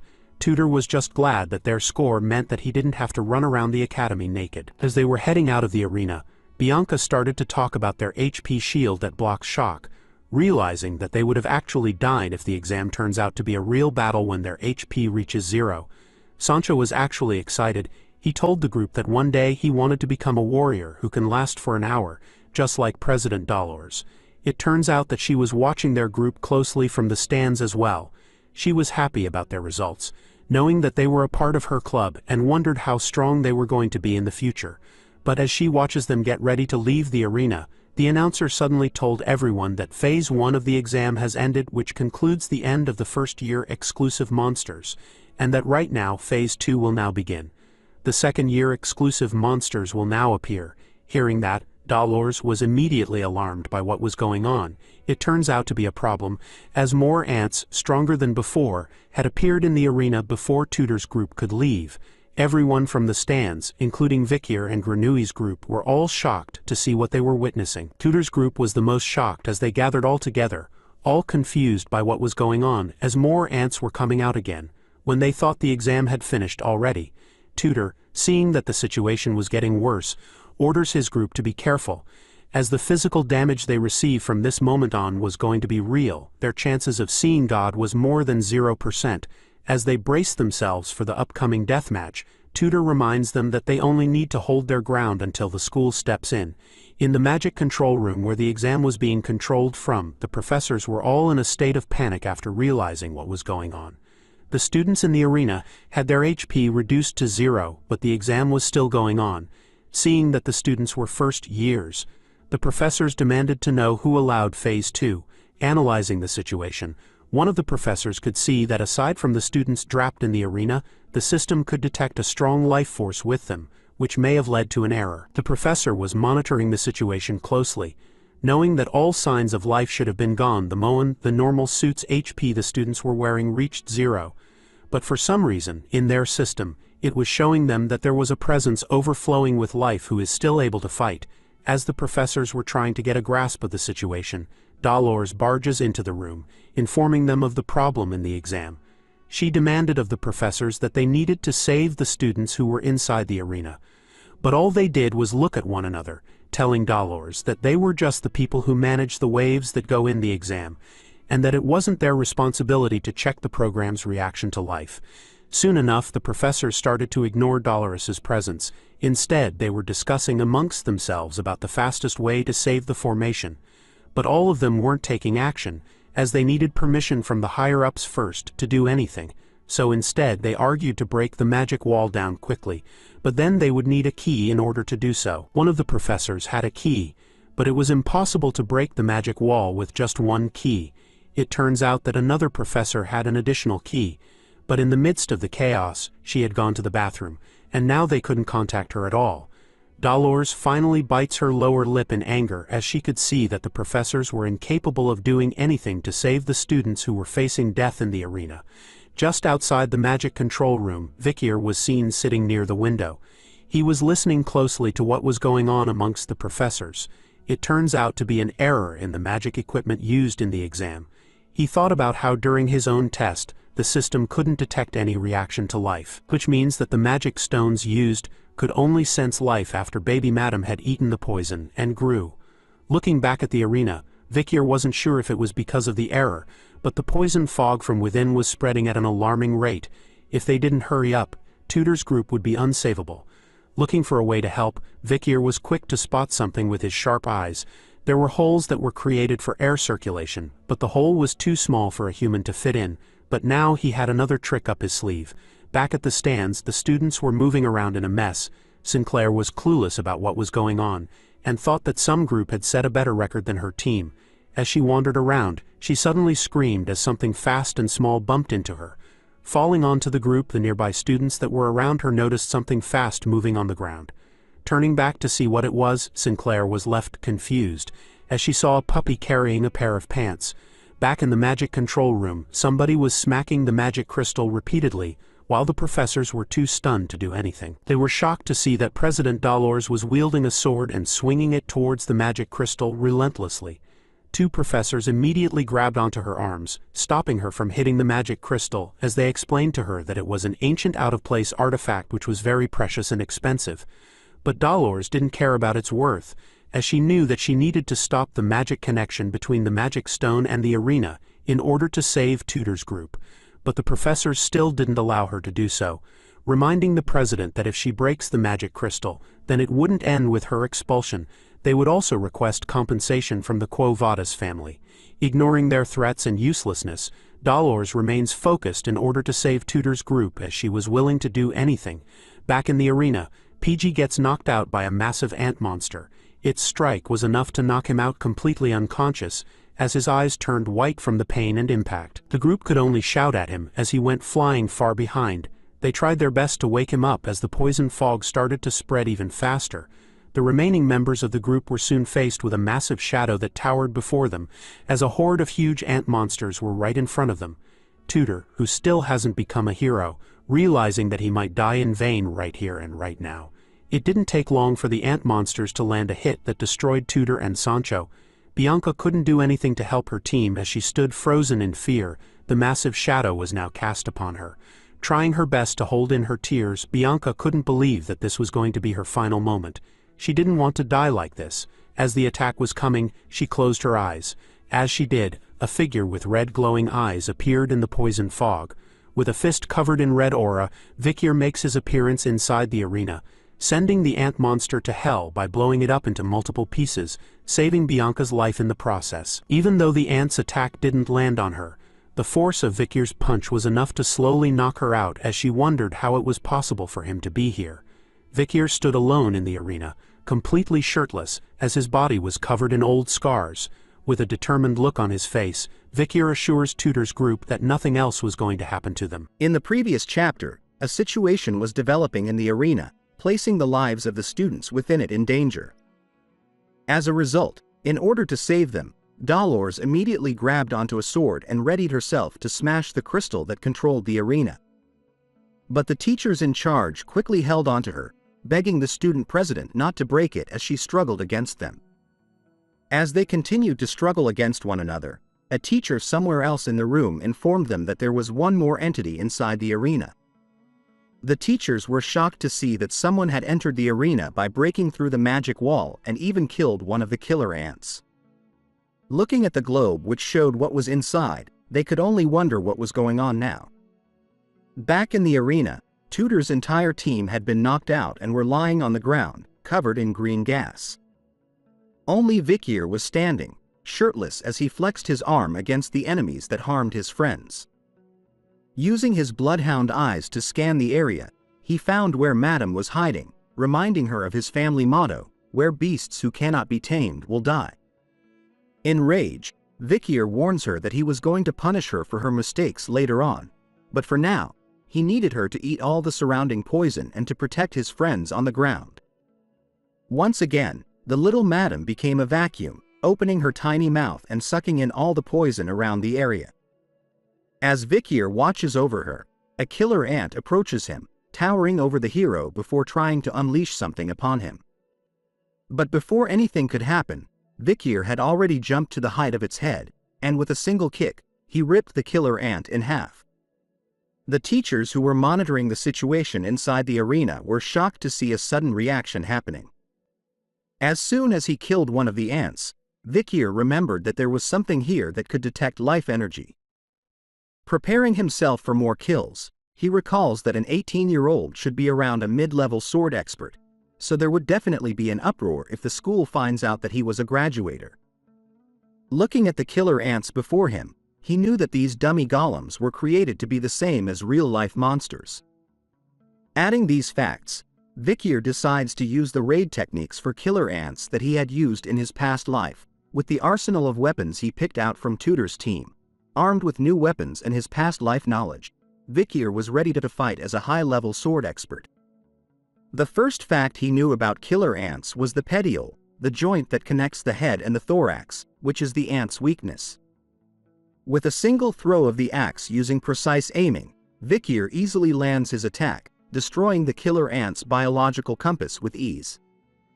With their biological compass all gone, the killer ants' spatial awareness disappears and they start to walk backwards. Using his bow and arrow this time, Vikir knew that they had another weakness. Their skulls are divided into two parts, and their joints that were there are the size of his pinky finger.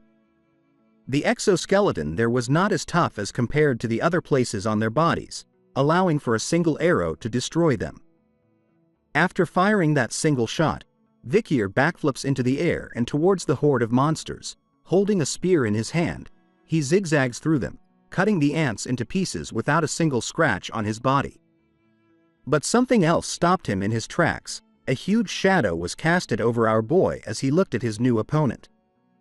He couldn't believe that it came out for this test, a different variation of the killer ants, an ant general. Bigger and badder than the ones from before. Instead of feeling afraid, Vikir was excited. The bloodhound in him was awakening as he decided to go with what he's best at, a sword. The students who were watching the test were all confused about what was going on as they couldn't see anything that was happening inside. Back at the room, the teachers were shocked to see something else happening. One of them reported to the others that the ant general in the test had been defeated, and all examinees inside were doing fine. Professor Snape was shocked to learn that the ant general had been defeated. He knew that it was a golem that the academy students would not be able to defeat. It was made for fun in order to place the overconfident students in their places, and tough enough for the students to withstand it for an hour. As Snape thought to himself about how it could be defeated, another teacher barges into the room, shouting out that he had found where Professor Sadie is, who held the bee key. The teachers were mad, asking where he found her, and it turns out that he had found her at a nearby alley bar where the owner was complaining about how she was vandalizing and destroying his business. Instead of being angry at her, Dolores quickly reminds them to hurry up and open the magic wall that was trapping the students inside the dome. With the missing professor finally found, the teachers were able to open the magic wall, releasing the poisonous gas inside. The incident during the academy's midterms came to an end after the magic wall was lifted. Emergency services from the school took 42 minutes and 13 seconds. The teachers that went inside were stunned to see that all the ants had been defeated. Dolores rushes in as well, immediately ignoring the corpses of the dead monsters and begins her search for the students, but as she looked, she came across something that left her stunned. It turns out that she had chanced upon Vikir, who laid on the ground unconscious, surrounded by corpses of the killer ants, making her wonder how he was in here. Vikir was acting. He knew that what he was doing was sloppy, but this was the best choice. He had to act like he fainted while fighting with the others. Seeing the other students coming in was troublesome for the young hero, but he was still satisfied, since he didn't lose any of the future heroes in this incident. Taking the chance, the vice president whips out her camera, taking a candid photo of Vikir on the ground to use in the student paper. An article was written about him. To save his peers, a hero was born during Colosseo Academy's midterms. The truth behind Vikir's heroic deeds, although he fainted, is a statement from the young man who says that what happened is the outcome that was created by combining the power of him and his friends. The actions of a humble hero. He was flooded with compliments. Vikir, who became a hot topic for being handsome, got his mana rank re-evaluated as a high-level sword expert.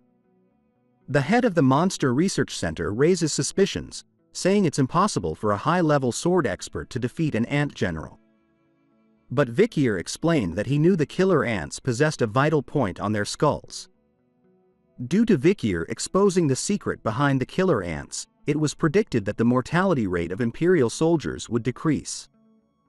As a result, the Crown Prince awarded Vikir with a certificate. With all these stories about him, the people of the Academy could only wonder, who is Vikir, this year's hot star? As the titles come to an end, Vikir rips up the newspaper in his hand. Sitting on the roof of the building, he lets out a deep sigh. He couldn't believe that the quiet student life he planned to have was ruined now and was becoming more troublesome. Baby Madam was celebrating on his behalf, happily jumping on his shoulder as Vikir reminded her that this wasn't something to celebrate. Even after what happened, Vikier was glad that the others were still safe in the end just as an owl appeared near him. Leaning on his arm, he could see that it was Cindy's regular report. The small piece of paper wrote, 10 elite corpses, information acquired, need about 1 month's time to analyze. Night hounds, copycats have appeared. One is doing it out of glorification, the other's intentions are unknown. The Baskerville family's Osiris is currently away from the estate, assumed to be heading to the imperial capital where you are. Last point is that the Academy's first-year students are hiding their royal bloodline. Seeing the information about the 10 elite corpses, Vikier could feel that Cindy had found a clue as she was being careful by her approach since she needed 1 month's time. Thinking about his fight with one of the 10 elite corpses previously, Vikier knew that he had only defeated him easily with the help of the Saintess's power. But he needed to hunt them down on his own, so he decided that for the next month, Vikier was going to upskill himself diligently. Thinking about the copycats. He was worried about them before, but now there were 2 of them. It will be bad if they catch the palace's attention or if their actions overlap. Vikier needs to look into this issue more. There was also news regarding how Osiris Le Baskerville had left the Baskerville estate, and now there was a possible chance that a royal family member was staying in the academy. Vikier didn't even ask Cindy to tell him about the last bit of news, but he knew that she did it just for the fun of it. Using his aura, Vikier burns the report in his hand after memorizing the bits of it. As soon as the ashes of the report disappeared into the night sky, another voice was heard, telling Vikier that she didn't expect to meet the Academy's hero on this roof at this time. Sinclair has appeared, with a gentle smile on her face. She calls their meeting fate. As she sat down beside him, Vikier observed her closely. He knew her as a person who was diligent and talented. She was evaluated as someone who possesses all the talents in the world, and with outstanding grades, she was able to keep her rank of being the Fire Corps' finest student. But seeing her here in the middle of the night, Vikier wonders what exactly would someone like her be doing here right now. Sinclair reveals to him that she comes to this place to see the Milky Way whenever she was feeling down and didn't expect to see our boy here. Sneaking a peek at Vikier, Sinclair wonders if she would be able to see him here the next time she comes, while Vikier was thinking that he needed to change the location where he meets Cindy. Striking up a conversation, she reminded him that he was currently the talk of the academy, which Vikier didn't want to know about, but still, she tells him not to be embarrassed as great interest follows those who are incredible. She starts to list out Vikier's achievements so far, from coming in first in theory, to writing 3 to 4 research papers that turned the academic world upside down. Adding on the fact that he is known as a commoner, an irregular and now a high-level expert. Vikier has become someone who puts his peers to shame. But even after hearing about all his glorious achievements, Vikier held a dark expression on his face, whispering that grades were insignificant and that they were nothing to be bothered about. Because he knew that all these things, from money, power, and honor, would soon be meaningless. When the world falls, all order will collapse and an era of survival will begin. While thinking about the past, Vikier was brought back to the present when Sinclair mentioned that he talks like he had lived for a long time, just like an old man would. Sensing her good instincts, Vikier decides to pivot as she asks him about what he was doing after midterms. He answers that he was doing his backs and legs. Sensing that she was being shut down, Sinclair was left speechless. While Vikier thought about her, he knew that she was hiding a lot of things. Before he regressed, Sinclair was a commoner who graduated without losing her top student rank once. After that, she cut off all contact with the world and disappeared from history. It was as if she disguised herself as a commoner like him. Which made him think that the royal who was hiding their identity, as per what was written in Cindy's letter, must be her. The next day, we see Tudor stretching his body as he complains about how long the exam period has been, but he was glad that if they finish their attack exam today, then their midterms are done. Because of the accident during the defense exam, they gave them special considerations for sustaining injuries, so the exam schedule was delayed, which is why it felt so long. Tutor was still upset over his bet with Granui as it ended up in a stalemate. Instead, Tutor had found out who he needed to set as his new rival, which meant he gained a lot from the exam. Hearing that, the rest of the boys started to tease Vikir about how he hid his skills from them, but were grateful that he saved them from being injured too much, and that he was a high-level expert. He turns around to remind them that he didn't deal with the monsters by himself, but all the boys could hear was his modesty. Changing the topic, the boys brought up the news that the Night Hound had committed another terrorist attack. PG pulls out a paper from his bag, telling them that the students at Varangian Drill Hall were hurt by the Night Hound. He continues to read the paper about how the students found the Night Hound, and while they were trying to restrain him, the students were harmed. As the boys tried to make sense of the problems caused by the Night Hound, Vikir stood by himself at the back, thinking that this was the doing of the copycat again. Now that he has two copycats, he knows that one of them hasn't committed any crimes recently, but the number of crimes the other one has committed is gradually increasing. The problem is, safety precautions against the Night Hound may become stricter. If that happens, it could affect his future assassinations. Vikir decided that after he had finished his exams, he was going to get rid of the copycats. We changed the venue to the Colosseo Academy's attack exam area.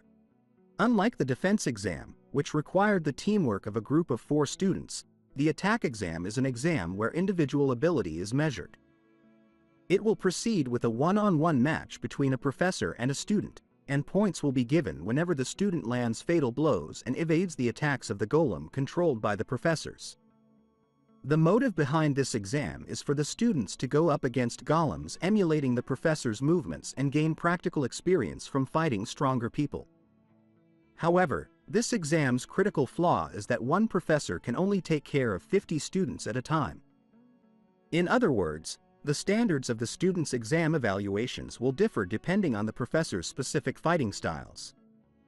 In other words, the standards of the students' exam evaluations will differ depending on the professor's specific fighting styles. Tutor is seen smashing through the exam golem with the tip of his spear.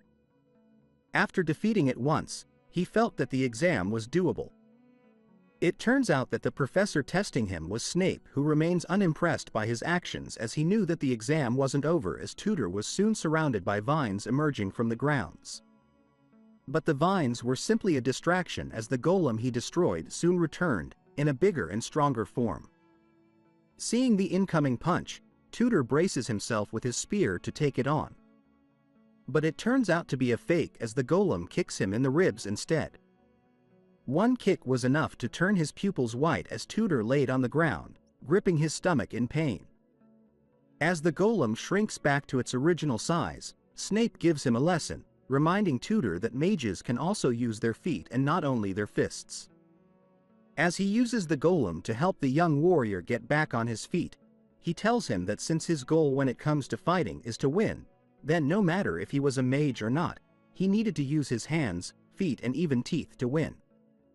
As Tutor slowly returns back to his seat, he thanks the professor for the lesson as it was revealed that his score was 35 points. Seeing that, Bianca was the first to be shocked by it, complaining that it was impossible for him to score higher than her since she scored 31 points herself. She continues to complain that the test was a setup and that a one-on-one fight is disadvantageous for an archer. Hearing that, Tutor couldn't believe that she was saying all that when she was the one who took all the individual points during the defense exam.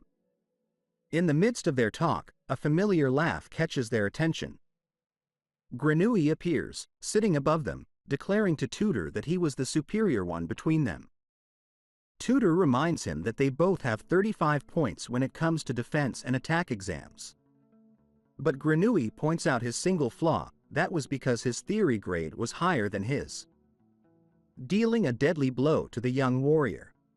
Feeling hurt over how he lost to Granui, Bianca comforts him, since their theory professor was Vinci Mord, who was still lucky. Thinking about it, she knew that the others have Professor Sadie, who was known as a pathetic, drunkard professor who disappeared with the magic wall's B key. Their seniors have even described her as weird and unprofessional. The #1 professor that all students should avoid. Hearing about all that, Tutor wonders how such a person was able to become an academy professor. Bianca tells him that she was a very skillful person, so when she's not working as a professor, she helps the authorities chase criminals down. Dangerous criminals like the Night Hound. Worried about the boys, Tutor wonders if they were going to be fine since they were all amazing and talented in their own rights. Which is why Bianca was worried. She gazed up into the sky, revealing that Professor Sadie was the last relative of a fallen marquis. She was apparently envious of talented students who come from a good family. The problem is that because of her envy, there was a rumor going around saying she completely destroys talented students. That rumor turns out to be true as a heel is being pressed into the skull of PG, who lays on the ground unconscious. Blood spilling everywhere. The students in a different exam room were horrified, wondering if this was really a test since another one of them had fainted. In the midst of chaos, the remaining students wanted to get out, but the door wasn't opening. Soon, they were shouting for another professor to come or for someone to save them from their situation. Professor Sadie was observing the situation with her feet still on PG's head, seeing how they were acting. She calls this year's students a bunch of cowards. It turns out that Sinclair had been beaten by her as she laid on the ground as well. Sancho was knocked out as well. All three of them had achieved 0 points in the exam. Holding her whip in her hand, Sadie thinks that continuing the exam would be a complete waste of time. Looking around, she spots a single student still remaining in front of her.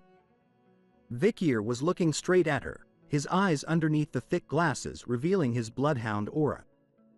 Not knowing who he was, Professor Sadie licks her lips and gets excited over how she was going to torment him and calls him forward. We begin this chapter off 30 minutes ago, before the massive beatdown from Professor Sadie. Sancho appears in perfect health, happily announcing that the attack exam is finally starting. Sinclair could see how confident he was about the exam. To him, a one-on-one fight is a warrior's virtue, so he couldn't help but look forward to it. PG reminded them of what Tutor said before, that Sancho is the strongest in the Ice Corps when it comes to a one-on-one fight with no aura. As they were talking, PG overhears a student asking the professor about what she was doing. One of the students had spotted the bottle of alcohol she was drinking, arguing that she was putting the lives of the students at risk by drinking it during the exam.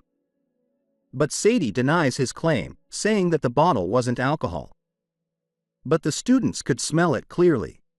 Hearing their complaints, she immediately empties the bottle down her throat and like a snack, she chews the tip of the bottle, swallowing the glass in her stomach.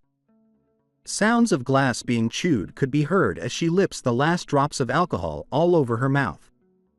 Proudly telling the student to stop calling what she had as alcohol since it was only 76%. The rest of the students were stunned by her actions and how strange she was acting, just like the rumors say. Moving off from that incident, she pulls out a sheet filled with student names, deciding to start off the exam by calling out Sancho as the first candidate. Hearing his name being called, the young warrior happily heads into the test area. As he moves, PG reminds him to be careful as there were rumors going around that the students who went up against Sadie stopped attending the academy. He tells PG not to worry, as a warrior's will is unbreakable. Now, Sancho stood against the insane Professor Sandy with her golem. Readying his axe for the fight, Sancho immediately leaps into the air towards her as soon as the exam starts. Grin came across Sadie's face as she repeated Sancho's words about how a warrior's will is unbreakable. Soon enough, the students were watching in shock as the sounds of a beating became more and more, echoing throughout the room. The faces filled with shock were soon turned into disgust and horror as the beatings came to an end. Once the dust had settled, Sadie's golem was holding onto a heavily beaten Sancho. Controlling the golem through her magic, Sadie made fun of Sancho, telling the others that she had broken the young warrior's will, calling him out as a failure of a warrior. As she threw Sancho's body back to where the students stood, Vikier and the others rushed towards him. They quickly held him up to get him some help while Sinclair demanded to know what the professor was doing. She couldn't believe that she had beaten a student during an exam to the point that he had fainted. Sadie argues that the whole point behind this test was for students to gain real combat experience. Reminding everyone that this was what the Academy's first chancellor had said, she asks Sinclair if she was going to complain like this in a real fight. Wasting no time at all, she points a finger at her, telling Sinclair that she was next as she wanted to test the Ice Corps top student. Vikier steps in, telling her to decline the invite. He reminds her that the professor's actions were unjustified, and that if they report this to the Academy, then they may be given a chance to retake the exam. Even though his words made sense, Sinclair didn't want to run away from someone who hurt her friend. Seeing her pretty face making frowning noises, Sadie happily tells the young girl that she was going to enjoy ironing out those frown lines. As soon as the announcement that the exam had started, Sinclair went all out, casting 3 magic circles at once. Sadie was impressed by this feat, as it wasn't easy for someone at her age to use 3 third-class spells. But this was nothing to the professor, as she asked Sinclair if she ever experienced magic counterflow because of her magic being forcibly cancelled. Before she could cast her spell, Sinclair spots the golem closing in with a punch. With a single blow to the stomach, every single one of the magic circles were destroyed. Just like the professor warned her about, Sinclair's body started to experience a magic counterflow, her veins turning bright blue as light and blood started to pour out from her eyes and mouth. Trembling on her knees while leaking blood and amon from her mouth, Sadie continues to mock the young student, asking her about how much it hurts right now. With a sinister look on her face, she warns Sinclair that if she was unlucky, then she might not be able to use magic ever. She finds the situation funny, thinking about how the top magic student wasn't able to use magic anymore. With a single kick to send her flying back to the student side, Sadie tells her to pray. After all, she had become the top student with a background as a commoner. The next victim is sadly our boy, PG, who stands in front of the crazy professor with a sword, trembling. Seeing his current state, Sadie wonders who this trash is, who could barely hold a sword. Hearing her words, PG remains vigilant, determined to win, as he knew that he wasn't a coward that won't back down. He saw this exam as a trial for his chance to bring forth the courage which is hidden underneath his weak exterior. But before he could finish his thought, Sadie's golem lets out a kick, cutting the tip of his blade off cleanly, leaving PG completely stunned. Before he could react, the golem sends him flying high in the air with an uppercut kick. Sadie reminds him that no matter how much trash struggles, they're still trash in the end. Vikier watched the fight closely. This time, his anger was slowly showing itself as he held himself back, veins appearing on the side of his face. We return to where we left off. The students left in horror and shock as PG's defeat sent them crazy. They started to try and escape from the room while Vikier headed over to where his comrades laid. Each of them bloodied to the point where he couldn't recognize their faces. For the first time in his academy life, Vikier was feeling a sense of rage that he had never felt before, in this life or his previous. Vikier approaches Sadie, with arrows on his back, telling her that he was the next student to take on the test. Impressed by his initiative, Sadie calls him a passionate student. In her mind, she couldn't believe she was going to eat the main course now. The other students who were panicking and trying to escape soon noticed that Vikier was going next, the Academy's famous hero, where rumors state that he was a high-ranking sword expert. Even still, they were worried, as Sadie was at least a graduator, which meant that there was no way a high-ranking sword expert could defeat her. And using the bow and arrow is the worst weapon in a one-on-one fight. As soon as the exam began, Sadie's head was filled with thoughts about how crushing talented students was fun for her. As she sent out her golem to face Vikier, she knew him as the currently highest-ranking student of the academy, making her wonder how much pleasure she would get from beating the top student. Using the arm to reach out for him, Sadie wanted to enjoy the cries of pain he screams after breaking one of his arms. But before the golem could reach Vikier, he had already pulled out an arrow and drawn his bow. Faster than the speed of sound, Vikier unleashes a single arrow, which bounces off the shoulder of the golem, as though he had missed. Only a tiny scratch was left following his attack, but his eyes remained calm. But for some reason, everything stood still. The golem stopped just inches away from reaching Vikir. The students watching couldn't believe that he had managed to stop the professor's golem, while others wondered when exactly he had fired off his shot. In the midst of the speculation, Sadie lets out a horrifying scream as she holds onto the arrow that Vikir had fired. It turns out that he didn't miss, and actually shot her straight in the eye. Sadie was screaming in pain over her eye as she kneels onto the ground, causing the golem to stop moving. Vikir appears from the side of it, clarifying to the professor that he was trying to shoot the golem and instead, his arrow went towards her. With a deep chilling aura, Vikir looks at her with bloodhound eyes, asking the sadistic professor if she was alright as blood continues to spill out from where her eye was. The bleeding lady could not answer back at all. She lets out a horrifying scream, catching the attention of Professor Snape, who was far away doing something else. He turns around in shock over the loud noise. Hearing the scream and where it came from, he thinks that Professor Sadie, the crazy woman, was beating up the students again. Meanwhile, the other students who tried to escape from the exam stared in disbelief at what was going on. Soon after, Professor Snape slammed open the exam room doors. He immediately started to scold Sadie, asking her about why she had locked the doors, as she always did that in order to beat up the students. She couldn't answer back to him at all, as the arrow Vikir had shot into her eye was still deeply embedded in her, causing her to kneel onto the ground. Even Professor Snape was confused to see her in that state, as the ones usually bleeding this bad were the students.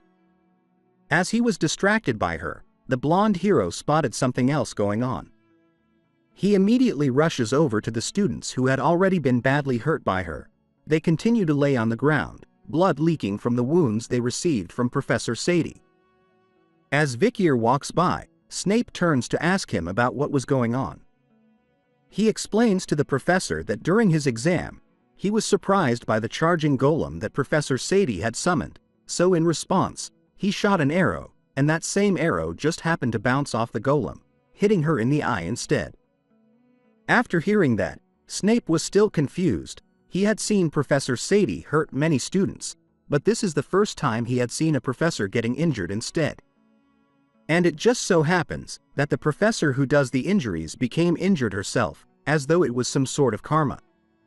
Reeling in the pain, Sadie could only show a face filled with hatred and anger. Bringing the exam to an end, Vikir's points were totaled. He had landed 1 attack and 1 critical hit, earning him a total of 11 points for the exam. President Dolores arrives, immediately doing first aid to the injured students, casting them in her holy light and healing their wounds. Looking closely at them, she could see that Sinclair has an internal wound because of mana counterflow. Sancho had contusions all over his body, while PG's jaw is completely shattered.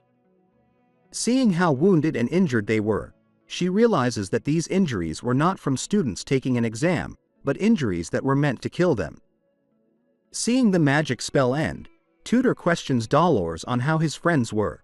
She replies to him that it was good of him to get her here quickly, as they were not able to recover without any after effects. Bianca and Tutor breathed a sign of relief, hearing that their friends were going to be alright, but with a darkened expression on her face, Dolores moved somewhere else.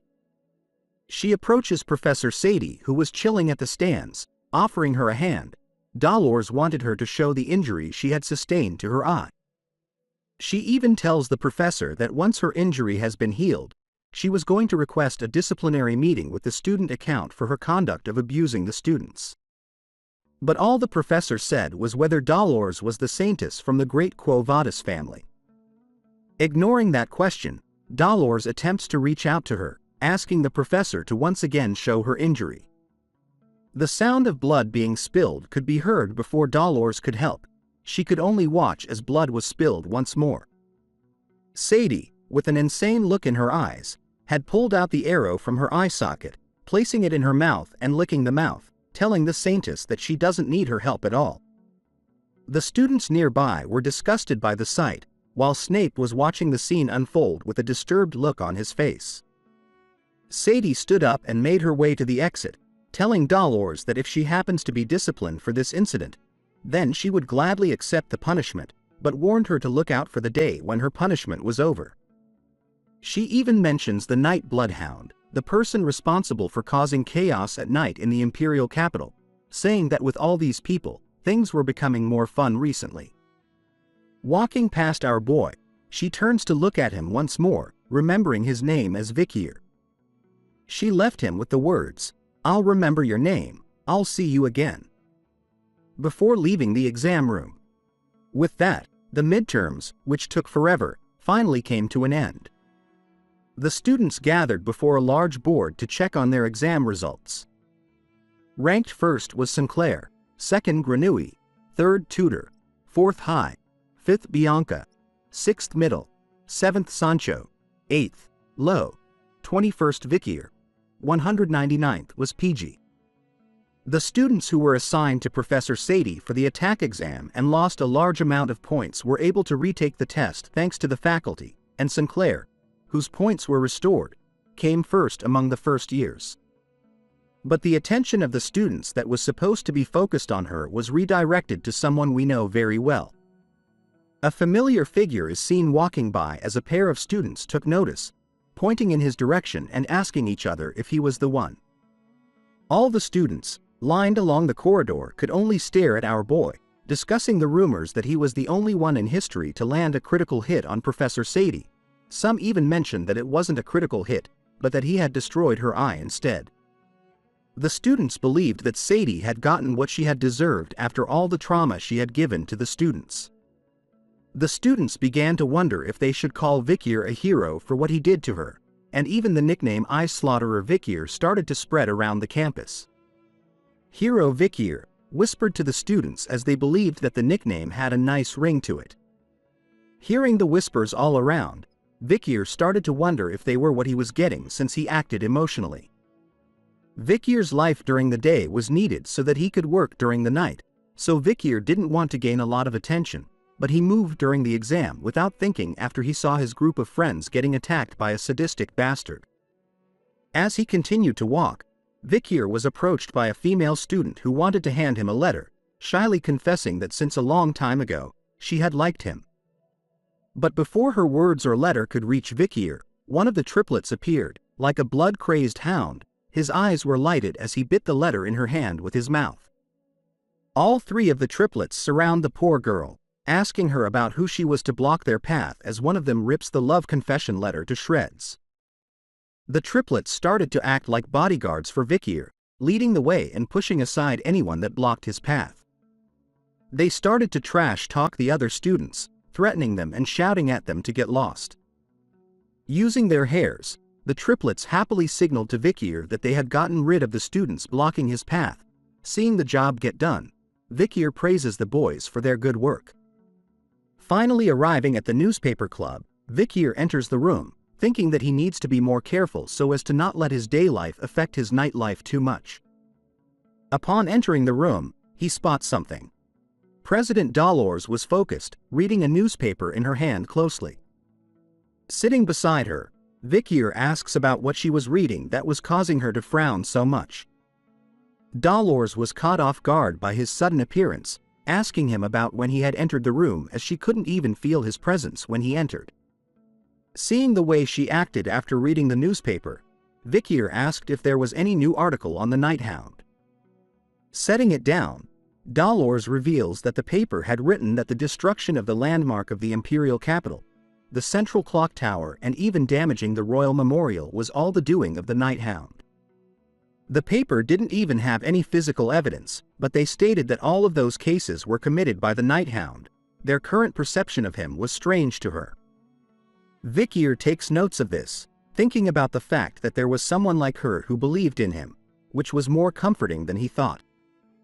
Taking the time to read the article himself, Vikier read that the clock tower is a building that symbolizes peace and order, and those who live in the imperial capital take a look at it at least once a day. Seeing as they destroyed a city's landmark, maybe they have a lot of grudges against society. this bloodhound might not be following what the others are doing, including the royal memorial. Based on the information he received from Cindy yesterday, it said that contact between her informants was cut off, which is suspicious. Thinking about it deeply, Vikier wonders if he should clean up the copycats, prompting him to go investigate. As soon as night arrived, so did the real night hound. Vikier stood in front of the royal memorial, which is a shared cemetery where the Empire's heroes lie.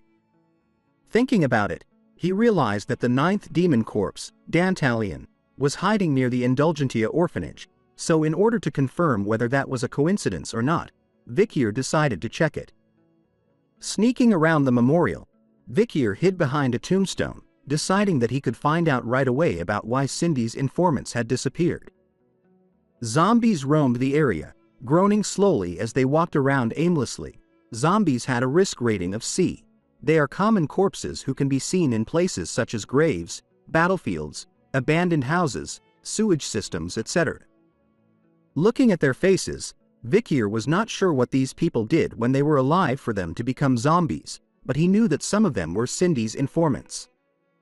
Using both of his hands, Vikier reaches his back, thinking that it's been a while since he had used Anubis, which made him think that he should use it tonight. Screwing the bow together, he thinks of the weapon as good since it was portable and easy to carry. Vikier couldn't believe that Ayin had given him a weapon like this. Once the weapon was ready, Vikier immediately drew its string, aiming an arrow glowing bright red, covered in bloodhound aura towards the area with zombies. Within seconds, he lands multiple headshots, killing each of the zombies before they could react. Seeing that there was nothing left, Vikier walked past the now officially dead bodies. He talked about how the arrows he used was on a different level compared to the arrow he was supplied with during the midterms. He found out that it was a lie when people say that masters aren't picky with their weapon of choice. As he moved around the memorial, a familiar scent reached out to Vikier as he took a whiff of it. His bloodhound eyes were alerted to it as he quickly turned to face where the smell had come from. The strange colored air was definitely the scent of a demon, but compared to normal demons, the smell was very light. It was as if their uniquely terrible stench was being diluted by something. Quickly analyzing where it was coming from, Vikier chases after it, believing that the smell was coming from the direction of the Indulgentia orphanage. Something was definitely over there. It turns out to be true as a masked figure with red and white hair was seen standing near a black magic circle, casting over it. Soon enough, another figure emerges from the magic circle, a lady whose hair was fully red. Looking at her face, the masked figure was annoyed over the fact that Dantalion had stolen this person from her. Embracing the corpse, the masked figure apologized, calling it Rose, and promising that she will no longer let her loved ones get taken away. She was one of the demon's 10 elite corpses, the 8th corpse known as Ser. The masked figure continued to hold on to Rose, telling her about Ser's ability to locate who she wants to find, a useful skill to have. Even though she had finally found her, sadness lay in her eyes, as the demon's ability was not able to find the other person she wanted, no matter what she did. In order to control all the power that she acquired from the demon contract, the masked figure wondered if she really needed to walk through death's door completely, but the problem was, she is only a half-blood. And so, she decided that she needed to hurry and be able to control all of Ser's power. As she talks to Rose, another person slowly approaches the set of red hair. With menacing red glowing eyes, he unleashes a heavy pressure, telling the demon not to move. Ser immediately covers Rose, shocked that someone had been watching them, proving how skilled they were since she didn't even notice them approaching. Vikier appears out of the shadows, his bow readied and his arrow covered in bloodhound aura. He warns the demon, telling her to answer all of his questions and that if she moves a finger, death will be her reward. If she said a word that's not an answer to his question, death will be her reward as well. His first question had to do something with the smell. He noted that she smelled like both a human and a demon, which made him ask about what she was exactly. Ser simply replies that she was both. Vikier's second question was about the woman, Rose. He knew her as Dantalion's underling, Geronto, someone he had killed, and someone who should be dead now. How was she alive? He asked. Ser replies that Rose was not Dantalion's underling, and revealed the fact that he had stolen her from Ser. Upon answering that, Vikir had reached his final question. He simply asked if the demon she was contracted with was named Ser. With a similar glow in her eyes, the masked figure replied, "What if I say yes?" That was enough of an answer as the arrow reached close to her eye. Narrowly dodging the fast attack by tilting her head, Vikir's arrow simply gave her a haircut before blowing everything away from behind her. With that answer, Vikir proclaimed that he was going to kill the demon known as Ser. Seeing that this was turning into a battle, the masked figure tells Vikir to try it if he can, before summoning numerous skeletons from the ground with her magic circles. Amongst them, the skeletons of the children buried in the orphanage ground started to appear. The masked figure looked at them with concern, slowly regretting her decision to summon them as she didn't want to turn the children's corpses into skeletons. Vikir spots the smaller-sized skeletons, realizing what they were. He apologizes to them before firing a shot, blasting both the building and skeletons into pieces with the mere impact of his arrow. The two of them exited into the night sky. Vikir chases after the masked figure who was holding onto Rose. Against the bright moonlight, he tells her that she wasn't going to die a quick death. Sensing the danger, the masked figure tells Rose to hold on tight, casting a spell in her left hand as she holds her tightly against her body. Another explosion goes off as the three of them landed in the same area amongst the debris and smoke. Using herself as a shield for Rose, the masked figure was quick to recognize Vikir's skill with the bow, prompting her to ask him about his relationship with the Balak tribe. Vikir easily says that he was one of their hunters. His reply only brought anger to her as veins started to appear beneath her mask, saying that he must have been there on that night. Her rage could be seen in her spell as a giant dark ball of flame spun behind her, her eyes totally focused on Vikir, as she proclaimed that she was going to kill the barbarian in front of her. With the destructive fireball coming closer, Vikir dodges it with ease, slowly moving closer to the caster. As he does, he could feel it better now that he was near. The masked figure in his eyes was giving off the smell of a living human, but he wonders why. Since the rank of the 10 elite corpses were that of a demon king, then they didn't need to take over a human's corpse. As he was thinking about this, the attacks from her didn't end, as Vikir moved side to side, backwards and forward to dodge the incoming flame balls. He dodges the last of it with a back flip before landing on his feet, but the moment he makes contact with the ground, something shocking happens. Spikes appeared from beneath, catching him off guard as they penetrate straight through his body. Blood slowly dripped down along the spikes from Vikir's body. Seeing the state he was in, the masked figure continued to call him a lowly barbarian, claiming that he was talking big despite the state he was currently in. She couldn't help but smile over her victory. Soon enough, the spikes that penetrated his body simply broke into pieces, dropping onto the ground, shocking the masked figure as she was confused by what was going on right in front of eyes. There was no damage at all on Vikir's body, simply smoke arising from where the spikes had attacked. Seeing this, she simply thought that Vikir wasn't a human being. Taking the chance with her stunned state, Vikir unscrews Anubis, telling her that after a few of their clashes, he understood it now. The masked figure was a lot weaker compared to the other elite corpses because she was just a half-demon. Placing Anubis back, Vikir decided that there was no need for him to converse with her anymore. He declared her death with glowing red eyes underneath his own mask. But she wasn't going to accept this. The masked figure immediately slams her hand onto the ground, telling Vikir that the one going to die was him, a lowly barbarian. With her magic circle this time, she had summoned a gigantic monster called the Frankenstein Golem, also known as a giant lump of meat. A golem composed of materials that were once living, wasted lumps of meat clumped up together like mud to resemble the figure of a human. However, the original appearances of the lumps have not been preserved at all, a dirty and ominous existence that is fairly powerful. The horrifying golem lets out a fierce roar behind pulling back its fist, ready to kill the first thing it sees. As it does this, the masked figure starts to cast another spell behind it, gathering purple flames. It turns out that the golem was merely a distraction. The real attack was going to come from her fire magic. Seeing the incoming danger, our boy whips it out. Good old Beelzebub, and with a single swing of his arm, he easily cuts the Frankenstein golem in half before it could even react.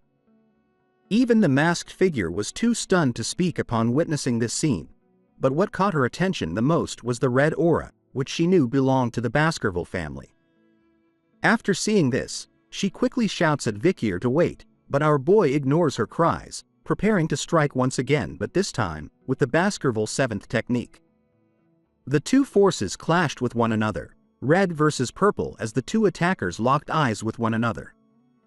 Soon a bright red light engulfed the entire area they were in, blinding everything. As soon as the light and smoke were gone, a huge crater was seen where Vikier stood as the winner, while the masked figure kneeled down in front of him, defeated.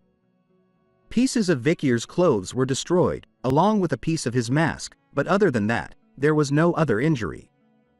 Looking at her current state, he tells her the reason she lost was because she was a half-human, but it seemed more like she had been hit with mana counterflow really badly as an aftereffect for failing to cast her spell. Looking back at their fight, it was after Vikier showed the red aura that the masked figure's focus became lost as she told him to wait. Her mask was now gone, as she whispered the words, "Don't leave me." Vikier couldn't understand it, so he asked her about the reason why she had struck a deal with the demon. As he raises Beelzebub into the air, ready to execute, he tells the half-human that all deaths have a story behind them. And so, Vikier executes his mission, his blade disappearing as he swings down. Before Vikier could deal the final blow, Rose jumps in to save Sayre, using her own body as shield against the young bloodhound's devastating blow that's meant to kill. This was quite an unusual sight. Normally, the undead possess a strong jealousy for what they didn't have, giving them a temperament that makes them blindly bite and extort from the living. Though this doesn't apply if their master has a strong will and absolute control over them. If their master loses consciousness, the dead soldiers cannot be controlled, but Vikier could sense that something was different about Rose and her connection to the masked figure before him. Even without a hint of life in her eyes, Vikier could see that she was different. He wonders why she doesn't have the will to fight, like the corpse queen who was kneeling on the ground. As he was thinking about it, his lack of decision to end the fight with the Demon King was disrupted by a bright light in the background. Sounds of people were coming closer to where they were. Shouts could be heard as they spotted Vikier and the corpse queen. Amongst the voices of the guards, Vikier immediately turned around as he noticed Professor Sadie's voice among them. As soon as he turned around, Rose summoned a magic circle, surrounding herself and the corpse queen in a bright blue light. Sensing that, Vikier immediately turns back, ready to strike and end this once again. He aimed Beelzebub directly at the corpse queen's body, but before his blade could reach her, Rose saved the day once again, using her body a second time to absorb the attack from Vikier. She could only spit out blood as a result before disappearing in an instant, leaving Vikier alone and annoyed by what just happened. Just as he heard, Professor Sadie arrives in front of the guards, shouting at the Nighthound to reveal himself. But as soon as she surrounded the area where Vikier and the corpse queen were, no one could be seen, leaving everyone confused. Annoyed by the situation, Professor Sadie blamed it on the guard next to her, calling him a pig and kicking the poor soul into the crater, telling him that because he was so freaking slow, they had arrived too late to capture the Nighthound. After kicking him, her remaining eye catches something inside the crater. It was the mask that Vikier had worn as the Nighthound just a few seconds ago. Seeing the mask here, she realized that she had completely lost the chance to capture the Nighthound tonight. Not so far from the scene of the crime, a familiar red-eye puppy could be seen hurriedly dashing away and into the late night. Back at the newspaper club, the vice president shouts at the club members, informing them of the academy's big event that comes after the exams. The festive season is about to begin, ladies and gentlemen. And so, to build suspense, she slowly introduces this year's theme for the festive season, which is going to the haunted house. Dolores' eyes and face started to sparkle over her excitement, thinking that a haunted house sounded really fun. Sinclair was excited as well, knowing that it was going to be Halloween, and since it was after the exams, the students were finally free from any hardships, guaranteeing that the event was going to gain a lot of attention. Aside from the festive season itself, Tudor and Bianca were concerned about something that came along with it, and that was the Academy's festival tradition. PG knew what they were talking about, reminding everyone that the tradition was something that even the professors couldn't escape from. Sancho, the young warrior, was glad to hear about the tradition, as traditions were something he viewed as important. Seeing everyone's excitement gave the vice president even more hype as she brought out a blue and red box, telling the club members that they were going to draw lots right now to see who would dress up as what type of ghost. As everyone began discussing amongst themselves about the festive season, Vikier stood alone at the back, his mind in deep thought about last night's event. He knew that not killing the 8-corpse demon when she couldn't even use half her powers was a very big mistake. When he was fighting Andromalius, Vikier needed to receive the aid of the Baskerville family's knights in order to kill the demon, and when he was with the Saintess during the time he fought against Dantalion, he needed her help as well. Right now, Vikier doesn't know if he, a top-ranking graduator, can fight the 8th corpse by himself when she reaches full power. In the end, in order to hunt the demons one-on-one, he needed to completely learn the Baskervilles' incomplete 7th technique and reach the level of Swordmaster. The 10th technique, called Lurking Ambush, calls the 6th Fang and the 7th Fang ambush horizontal twin wisdom teeth. Weird, I know, but that's how it is. These techniques, one must understand the odd principle between the 6th and 7th techniques and be able to use the ultimate killing technique. The theory behind the 6th and 7th techniques is written in the swordsmanship book. In order to overcome the wall of the 6th technique, one must abandon all human emotions, and in order to learn the 7th technique, one must gain one's human emotions back. Vikier still didn't understand why one needs to recover the emotions they just abandoned. This needs a completely different approach compared to the entry-level graduator core training methods, where one learns how to kill their emotions and turn into bloodhounds. Thinking about all these weird techniques and training methods, Vikier started to wonder how Hugo became a swordmaster in his previous life. As Dolores' turn came up, she picks a piece of paper with something that surprises her. Her reaction was enough to catch Vikier's attention, drawing him back into the present. She looks at the paper in her hand closely, reading what it wrote, which was, Nighthound. The vice president was worried about it, knowing that the Nighthound had just attacked the Quo Vadis family's orphanage recently. So she immediately apologizes to the president. But to her surprise, Dolores replies that everything was fine and that she was going to dress up as the Nighthound for the festive season. She even blushes at the thought of it, holding the paper tightly on her chest to prevent anyone from taking her outfit. Soon after, the vice president excitedly goes over to Vikier, telling him that it was his turn to pick, especially since he was the center of attention. As he places his hand into the box, Vikier was glad to see everyone having fun with this activity, reminding him that they were still young kids. But upon reading the costume he had selected, a sense of dread overcame the young bloodhound regressor. He couldn't believe that he had actually picked this result. Seeing the shocking look on his face, the other members quickly wanted to know what it was Vikier had gotten, even pushing and pulling one another just to see his result. There was one thing Vikier completely forgot about in his past: the tradition during the Academy's festival. And now, we turn to the day of the festival itself. Everyone in the Academy were outside, on the streets filled with orange lights, tents and stalls as far as the eye could see. The crowd of citizens cheer loudly as they stood outside a certain pub stall. Tudor appears with long blonde hair while wearing an undead's armor.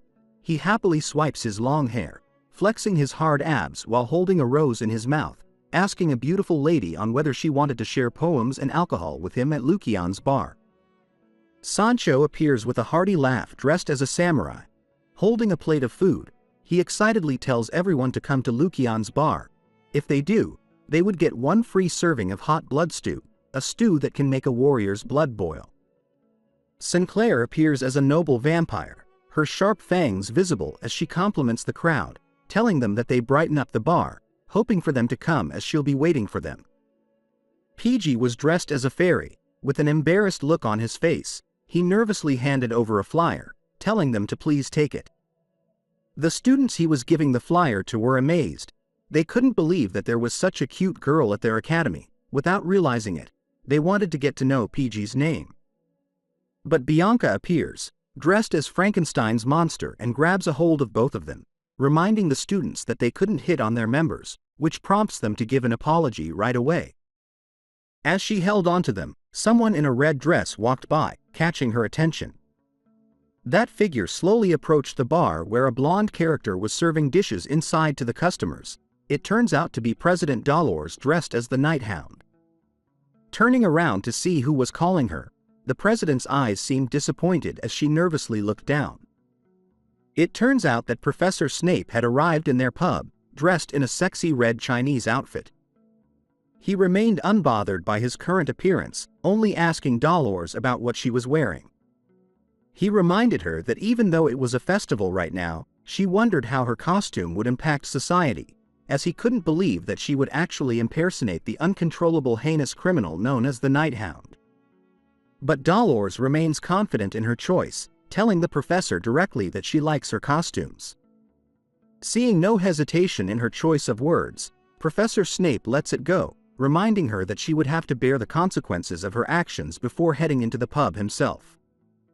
He also reminded her that as her academic advisor, he had no authority to tell her what she can and can't wear, so she was free to do as she pleased. The other members of the club started to gather. They couldn't believe that Professor Snape was actually at their pub. PG adds on that during the festival, the professors would dress up and go to the stalls of their class and club to increase their profits. Seeing the students gathered outside, Snape was kind of upset, because if it weren't for the custom of the academy, then he wouldn't have come to the pub, as he thought that the prices of the dishes they serve weren't even that great. After waiting for a couple of minutes, Dolores appears by his side, bringing him his order of fries and fried chicken. Looking at it presented on the table before his eyes, Snape could see that the quality of ingredients were poor, and that the dishes were made by someone who isn't certified in food and safety. The food was prepared poorly and they were full of MSG, as he guessed. Taking a bite of the blood stew, Snape had zero expectations, believing that he was going to taste trash. After eating and swallowing the first bite, the professor was in complete shock. His lipstick was even smudged all over his mouth. He couldn't believe that something this delicious would come from his own students. He savored each bite, describing each taste in his mouth. The exquisite smoky flavor and savory taste comes out from the meat when it's torn. The potatoes that come from the Morgue family's region releases a savory taste as they softly break apart. Snape was in complete bewilderment over how good the food was. He instantly stood up, demanding to know who it was that cooked the dishes before him, even accusing Dolores of recruiting an outside chef to help them.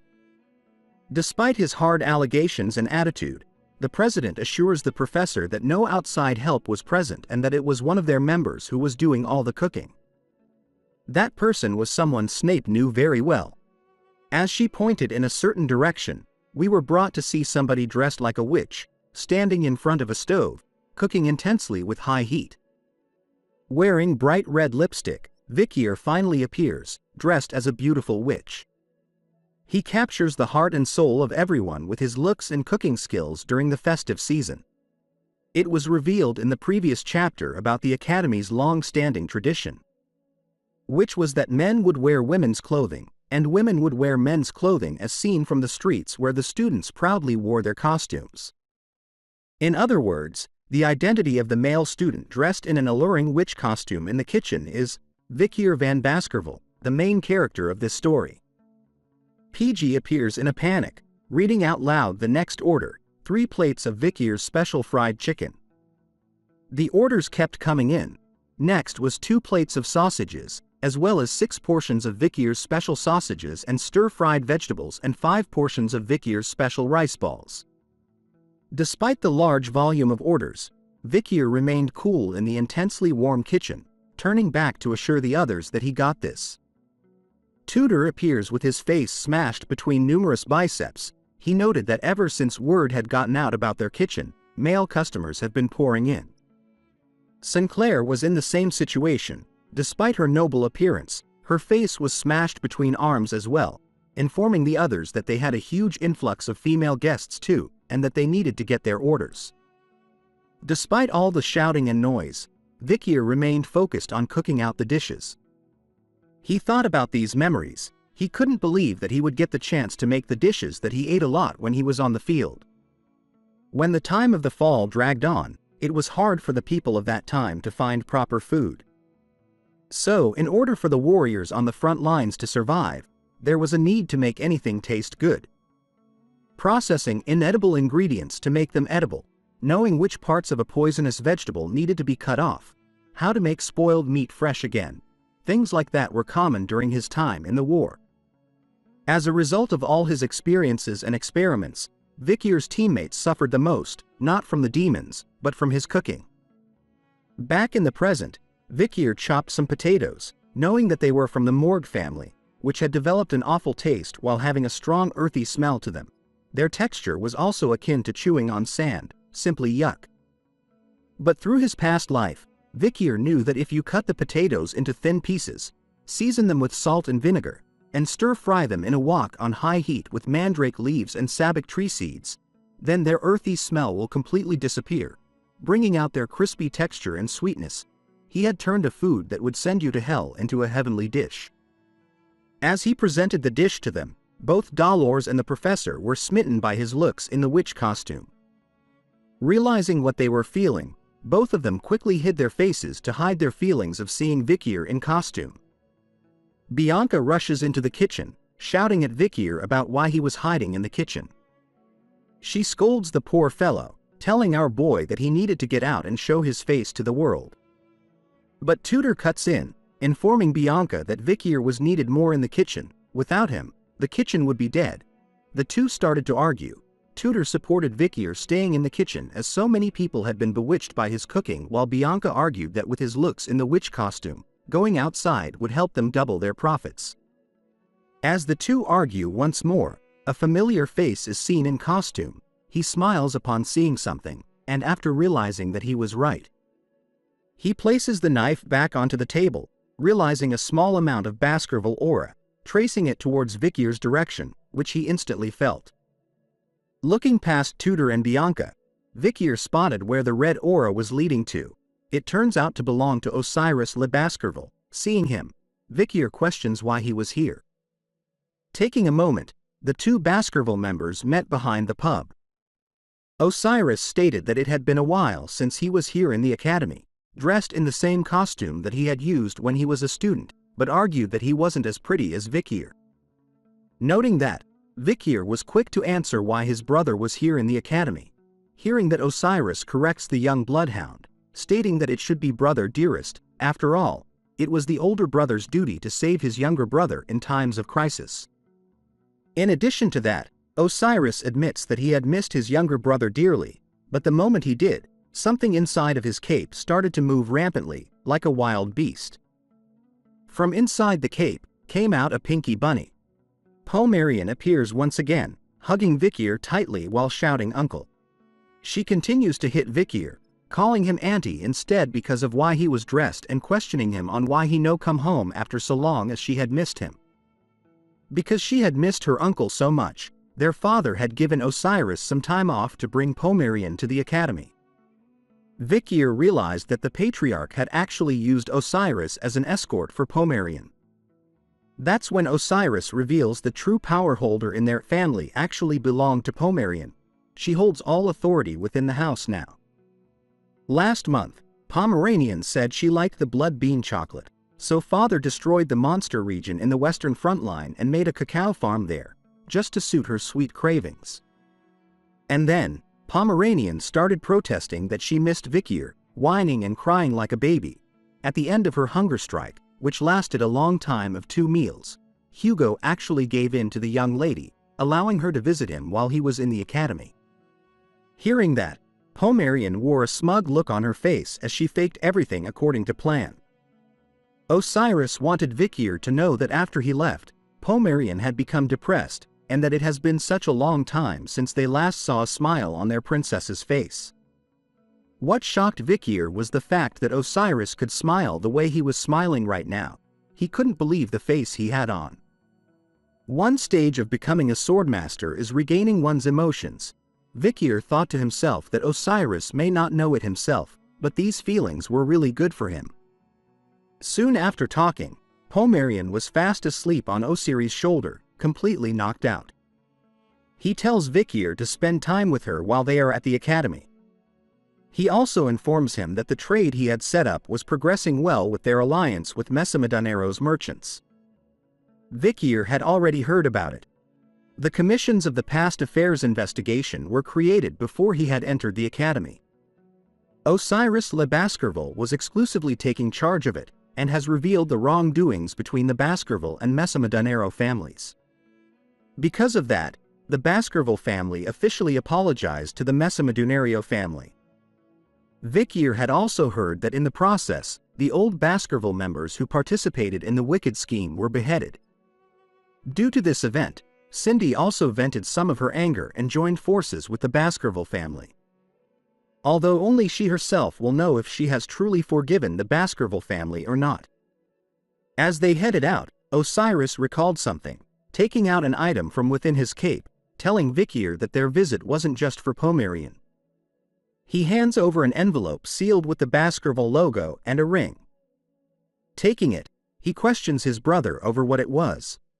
Osiris reveals that the ring was found near the place where Set, the demon who stole Set's body, died. He believes that the ring possesses a unique skill, and that their father had told him to give it to Vikir since he contributed the most during the execution of the demon. Looking at the ring in his hand, Vikir wondered if it would allow him to use the barrier that Andromales had used before. The ring was called the Divine Immortal's Ring. It has an ability to call forth a barrier, which was currently turned off, and an inscription written with the words, "God's domain ends here." To add on, Osiris reveals that the letter in Vikir's hand was a letter written by their father with words he wanted to tell his son. Shivers immediately went down Vikir's spine as he felt cold all of a sudden. He couldn't believe that the letter was actually from their father. Osiris assures him that feeling surprised was all right and that he had received a letter as well. Since their chat has come to an end, Osiris bids Vikir farewell, reminding him to take his time while reading the letter.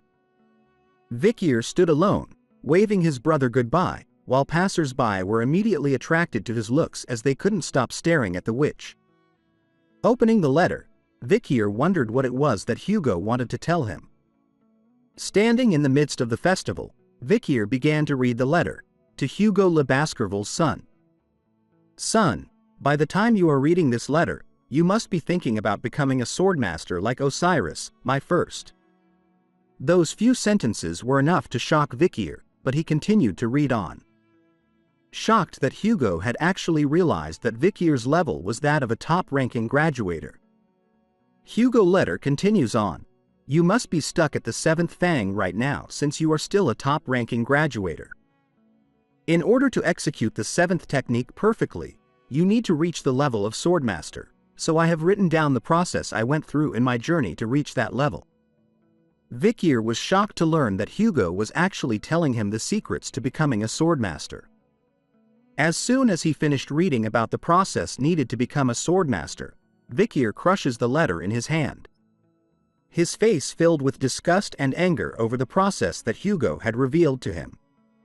Back at the pub, Bianca was chilling and wondering if she needed to market herself in order to get more customers, but as she sat there, a familiar red-haired individual walked past, catching her attention instantly. She watches the duo with red hair, noting that even with the mask on their faces, she knew that they were a pair of beautiful girls. The Corpse Queen and Rose have joined the festival. Thanks to the Halloween celebration, the Corpse Queen and Rose were able to blend into the crowd easily. They even had time to stop by a stall, buying so much food that Rose's hands were filled with them, her eyes showing some signs of life as she drools over what they bought. Seeing her this way, happily chewing away at the food, the Corpse Queen rubs Rose's head, asking if the food was yummy. Looking around the place, she slowly realizes that this was the Halloween festival of the school. Thinking back, she wonders what would have happened if that incident didn't happen. She continues to wonder about what would have happened, what would her life have been, if she didn't sign a contract with the demon known as Sire. Then maybe she would have entered the academy alongside her friends, especially a particular guy we all know. Focusing back into reality, the Corpse Queen had a single purpose on why she had risked her life by entering the festival. She needed to confirm something with the Night Hound. Even though he appeared recently as the most evil villain, bringing terror to the knights in the imperial capital, he still knew about the 10 elite corpses. She doesn't know why, but he has become obsessed with the demon she contracted with, Sire, who was currently inside of her. Knowing that, it was certain that he would show himself in a place like this, filled with so many humans. Not only that, it was his swordsmanship that caught her eye the most during their fight. The swordsmanship that she saw at that decisive moment had a bright red aura, similar to the one she saw on the night of the incident. Combining all these facts and her instincts, the Corpse Queen wanted to know if they were right by taking off the mask belonging to the Night Hound. Her chest started to tighten as she thought about it more, causing her knees to buckle as she grasped at her chest, comforting herself. What should she do if he really was the Night Hound? What would he say if he saw the way she was right now? All these questions plagued her mind as she could only think about how much he had changed since they had been apart. She wanted to see him so badly. "Stop thinking," said another voice in her head. A lady appears by the Corpse Queen's side, whispering into her to stop thinking about the things that will give her a headache, and to leave it to her, as she was willing to do the things that needed to be done in her stead. The mysterious lady appears in full view, a woman clad in robe, her face hidden as angel wings sprouted on her back. Seeing this form, the Corpse Queen calls her Sire. As the two of them began their talk, time froze all around them as every human and thing stopped in their tracks, except the both of them. The Corpse Queen was quick to lash out, telling Sire that what she was doing was a violation of their contract. The contract that binds them states that in exchange for her borrowing Sire's power, she would hand over her body to Sire once she dies and to lend her body for an hour of her choosing. Not wanting to continue their conversation, the Corpse Queen turns to leave, telling Sire to stop what she was doing in the area and to get lost. And to stop thinking that she could manipulate her however she wants. Hearing those words left the angel speechless. But a close zoom into her face reveals a completely new demonic look, cracks appearing all over her angelic face with a sinister smile, looking like Valak from The Conjuring. Sire had finally shown her true form, discarding the angelic form, showing off her new demonic look with horns on her forehead and sharp claws. She taunts the Corpse Queen, asking her about what she could do by herself, reminding her that all the people she loves were disappearing, and that there was nothing she could do about it. The demon reminds her of the incident where she stabbed her beloved uncle in the heart with her dagger. And so far, the only thing she has done by herself was destroy those who are around her. On the other hand, thanks to the demon, she was able to find her sister. It was all because of her skill, which lets you see the person she wanted to meet. But all those things didn't matter to the Corpse Queen, because in the end, she couldn't even find the person who means the most to her. The Corpse Queen reveals that the biggest reason she agreed to the contract with Sire was to find his corpse. But in the end, the demon couldn't even find him, even though they had looked everywhere in the forest of the Le Rouge at Le Noir Mountain. With a new sense of rage, the Corpse Queen threatens the demon not to get in her way now as she finally found a clue that might let her see him again. With those final words, the ability that froze time around them started to break down. Sire looks at her with curiosity, intrigued over the fact that the Corpse Queen's mind was still strong and that it hasn't been completely destroyed yet. But as she was thinking about it, something drew her attention even more. She quickly scans the area, smelling the scent of a demon's blood nearby, locating it to a stall near them.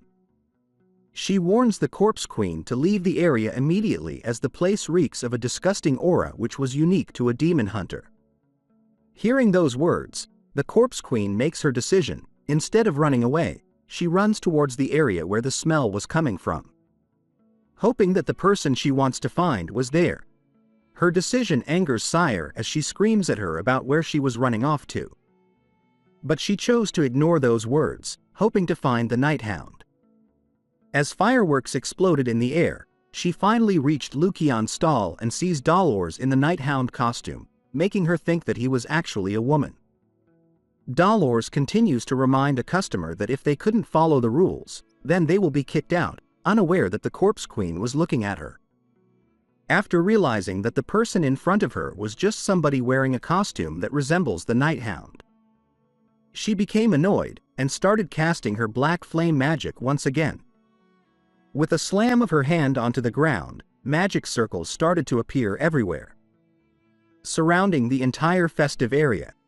Skeletons started to emerge around everyone as they spotted what was going on. Innocent civilians started to scream and panic, rushing to escape the endless horde of undead emerging from the ground. Tudor and Bianca were together, thinking that she was a villain for summoning undead soldiers, especially since black magic was heavily controlled by the Empire and is considered a taboo.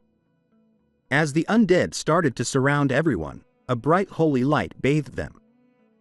Dolores casted her own holy magic against them, informing all members of Lukian to assist her in keeping their customers safe.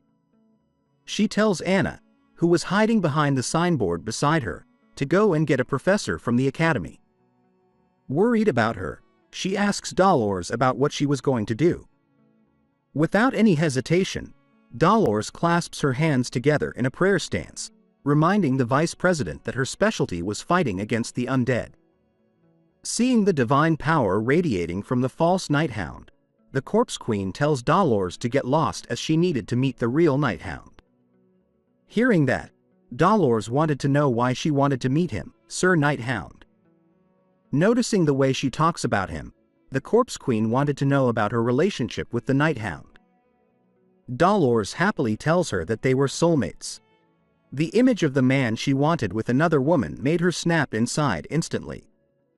In a fit of rage, she commands her undead soldiers to attack Dolores right away, vowing to rip her soul into shreds and to turn her into an undead soldier. Even with the incoming wave of undead, Dolores wasn't going to lose to them. As she casted her divine power against them, another magic was casted alongside hers, easily wrecking the undead.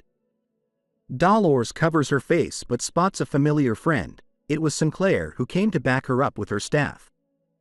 She warns the first year that the situation was too dangerous, urging her to leave immediately. But Sinclair wasn't going to back down against the fight with the corpse queen, because for some unknown reason, her gut was telling her to fight. The one-on-one had turned into a 2-against-1. What a scene, said the corpse queen as she fires off her fire magic at them. Using her divine power, Dolores created a barrier in time, protecting them from the harsh black flames. The corpse queen continues to pour out as much firepower as she could, telling the pair that she just wanted to see the night hound, warning them that they were going to die if they didn't call him out to come here. Summoning the undead on top of fire magic of this caliber, the two girls wondered how much mana the villain had in her body. But as they held their own against the magic, Dolores' magical barrier started to crack. As soon as it does, someone else arrives, running fast to where they were. The figure appears in an instant, cutting through the corpse queen's flames and reaching her. It turns out to be the night hound who grabs the villain, pushing her further away from the others.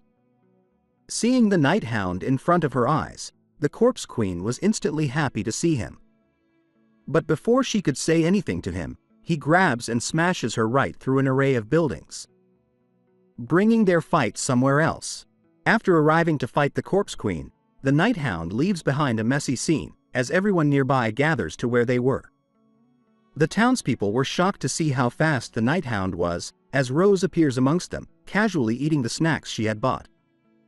Dolores was standing in front of the crowd, analyzing what was going on. She started to think that the night hound had moved the fight with the corpse queen somewhere else so that the people here wouldn't get hurt. Seeing that there was nothing else she could do, Dolores places her hands together in order to pray that the night hound doesn't get hurt. When we finally returned to the duo, the Corpse Queen was happy to meet the Night Hound once again. But he cuts her greeting short, saying their goodbyes now. But the Corpse Queen urges him to allow them to talk first. But those words mean nothing to the Night Hound as he summons Beelzebub, warning the demon that she wouldn't see an opening like last time. But before they could start the fight, voices were heard shouting in the distance, slowly approaching the duo. It turns out to be the city guards. Massive groups were coming towards them now. Seeing that, the Corpse Queen tells him that they should go somewhere else before the others arrive. But the Night Hound declines that, placing the ring on his finger instead. He tells her that he has the gift that her former comrade had left behind. As he shows the Divine Immortal's ring, it starts to glow, activating its barrier ability. Not long after, a bright purple light emerges from the Night Hound. The scene then changes to a whole new place. Statues made of Osiris and Hugo were seen towering high above the eerie place as swords decorated the area. Looking around, the Night Hound looks at the statues, made up of young Hugo and Osiris. This space reflects the state of Set Le Baskerville, who was possessed by Andromalius. Even the Corpse Queen knew who the statue was, recognizing him as the Baskervilles' clan patriarch. With all these clues together, she finally confirms what she had been suspecting all along. So before their fight, she tells the Night Hound to remove his mask as she needed to check something. In her mind, she was begging for him to do as she says. It turns out that because of the contract she made with Sire, she couldn't take off her own mask or reveal her true identity. She couldn't even tell the Night Hound her actual name. Instead of doing as she asked, the Night Hound launches the first attack, a sharp blade to the eye. At the last moment, she dodges the attack, casted a shield spell to block all incoming strikes from the Night Hound, telling him to stop. Being only able to block the attack so far, the Corpse Queen slowly realizes that she couldn't keep up with him, shocked over how strong he had become from their time apart. As she bleeds from the wounds on her arms, she decides to turn things up by asking Sire to borrow her power. In order to have half her power, Sire bargains for half a day in exchange for her powers, which the Corpse Queen easily agrees to. Thanks to the upgrade in power, she was able to cast a magic spell right underneath the Night Hound. Hands from the undead held onto him, stopping the Night Hound from attacking any further. While that was going on, more undead minions were summoned as she told him that since he wouldn't take off the mask, then she had no choice but to take it off with force. Following her orders, the large undead creatures started to chase after the Night Hound, but it was futile. A wave of Baskerville sword energy slices right through the minions. From their heads, arms and legs, every piece of the undead's body was cut into pieces. Seeing her minions easily destroyed, the Corpse Queen had to rethink her decisions, surprised that this level of power wasn't enough to stop him. Lacking the power to stop the Night Hound, she calls onto Sire once again, ordering her to give more power in exchange for 16 hours.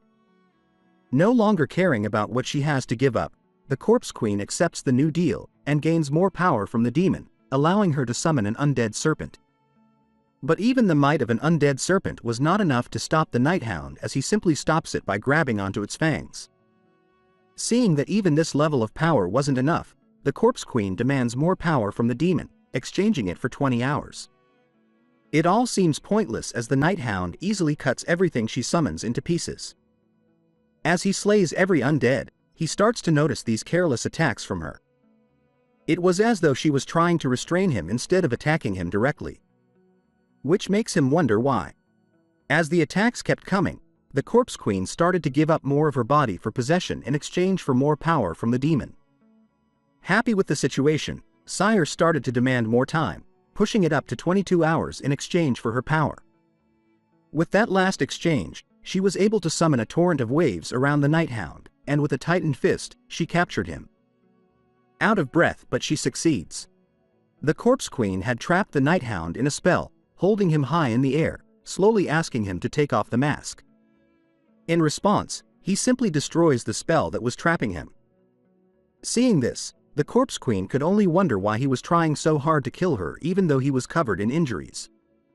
What the hell did he go through for him to despise demons so much? Where is this immense amount of hatred coming from? Summoning more undead, she continues to hope deep down that the Night Hound was the person she thinks he is. and that he would finally recognize the person she was behind the mask. With all her remaining strength, the Corpse Queen could only summon an undead wall to block the Night Hound, hoping this was enough for him to find the true her. Instead of cutting it through, the Night Hound wanted to ask her a question. The reason why she was trying to subdue him instead of attacking him directly, the reason why she wanted to take off her mask.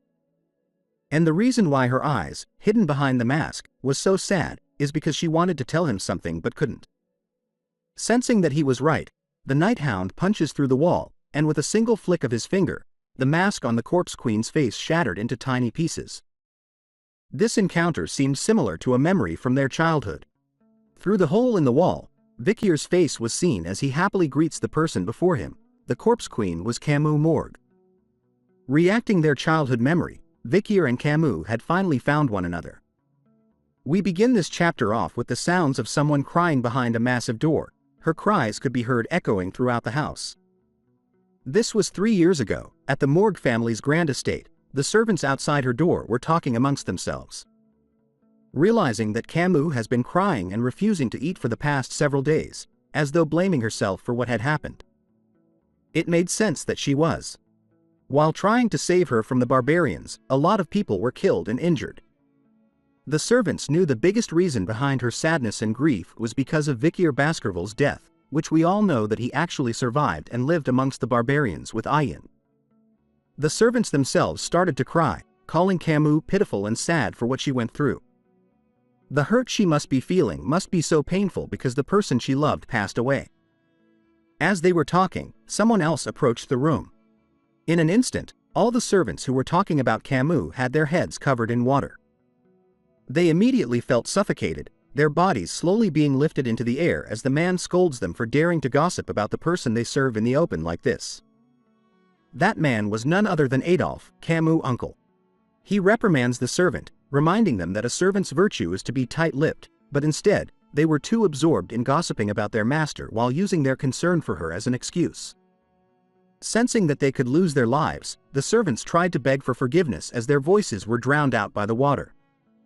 Seeing that they had learnt their lessons, Adolphe releases the spell from their heads, warning them that the next time he catches them behaving this way, he would cut off their tongues so they would no longer run their mouths. Seeing that no one else was nearby, Adolphe slowly approaches the doors, calling out to Camus that it was her uncle Adolphe coming in. The moment he entered, the room was mostly filled with darkness, with a single window letting light in while on the bed was a huge lump. Sounds of crying could be heard from. Adolphe sits gently by the bedside, telling Camus about how he heard that she wasn't eating, and that the matriarch of the family, her mother, was getting very worried. But Camus reasoned that she couldn't eat so that she could live on by herself. She hated herself for being stupid enough to be kidnapped by the barbarians, and if only she had stopped Vikir from fighting Madame Eight Legs alone, then he wouldn't have died. Tears streamed down her face even more as she told her uncle that the deaths of Rose and Vikir were all her fault. Seeing her current state, Adolphe simply provides a hug, reminding the young girl that she couldn't give up like this. He added that the value of their lives, Rose and Vikir, have now been added to hers, making her life even more valuable than before. He reminds her that the duty of the living is to live and carry on the lives of the dead. Hearing those words, Camus questions her uncle if she should live in their place. He immediately replies with a yes, saying that Rose and Vikir would be upset if they saw her in her current state. Something snapped within the young maiden as she immediately leaps off the bed, rushing to open a drawer after realizing she has an option to play. She started to craft a magic circle using a pen on a piece of paper, recounting the magical properties about how if the person's thermodynamic function is the same, then something was possible. She goes on to ramble about how magic is about calculating that value. Then if she changes the order and formulas a little and assumes that she can extract a different outcome. Looking at how she was scribbling all over the place, Adolphe walks over, concerned about what Camus was doing right now. But she ignores his words, completely focused on magic, talking about how she can approach the negative energy dimension, then bring the entropy of that dimension closer, and replace the positive energy dimension's portion and the rest by equivalent exchange. But she soon gives up, scratching her head all over, frustrated over the fact that she didn't have enough energy to utilize her brain. So with that, she decided she needed food to help with the research. With the order for food, we turn to the massive dining hall, where Camus sat across from a lady with red hair, knowing that she had been worried about Camus after hearing she hadn't been eating all this time. It turns out that the red-haired lady is her mother, matriarch of the Morgue family, Respinae Morgue. Knowing that her own daughter, the vice matriarch, hadn't held a spoon for several days was a cause for worry. Camus assures her that she would no longer need to worry if she listens to her personal request. Camus wanted her mother's permission to mobilize the Morgue family military to search the forest. Her mother and uncle were surprised to hear about that after knowing how dangerous the forest is. Taking a moment to think, Respinae agrees to Camus' request, much to the shock of Adolphe. He tries to change her mind, but Respinae stands firm with her decision, knowing that Camus still has something that she can do, meaning that she isn't going to give up that easily. Leaving her own mother with no choice but to let Camus give up on her own accord. Happy with her mother's choice, Camus started to eat, chewing away as fast as possible. But then the urge of vomiting took over, her body was rejecting the food. Soon enough, she started puking all over the floor. Adolphe immediately stood up, realizing what he thought was true. Camus couldn't eat the food because it's been too long since she ate something. So he orders the servants to take the plates away, and to instead prepare food suitable for the sick. But as the servants came to take the food away, Camus urged them to back off. Her face filled with determination and a side of vomit, she stumbles back onto the dining table, vowing to everyone present that she was going to eat all of the food. With a new profound sense of purpose, Camus started to chow down, ignoring the spoons and forks, using her bare hands to eat everything. Her mind was only filled with Vikier, knowing that she wouldn't have lost him if she hadn't been kidnapped by the barbarians back then. She wouldn't have lost him if she had stopped him from fighting the huge ass spider by himself. All of those are karma stemming from her. Death is something that was unfairly given to him, when it should have been her. Wiping off her drool, Camus was determined to restore that unfairness. That day, news spread throughout the Morgue family that the vice matriarch, who was engulfed in despair, had started to move again. However, people were not expecting her to move the way that she did. We now turn to the Morgue family's Hall of Darkness. A man with white hair sat on a throne, his gaze filled with intent. This man is the head sorcerer of the Morgue family, representing the Hall of Darkness, Snake Morgue. He questions the robed figure standing before him, asking what brought the vice matriarch of the Hall of Light to his place of darkness. Camus removes her hood, telling Snake that she would like to defect from the Hall of Light and enter the Hall of Darkness. Snake was startled by her sudden request, reminding her that the Hall of Light was the visible symbol of the Morgue family, while the Hall of Darkness is its shadow, where research and experiments on black sorcery are conducted, far away from the people's eyes. Answering her request, Snakes questions the Lady of Light if she knew what it means to join the dark side. Camus replies that she had prepared to live her life hiding in the shadows and abandon her mother, her uncle and her rights to the vice matriarch. Snake knew about her request to mobilize the military, which is currently searching through the forest, leading him to ask if her intentions were to resurrect Vikier with black magic. Camus proudly reveals that she was. She intends to use the spell of perfect revival. Shocked by her proclamation, Snake reminds her that what she was going to use belonged to ancient black magic where one can completely revive the dead. Camus was going to use foreign magic, which is strictly forbidden with the Morgue family and the Empire. With all these facts, Snake harshly declines her entrance into the Hall of Darkness, urging Camus to leave. After being rejected, Camus shows off her own black magic, telling Snake that she has no choice but to learn the ancient black magic by herself.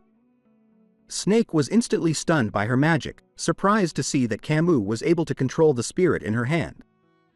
He couldn't believe that Camus was able to teach herself black magic, which was thought to be impossible. If that was the case, it wouldn't be an exaggeration to say that she has reached a new level by herself. With all that he was seeing, Snake concluded that Camus might be a once-in-a-century genius like her mother, Respinae, the matriarch of the Morgue family. Seeing her abilities with black magic, Snake walks over to her, accepting her choice to join the dark side, while reminding her that his word is absolute in the Hall of Darkness, and whether it was something she could accept. Kneeling before the Master of Darkness, Camus tells him that she doesn't care if she loses everything she has, if it means being able to save the man she loves. Deep inside the Morgue family's Hall of Darkness, there is a place that isn't monitored by the Empire or visible to the Morgue family. A space that only the members of the Hall of Darkness know about. An underground space that spans over 600 floors. Damn, that's a lot of stairs. Just in time, we turn over to the dark support area, conveniently located at floor 666. On that floor, we see Camus practicing her dark magic by summoning a type of monster in front of Snake. She turns to him, asking the man about what he thought of her summon. He was incredibly surprised to see that the young lady was able to create undead soldiers now. Thinking about this, he could see that she was able to achieve this much when it hasn't been that long since she converted to black sorcery, remembering that Camus was originally a fire magic mage. Seeing all this happening in front of his eyes, Snake was having mixed feelings. A combination of pride, jealousy, fear, affection and sadness. Something we all experience. Deep down inside, he thinks about what it was he was searching for in Camus' face, which resembles her mother's. Why did he allow this child to enter the Hall of Darkness? But before he could think even further, Snake snaps back into reality as Camus tells him that she still found her skills lacking. She looks at her hands, upset that she still couldn't completely revive a corpse with her current abilities. Knowing that she was planning to do a complete revival, Snake reminds her that it was not just difficult to learn, but the success rate was also extremely low. Let's say she does revive the love of her life by some miracle. When that happens, there was a possibility that he will either go berserk or become corrupt afterward. To Camus, she didn't need to worry about what happens after she's successful with the spell. She believes that the soul of the person she wants to revive is stronger than anyone else's. We return to the main house where Adolphe was screaming at his sister, shouting that they should have stopped Camus from leaving the Hall of Light and instead enter the Hall of Darkness. Looking at the window, Respinae tells him that she has yet to make her decision. She has told her own daughter to choose carefully and gave her the authority to freely enter both halls as she pleases. Adolphe was still full of concern, revealing that Camus has been spending more and more time with the leader called Snake. Hearing that, Respinae assures him that Snake was not the type to harm her, and in fact, was the best one to help. Even after hearing that, Adolphe still wanted to reject the idea of Camus joining the dark side, but Respinae, with a stern voice, tells him to stop talking and worrying about this matter. Back at the Hall of Darkness, Snake and Camus were moving somewhere else. As they walked together through the corridors, Snake asks if she knew about the origins of the Morgue family, which she didn't. Using the lantern in his hand, Snake brings it up, lighting the room they were in and revealing to Camus that this place was the very beginning of the Morgue family, which started at a morgue. He tells her that the title Morgue comes from a very old bloodline that existed before human clans and empires were established. The Morgue family mostly took in unidentified corpses and found their relatives. It may be because they spent a lot of time with the dead, but after a certain point in time, members of the Morgue family were able to converse with the dead. To this day, there are still members who can. Just like her, Camus Morgue. Hearing about the story, she concluded that the Morgue family had used black sorcery from the very beginning. Snake continues on, guiding Camus through the morgue. He tells her that black sorcerers who sort out knowledge know that the truth lies beyond death's door. With that, Camus decides that she should be familiar with death, but Snake corrects that thinking, telling her that doing so would be nothing more than imitating a black mage by doing that. He instructed that first, she needed to be wary of death. In a serious tone, he tells Camus to keep in mind that black mages are entities who keep death at an arm's length. Before she understands and familiarizes herself with death, Camus must first understand and familiarize herself with life. He reminds her that a true black mage loves living beings more than anyone else and pities those who are dying. They are the ones who have a deep understanding of death. Camus' view of black mages started to change. Unlike how the world views black mages, they were actually deemed as sages or elders. Hearing about all this, Camus started to question Snake on the reason why he had entered the Hall of Darkness. Thinking about the question, Snake started to imagine Respinae and Adolphe in a bright light. Thinking about them, he tells her that if there is light, there is shadow. If one of them disappears, then the balance is ruined. Several days later, at the same floor 666 called the Dark Support, Camus bursts into the room with excitement, calling out to Snake, who was standing in the middle of the floor, aura farming. She proudly shows off a magic circuit she had created on a piece of paper. Snake was alarmed to see such work and slowly reached out to it. Camus explains that it was a magic circle for a complete revival. This was the outcome of her research so far. Looking at her work closely, Snake could see the model has several steps more developed than the information he has. Even if he nitpicks several parts of it, it looks perfect. Black sorcery requires one to research the depths of the abyss. How deep did this child dig into the abyss for her to arrive at this conclusion, he wonders. Seeing how immersed he was in her work, Camus shyly asks Snake if he was willing to help her conduct the spell. Before he does, Snake questions her on whether she truly likes the boy called Vikier. She was different from him. She was completely different from him, actually, who's fascinated by black sorcery and whose heart is as dark as the abyss. The child before him hasn't been eroded by the abyss at all, and wears her heart on her sleeve. To answer his question, Camus happily answers with a loud yes. Knowing that she was a lot better than him, Snake agrees to help with the spell. Looking at the materials before them, Camus had actually received support from the Baskerville clan and collected a bit of his blood and strands of hair. She had also gathered all the dead spirits she could from the forest. Snake was impressed by this, seeing that if there was a piece of his physical body, then a fragment of his soul would react. If that happens, she could just sort through them.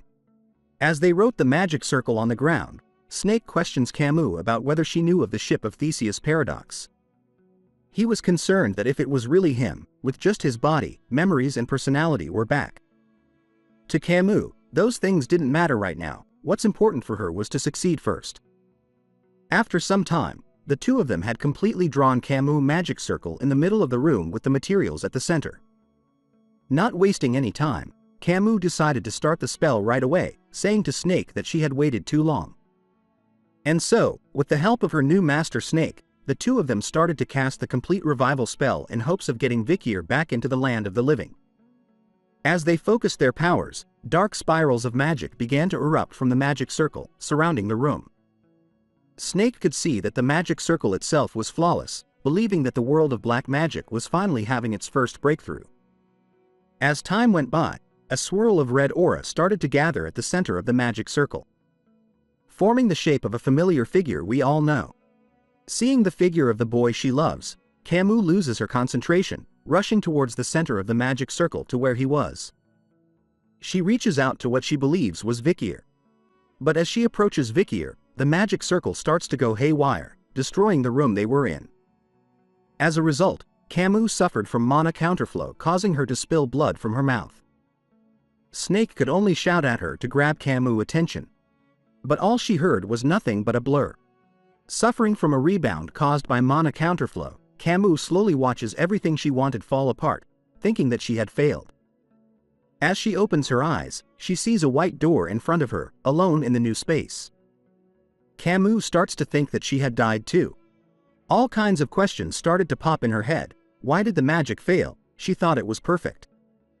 Is it because the piece of Vikier's body was too old? Or was his soul not even in the forest? Maybe he's already attained enlightenment and turned his back on this spiteful world. Then what meaning does her struggles hold now? The young lady wonders as she stares into the bright light. Tears started to pool in her eyes, as she started to think that it was better for her to just die. A hand appeared on her face. It was Snake. He crossed over, revealing to Camus that he didn't want to enter the Hall of Darkness. It was because he couldn't be with his sister, because he couldn't stay in the same light, only being able to live in the shadows. However, something came to his mind when he saw how Camus wore her heart on her sleeve. If only he was honest, if only he had the courage to challenge the impossible. Maybe things would have been different for him. Pushing her away, Snake tells her to never lose hope, and that he wishes for her to reunite with the one she loves. With that final push, Camus was swallowed into the waters, slowly watching Snake walk into the door of light instead of her. In a sad turn of events, we return to reality, where Snake laid in a bloodied mess while Camus was completely unharmed. She looked in horror, as the man known as Snake, her master, laid dead in a pool of blood, right in front of her own eyes. Quite some time has passed since Snake crossed over to the other side, his dead body laid on floor 666. long enough for flies to wander around his corpse. Camus was lying right beside, not moving an inch, as the result of their failure was obvious due to the state of the room they were in. Eyes started to open with a hazy look in them as she wondered how much time had passed as her burnt body wouldn't move as she wanted. She wonders if this is the price one has to pay for using a forbidden spell to bring back the dead. No one will come here to where they were, to this hidden space deep within the Hall of Darkness. Camus felt that it might be better for her to die off like this. Her master, who died for her instead, will probably find her current state ridiculous. But she had already tried everything. Camus no longer has the will to live anymore. But if there is something that she finds unfortunate, it was that she couldn't meet him in the end. As she closed her eyes, believing that it was the last time, Camus thought to herself that she might see him once she dies. But a voice tells her that she looks like she wants to live, awakening the young lady.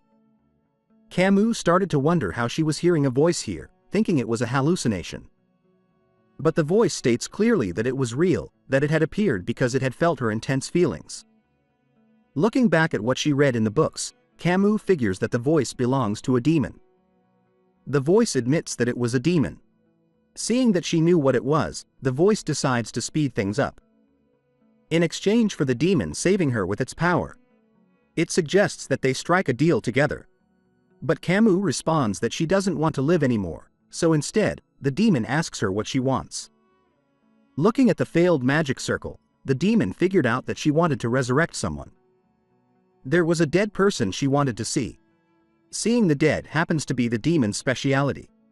The voice reveals part of its form, a grotesque mouth with sharp fangs and blue aura surrounding it. The demon introduces herself as Sire, the demon of the dead and decay. She offers to help the young lady meet the person she wanted to resurrect, in exchange for a deal between them. Hearing the offer, and thinking about how Snake wanted her to reunite with the one she loves, Camus closes her eyes, thinking about her future decision. Since there was nothing else she could do, Camus agrees to the deal with Sire, since this was a method she has not yet tried, a deal with a demon. Her eyes regained their fire, as she knew she couldn't give up now. We turn to the Hall of Light, the main house of the Morgue family, where the servants were shouting about the return of Camus. Adolphe rushed to see her, breathing heavily as everyone was stunned to witness what was going on. Camus has returned to the main household. Adolphe wanted to let her know how worried he was about her, even concerned about what happened to her hair and to explain what she has been doing these past 10 days. Believing that it was Snake who did it, Camus silently walked past everyone, her eyes looking down, only telling him that she was tired and sorry. "How sad," said Sire as she appears beside Camus, mocking her for ignoring her uncle that way, especially since it has been a long time since she's seen him. "Be quiet," commanded Camus to the demon, reminding her to prove her competence, or else she was going to break off their contract. And that was how her contract with Sire began. This is the contract written between the two. First, the elite corpse Sire will lend a portion of her power to Camus Morgue and assist her so she can meet Vicaire van Baskerville. As payment, Camus Morgue will hand over all control of her physical body for 1 day to Sire and fall into a complete slumber. Additionally, Camus Morgue is prohibited from divulging anything concerning Sire or demons to others. With the contract, Camus gained 2 powers from Sire: the ability to find anything she wants and the ability to bring back the dead. These abilities were first proven when she finally found Rose, her younger cousin, who was killed by the barbarians. Soon enough, Camus decided to look for what she really wanted. But Sire was having a bit of a problem. Using her magic, the demon was surprised as it was a first for her too. She couldn't feel the soul of the man Camus had been looking for, Vicaire van Baskerville. Even with that, Camus still wasn't going to give up. During the day, she used isolation training as an excuse to avoid the Morgue family and looked after Rose, and when night came, she looked for Vicaire. The more time had passed, the more she drifted apart from her mother, her uncle, and her family. But she didn't have much time to dwell on that. I'm going to see Vicaire, that was the only thing she could think about. As she was engrossed in her black magic research, she heard a faint noise from the back of the room. A stranger had appeared, making her ask who it was. Dantalion had made his appearance, warning the young lady that he wasn't here to see her, but the demon she was with. And so, he orders her to bring Sire out. After that day, Rose disappeared. Sire reveals to Camus that Dantalion was her comrade, the ninth corpse, who said he needed a slave. So she gave Rose to him. Adding on that once he conceals his presence, it would be hard to elcocate the demon. Camus was furious over the demon's decision to hand over Rose to Dantalion. Hearing her complaints, Sire assures that she could always resurrect Rose if she dies again by fixing her body once more. The way she talked about Rose made Camus realize that Sire was truly a demon deep down her core. And so, the day Camus left to find Rose once again, a miracle happened. She met the Night Hound, who was the love of her life, Vikier van Baskerville. With that, we return to the present, with Camus on her knees, tears coming down after Vikier had finally found her. He takes a look at her through the hole he punched through the wall with, teasing the young lady that she looked a lot different from the last time he saw her. Camus was on the verge of blurting out all the things she wanted to ask him. Her mind was filled with all types of questions. Why are you saying things with such composure when it's been so long since they saw each other? Why didn't you come find her if he was alive? Did he know how hard it was for her? Does he know how much she struggled just so she could see her again? But all these questions were left unsaid, as Camus couldn't say them out loud. Walking closer to her, Vikier could see that she had made a deal with the demon. Even though she couldn't speak, Camus wanted him to see her as a cool woman in her final moments. Even without asking, she can feel that the depth of his eyes has never looked this deep before. Vikier had grown to become so handsome. Unlike her, who ruined everything and everyone she came across. Sensing that her time was coming to end soon, when that happened, she knew Vikier would have to fight Sire. So the last thing she could do for him was to not let him fight alone again. But since she was able to see him again, Camus calmly thanks Vikier for recognizing and finding her one last time. Just like when they were kids, she gives him a grade. 100 out of 100. With a sad smile on her face as spikes appear from the ground, pointed straight at her. As the spikes aim to end her life, Camus reminds Vikier to be happy for the both of them. In a stunning turn of events, our boy actually went ahead and gave the young lady a hug, using his own body as a shield to protect her from death. He calmly tells her that he could understand what she couldn't tell him because of the contract with the demon. He knew that she didn't land any critical hits when they fought, and that ending her life was her way of telling him that she couldn't talk about it. Sensing her presence fading away, Vikier leaves her with some final words. "Don't worry about me and leave it to me." His eyes filled with a new sense of rage unlike never before. Assuring his childhood friend that he was never going to lose to a demon. And just like that, Camus disappears from the world while Sire took complete control over her body. We begin this chapter with the sky burning crimson as the towering statues of Hugo Le Baskerville and Seth Le Baskerville loomed imposingly at the base of the monuments. Vikier embraced Camus and, for a fleeting moment, silence enveloped them. But it was short-lived. Soon, the demon seized control of her body. Her appearance shifted. Her clothes, her face, even her hair, transformed. With eerie delight, she greeted him, pleased to make his acquaintance. Serre whispered to Vikier and revealed that she had heard much about him from her roommate, Camus. Vikier's eyes gleamed with irritation, his gaze sharp and unamused as it locked onto her. The spikes had impaled Vikier's body, leaving him gravely wounded. Yet, despite his injuries, his composure never wavered. Cold and deliberate, he demanded to know what she had done to Camus Morgue. Serre's focus sharpened on Vikier, her gaze flickering toward him with something akin to twisted fascination.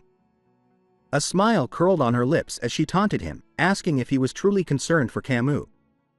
Without giving him a chance to respond, her third eye became disgustingly huge, its grotesque iris unveiling Camus, limp and unconscious, her limbs ensnared by Serre's pulsating muscle tissue. Serre's grin widened, exposing rows of needle-like teeth as her expression darkened. In a hushed, mocking tone, she explained that Camus was sleeping deep within her right now, that she had every right to claim the girl's body for the day. Then she sneered, questioning how long Vikier intended to hug her for. Before he could react, Serre summoned her power. In an instant, skeletal warriors materialized overhead, their spears poised to strike. The undead lunged forward, their weapons slicing through the air. But just before impact, Vikier released his hold on Camus, now seized by Serre, and leapt backward, putting several yards between them. As he landed, the gaping wounds in his chest began to knit themselves shut, flesh weaving back together with unnatural speed. Serre rose to her feet, studying him in eerie silence. The skeletal warriors remained motionless around her. Then, a flicker of amusement crossed her face. With a casual touch, she reduced the undead to ashes, her lips curling into a demonic smile. This was no ordinary battlefield. They stood within Andromalus's exclusive trap. The realization struck her. Vikier was the demon hunter who had killed her comrade. A dark irony settled in her mind. The man Camus had been searching for was none other than the infamous demon hunter himself. Serre's slender fingers drifted absently to her chin, her nails lightly grazing her skin as her mind churned with suspicion. Her gaze lifted slowly, drawn to the distant heavens. Her azure eyes, sharp as cut gemstones, flared with sudden confusion, the pupils dilating in disbelief. How could this man know so much about the 10 elite corpses? She extended her hands and began walking toward Vikier. She recalled how his soul had remained hidden even from her demonic eye, a mystery she had yet to unravel. Serre wasn't sure if Vikier truly belonged to this world. He sat with one hand resting on the ground, watching her silently, offering no response. His stillness spoke volumes. A faint smile appeared on Serre's lips. To her, he had always seemed cold and distant. Perhaps she thought he would react if she told him the sorrowful tales of Camus. In an instant, the wounds inflicted by the spikes on Vikier's body vanished as though they had never existed. He turned his gaze toward the demon, his eyes burning with fury. Serre then revealed a dark truth. Camus, in a desperate attempt to save a single man, had resorted to the forbidden magic of complete revival.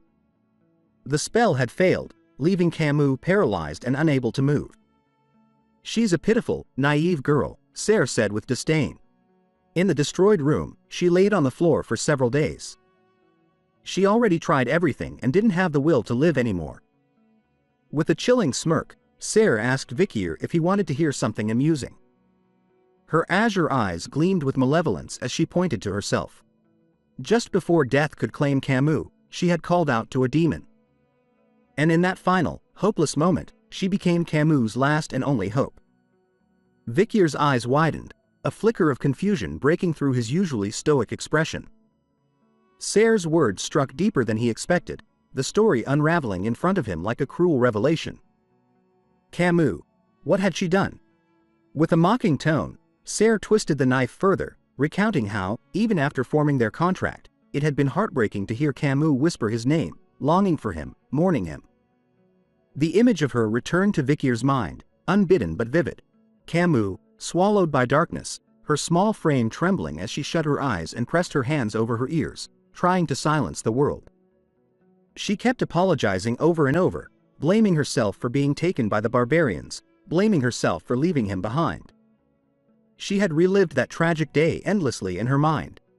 She truly believed she should have died in his place. That guilt had eaten away at her. The deeper she sank into the darkness, the more unbearable the thought of his death became.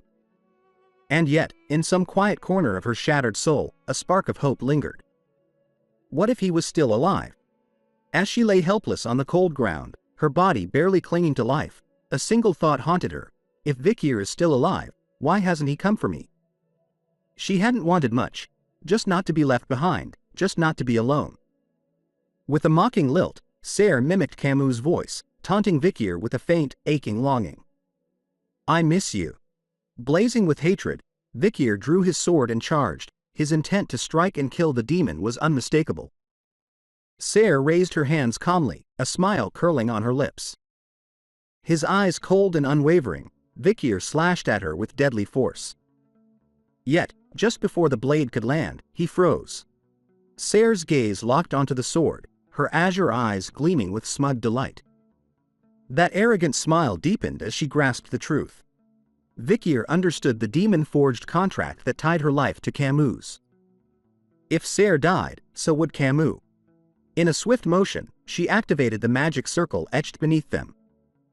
Black lightning erupted with a deafening crack, and from the ground, a skeletal head emerged, undead and monstrous. Between its gaping jaws stood Ser and Vikir, suspended in a deadly standoff. She was certain that Vikir could not bring himself to kill the girl who waited for him for so long. As the undead snapped its jaw shut, Vikir reacted swiftly, evading the attack with a well-timed leap. Landing with a fierce expression, he fixed his gaze on the ground, readying himself for a counterattack. He closed the distance to the undead, unleashing a series of powerful slashes. But, to his surprise, none of them had any effect.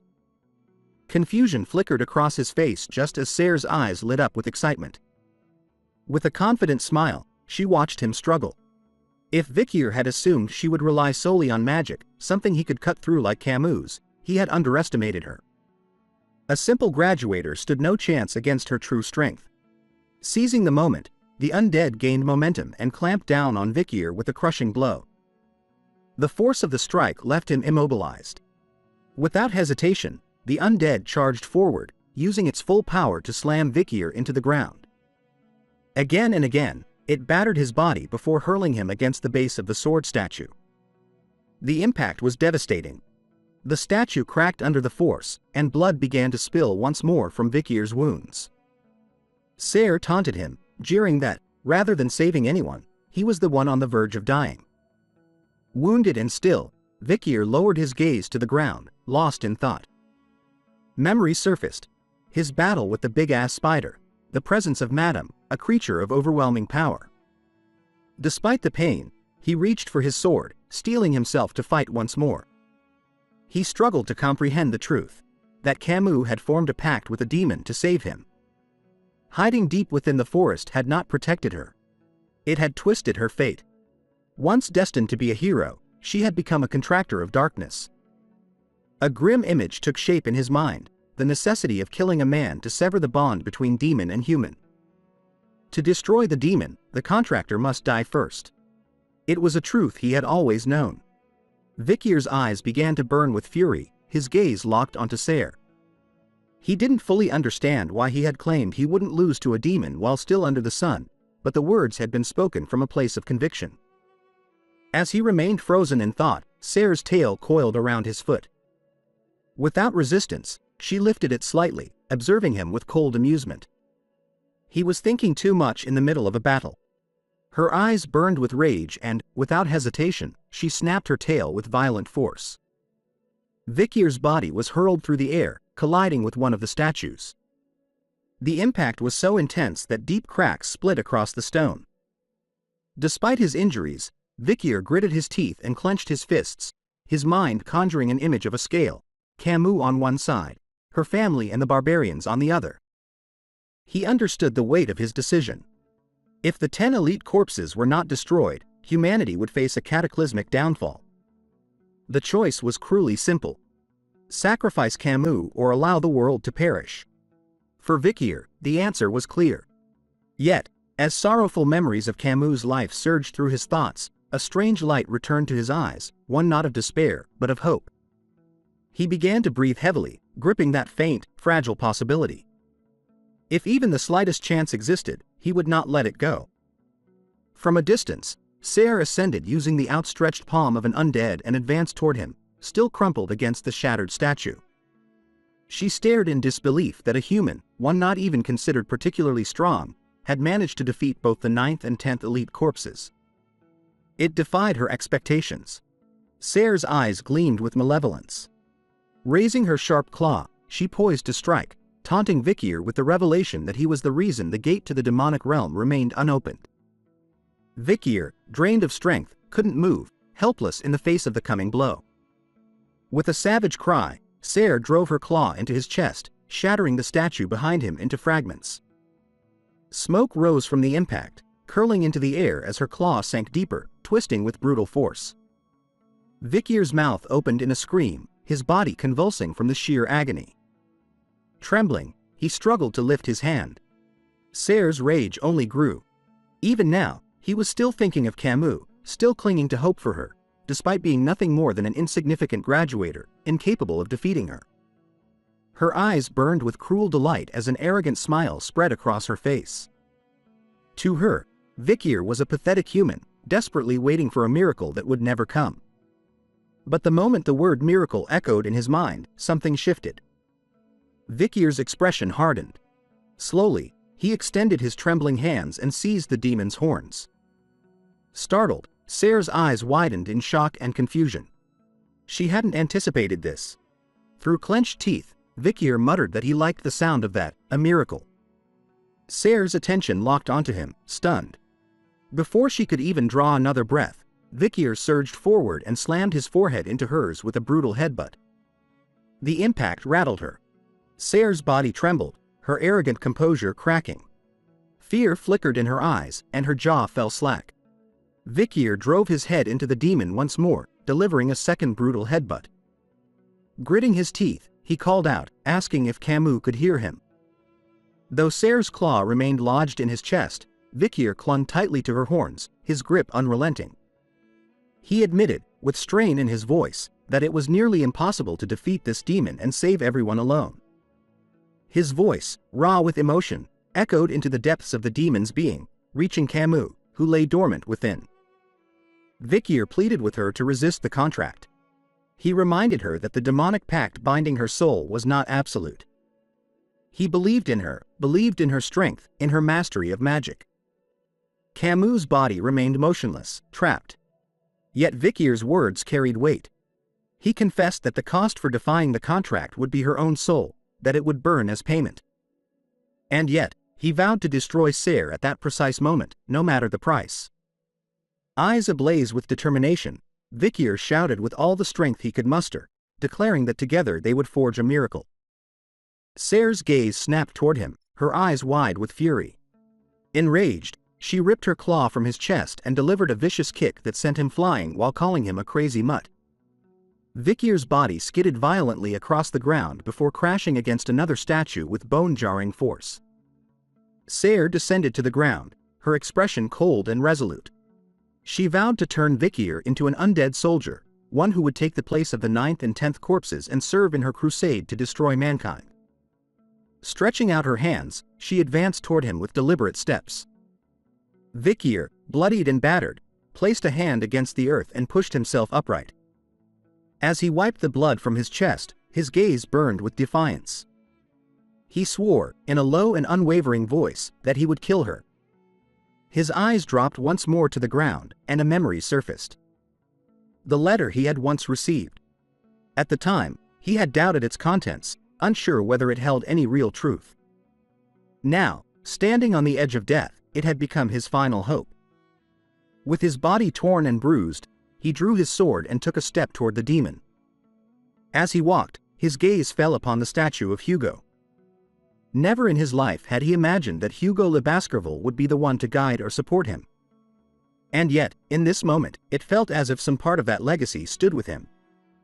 Sayre stood across from Vikier, her presence shifting as the air around her grew thick and oppressive. Her transformation began in a slow, deliberate surge. Her once humanoid form, a blend of human grace and demonic menace, now gave way to a fully realized nightmare. Gleaming white armor, impossibly radiant yet ominously cold, enveloped her body like living metal, sculpted with jagged edges and infernal markings that pulsed with dark energy. Her features twisted, becoming something wholly inhuman, eyes blazing with hatred, her mouth curled into a snarl. From every inch of her, a dense, suffocating aura radiated, thick with malice, ancient power, and the stench of death. She raised her hand and, with a bone-chilling hiss, summoned her scythe, an obsidian blade curved like a crescent moon, its edge dripping with shadows. With a voice that resonated like a curse upon the world, she announced that Vikier van Baskerville will die. Vikier stood unmoving, his body bloodied and battered. Yet his resolve remained unshaken. He had never imagined he would one day rise to the level of a swordmaster. But, in this moment, something inside him shifted. His breath came ragged, his fists clenched in defiance. He was no longer just a man, no longer a simple fighter. With unwavering clarity, he understood the weight of the battle before him and the choices that had brought him here. The fight between an elite corpse demon and Vikier as a new swordmaster was about to begin. Deep within the demon, Camus remained trapped. Hugo retrieved a pen and began to compose a letter addressed to Vikier. As he wrote, a quiet intensity settled in the room.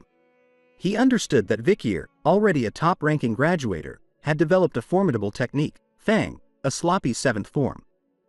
But to refine it fully, to wield it without flaw, Vikir would need to transcend into the realm of the swordmasters.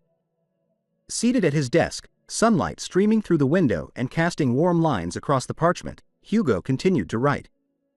His pen moved with purpose as he began detailing the journey he had taken to reach the swordmaster realm himself.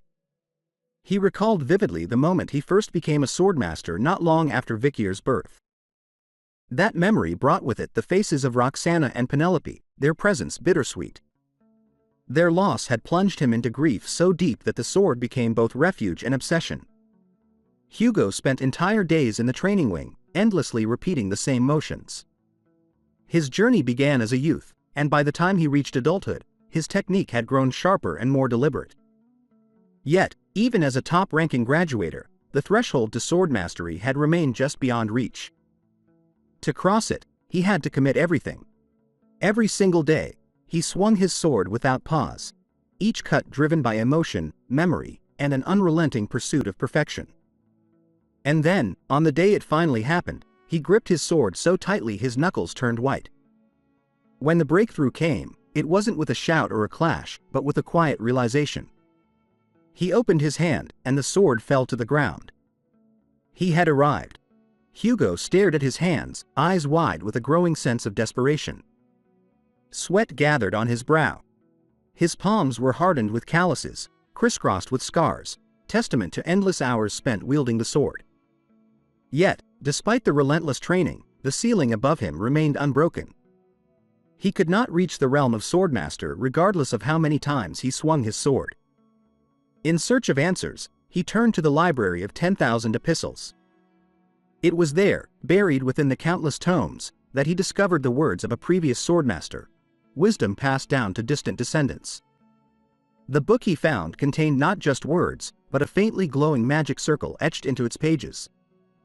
According to its teachings, to become a graduator, one must discard all emotion, but to become a swordmaster, one must reclaim them. That revelation fractured something within him, his carefully cultivated stoicism. His identity shattered like a mirror struck by steel. He resolved to follow the path described and began to relearn the essence of emotion: happiness, anger, sadness, pleasure. He chased them all with the fervor of a man starved for something intangible. He laughed when he should have been furious, frowned when joy should have touched his face. The effort to artificially induce feelings twisted the natural flow of his expression. He began to lose control. Bit by bit, his personality distorted. What once defined him dissolved into contradiction and confusion. The journey to become a swordmaster became a maze. And the sword could no longer satisfy the emptiness that had taken root within. In a desperate attempt to quench this growing void, he poured himself into the only legacy he could shape, his bloodline. Using his power and influence, he revived the strength of his clan, fathering many children in a bid to expand his reach and power, to create something enduring where fulfillment had eluded him. The image of his children crawling across a field scattered with swords surfaced in Hugo's mind, small, fragile bodies navigating the blade-littered ground as tradition demanded. Following the unyielding rules of the family, he had sent them to the Cradle of Swords, a trial meant to forge warriors from the moment they could walk. But something unexpected happened in the place he least expected. As Hugo observed from the shoreline alongside the butler and several others, one child suddenly broke away from the rest and hurled himself into the water. Alarm surged through the group. No one knew why a child so young, so unaware of the world, would struggle with such fierce determination, nor why he endured the pain of the icy water flooding his tiny frame. Hugo placed a hand over his chest, startled by the pounding in his heart. His eyes widened as a strange sensation surged through him. Mana began to stir, not from will, but instinct. He was feeling something he hadn't felt in years. A rush of emotions overwhelmed him: happiness of finding talent, anger because he sent such a young life into a cruel place, sadness from injuries on the child and himself, and pleasure from looking forward to this child's future. Those emotions swirled together, overwhelming the cold rationality that had long defined him. Without hesitation, Hugo leapt into the water. He moved through the waves with purpose, seized the child by the foot, and hauled him to safety. That single act, spontaneous, instinctive, and brimming with raw emotion, was his turning point. By the next day, he found out that he finally reached the realm of the Swordmaster. Now, in the present, sunlight filtered through the office window as Hugo continued writing the letter to Vikir. His expression was solemn, his pen steady. He included a final truth: becoming a swordmaster and even finding Pomeranian were things he owed to Vikir. The path to mastery, he wrote, was not paved by cold perfection, but by the capacity to feel deeply and live fully through the chaos of emotion.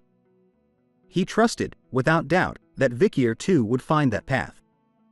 Ser funneled mana into her scythe and swung it with violent force, unleashing a torrent of slashes through the air. Vikir crossed his arms in front of his chest, raising the Beelzebub sword just in time to block the barrage. Sparks flew from the clash, and his eyes widened with surprise. Her strength was formidable. As the battle intensified, Vikir's gaze darkened with rage. Hugo, in this life, had become someone utterly unrecognizable compared to the man he had once known. The bitter realization churned inside him. Across from him, the demon Ser grinned wickedly, her eyes gleaming with malevolence. With a clenched fist, she summoned a massive magic circle beneath her, warping the battlefield with its ominous glow. Vikir, now stripped of the power of the Saintess's power, knew he had to depend on himself now. To survive, to win, he would have to reach the level of Swordmaster on his own. Through his own awakening, the circle beneath Ser flared to life, and jagged spikes fashioned from skeletal remains erupted from the ground, striking Vikir's body with brutal precision. His chest tore open as he was flung into the air, blood splattering through his gritted teeth. Pain rippled through him, each breath a torment, just as Hugo had once said. Rage and sorrow burned deep within him. Vikir crashed to the ground, his body skidding and bouncing against the shattered terrain. Ser looked on with delight, her smile wide, her eyes dancing with cruel amusement. To her, he appeared broken, weak, a shadow of his former self. But then her smile faltered, her delight turned to fury. Vikir was still moving, still breathing. And worse, his eyes were not filled with despair. They were glowing with something far more dangerous. Despite his body being torn and bloodied, deep wounds streaking across his limbs and face, Vikir stood tall. His chest rose and fell with strained breaths, but his eyes, burning with unshakable confidence, never wavered. A faint, almost feral smile curled on his lips as he locked his gaze on Ser. Ser, catching that look in his eyes, snarled with fury. Her scythe pulsed with power as she unleashed a storm of slashes. All of her strength poured into the barrage. The air split apart as the blades of mana flew toward Vikir. He barely had a moment to react. Before he could even raise his sword, the slashes were already upon him. His eyes flared in shock as the attack collided with brutal precision, enveloping him in a deafening explosion. Smoke and dust filled the air. Ser planted her scythe into the ground and watched, her expression unreadable, as silence followed the storm. From within the haze, Vikir's body was hurled into the air, his form crumpling with the debris. Blood sprayed from his wounds. One of his legs had been severed, and agony flashed across his face as he gritted his teeth hard enough to crack bone. Pain lanced through him. But even as he bled, something darker, hotter, burned in his core. With what little strength he had left, Vikir pushed off a chunk of shattered rock and activated the seventh technique of Baskerville. His movements were jagged but driven by raw will, propelling himself forward. Rocks scattered beneath his feet as he closed the distance between them. Ser turned, eyes narrowing in disbelief as she saw him charging, still standing, still fighting. Her body tensed, scythe raised, a murderous gleam flickering in her gaze. Vikir roared, fury igniting every fiber of his being, and brought the Beelzebub sword down with all his might. The blade cracked against Ser's skull. But instead of cleaving through, it bounced off with a sharp metallic clang. Her head snapped back, but she remained standing. Confusion gripped him. Questions flooded his mind. Why hadn't it worked? What kind of power was protecting her? But before he could make sense of it, Ser's lips twisted into a smug, arrogant smile. Her expression dripped with disdain. Pathetic. She sneered, her voice laced with venom. Still haven't learned a thing. With a swift, vicious motion, she seized Vikir by the face, her fingers digging into his flesh as she leaned in, her eyes glowing with malice. She taunted him, declaring that it was impossible for someone like him to break through her armor, an invincible shield forged from darkness. Vikir instinctively grabbed her arm, but his grip was weak, trembling. His eyes shimmered with a mix of shock and desperation, while Sayre's gleamed with wicked delight. She hurled him to the ground with monstrous force, the impact shattering the terrain and sending shockwaves through the battlefield. "You call that an attack?" she mocked, her voice cold. "You're barely scratching the surface." Without a moment's pause, she dropped to one knee and slammed her hand against Vikir's throat, pinning him to the ground with crushing force. Her body radiated a thick, ominous aura, shadows curling around her like serpents in the dark. Eyes closed and lips tugged into a pleased, sinister smile, she relished the moment. To her, Vikir was already defeated. Sayre's grip only tightened, holding him immobile against the cold earth. A magic circle ignited beneath her, pulsing with purple runes that shimmered with dark energy. "So tell me," she whispered, mocking. "Did you really believe Camus could break free from the demon's contract? That she'd ever wake up and resist me?" Her laughter echoed across the ruins, bitter and triumphant. From the glowing magic circle beneath them, several hands erupted, one of them seizing Vikir by the head. Smoke curled from his nose as a searing rage built within him, but he could do nothing. More hands followed, wrapping tightly around his limbs and torso, locking him in place. In a heartbeat, he was completely immobilized. Sayre's eyes gleamed with cruel delight. She rose to her full height, raising one hand toward the sky as though summoning divine judgment. Her lips curled into a grin as she taunted Vikir, daring him to resist what came next. Above them, a second magic circle formed in the sky, pulsing ominously. From its depths, a storm of spectral hands rained down, dozens, then hundreds, striking Vikir's trapped body with devastating force. The sheer power of the impact blasted a crater into the earth, smoke and dust engulfing the battlefield in a thick veil. When the haze cleared, Vikir lay at the center of the crater. One of his arms was gone, and blood spread beneath him in a growing pool. His body was mangled and broken, his flesh torn and soaked in crimson. But even then, he moved. Sayre's gaze locked onto him, her expression shifting from triumph to confusion. He was still alive. With a trembling hand, Vikir pushed against the ground. The act of moving, of simply lifting himself, was excruciating. Every breath was a battle. Every motion dragged through pain. Even the healing powers of the salamander could no longer knit his wounds together. His regeneration had reached its limit. And yet he rose. Sayre began to approach, her footsteps slow, wary. She stared at him as if trying to determine whether what she was seeing was real. Was this man truly human? Vikir didn't look at her. His gaze was cast downward toward the bloodied ground beneath him. It was hard to even stand up. Vikir couldn't regenerate his body with the swamp marsh salamander's skill. But still, the memory of his embrace with Camus filled his mind. Remembering that moment, Vikir, despite the agony coursing through him, began to move. He rose unsteadily to his feet, the smoke around them slowly thinning. With only one arm remaining, he drew the Beelzebub sword and started walking forward, every step toward the demon a defiance of death itself. Then, through the lingering haze, Camus' voice rang out. She called Vikir an idiot, her words biting with affection, saying she hadn't fought her way back just to see that expression on his face. Vikir froze. His bruised, bloodied face turned slowly toward her, his one eye wide with disbelief. For a moment, the battlefield seemed to fall into silence. Sayre, too, was stunned. Her eyes flared with confusion and rage, unable to comprehend what was unfolding.